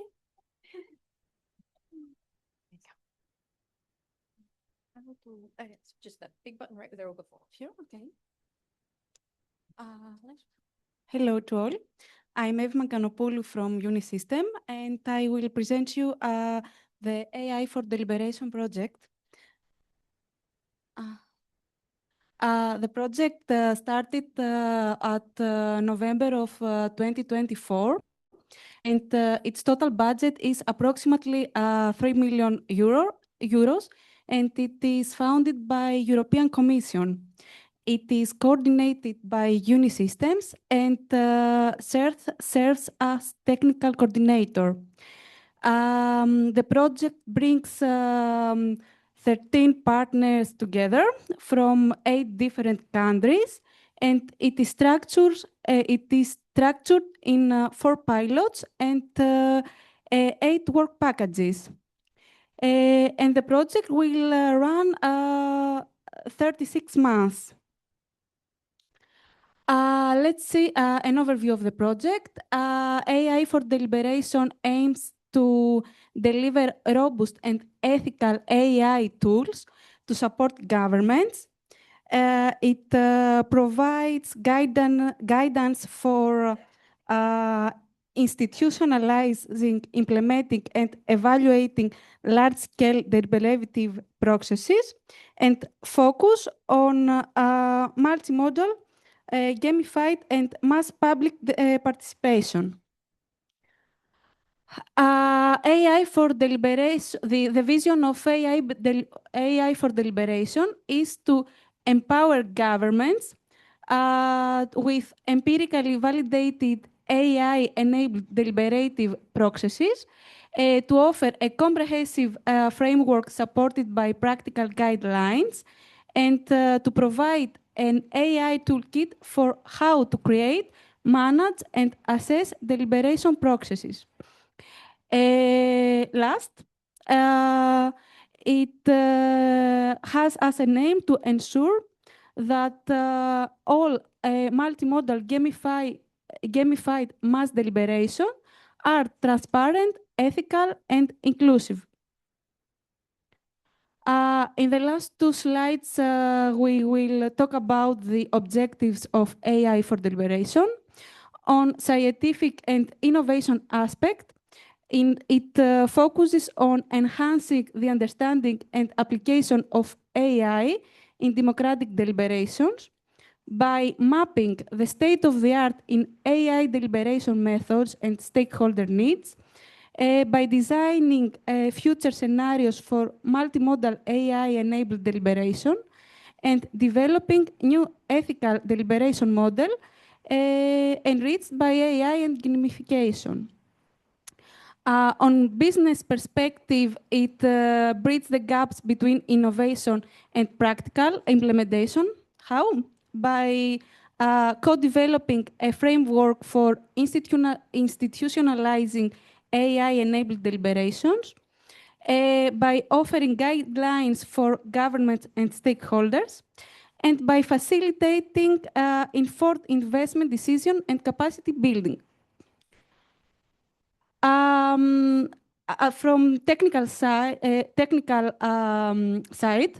in the project, we will develop a modular AI toolkit integrated multimodal LLMs. We will create a robust deliberation knowledge graph and reference architecture. And we will enhance using cutting-edge AI features and gamification elements, the existing platforms. Here are our social accounts, if you want to follow us. Thank you. Thank you very much. Thank you too. Nope. Very good. That's what I need. Okay. And then finally, we have Fatih to talk about Innovate. Very good. And there's Thank you. So I need to. Okay, good afternoon, everyone. So my name is Fatih Yilmaz from Beyond the Horizon, which is a Belgian-based nonprofit organization.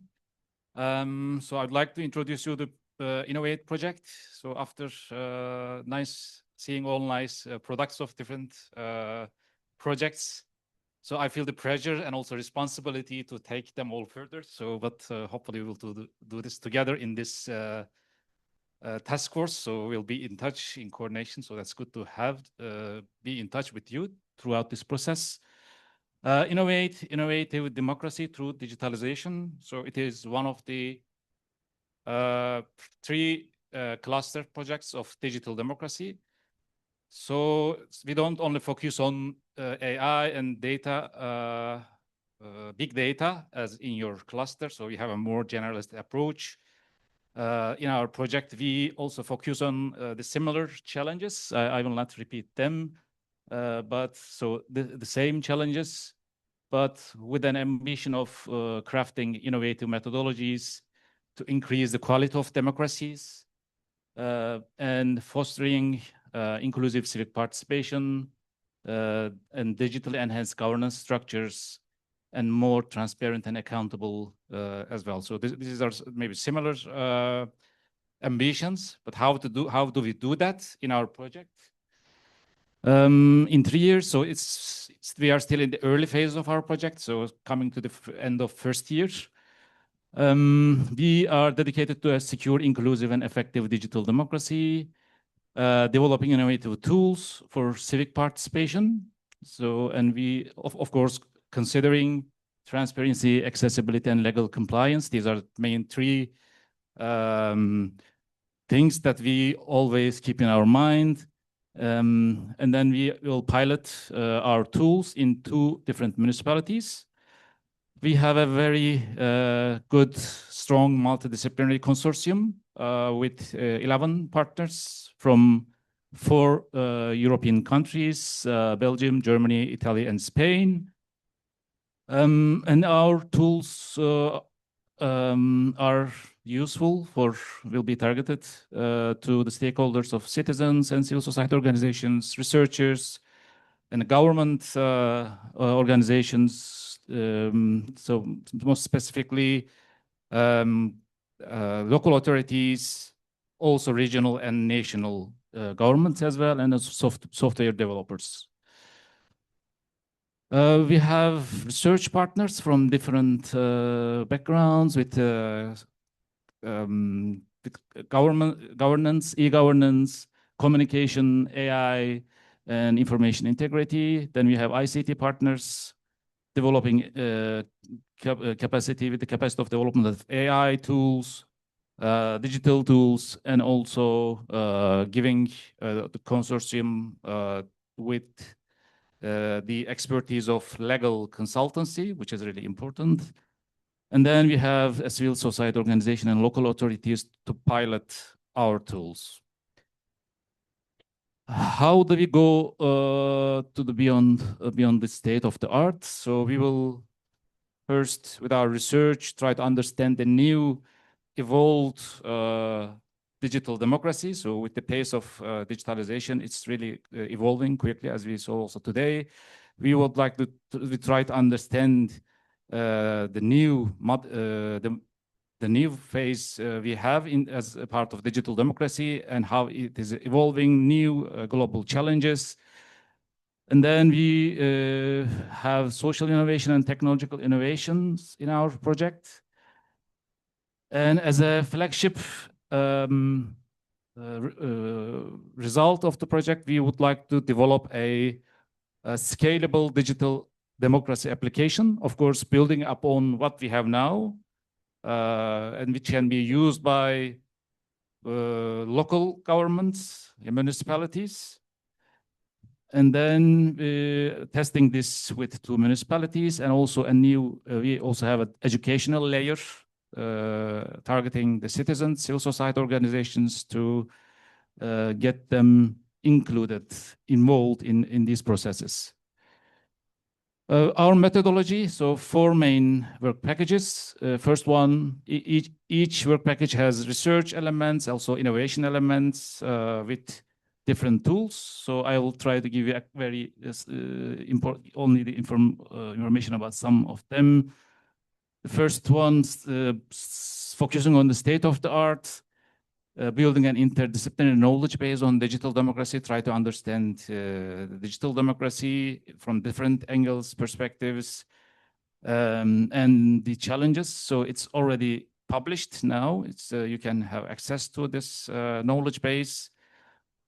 And second one, digital democracy grading toolkits for governments, all levels. So they can, with this survey-based tool, they can simply evaluate their level of digital democracy, and then they can get a score and then some tips to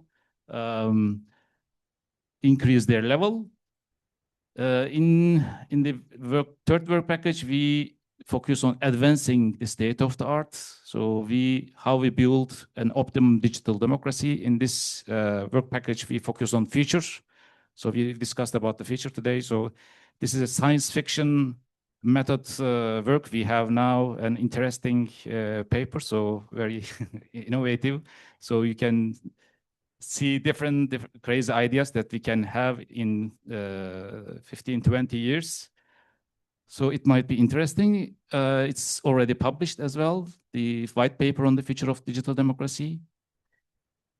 Then, work package 4, we will develop our digital democracy application as a part of this work package.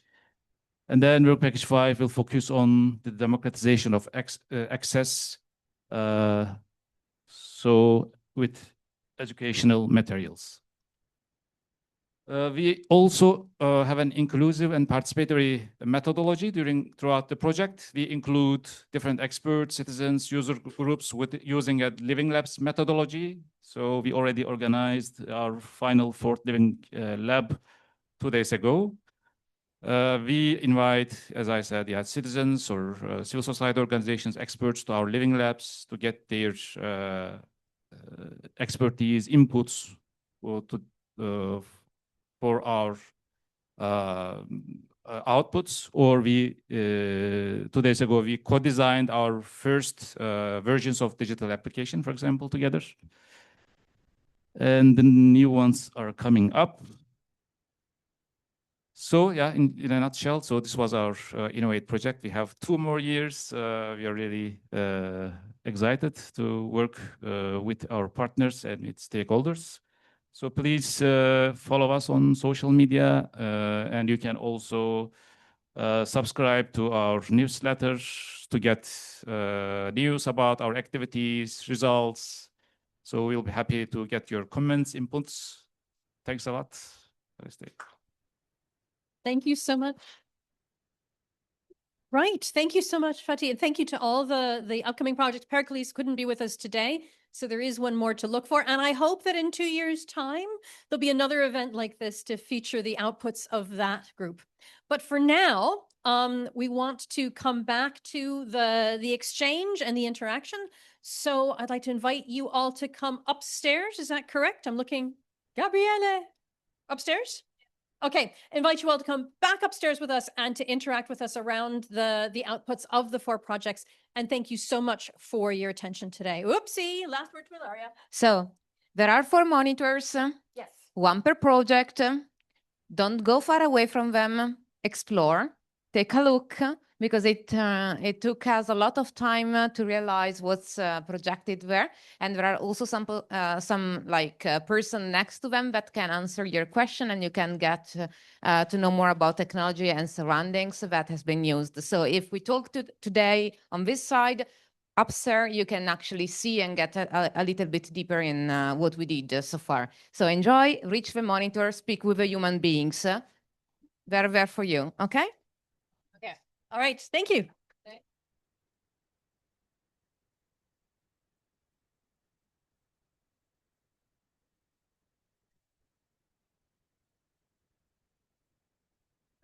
Can we say a big thank you to Ilaria and Jennifer, who did an incredible job? I know. Thank you very much. Gabriele.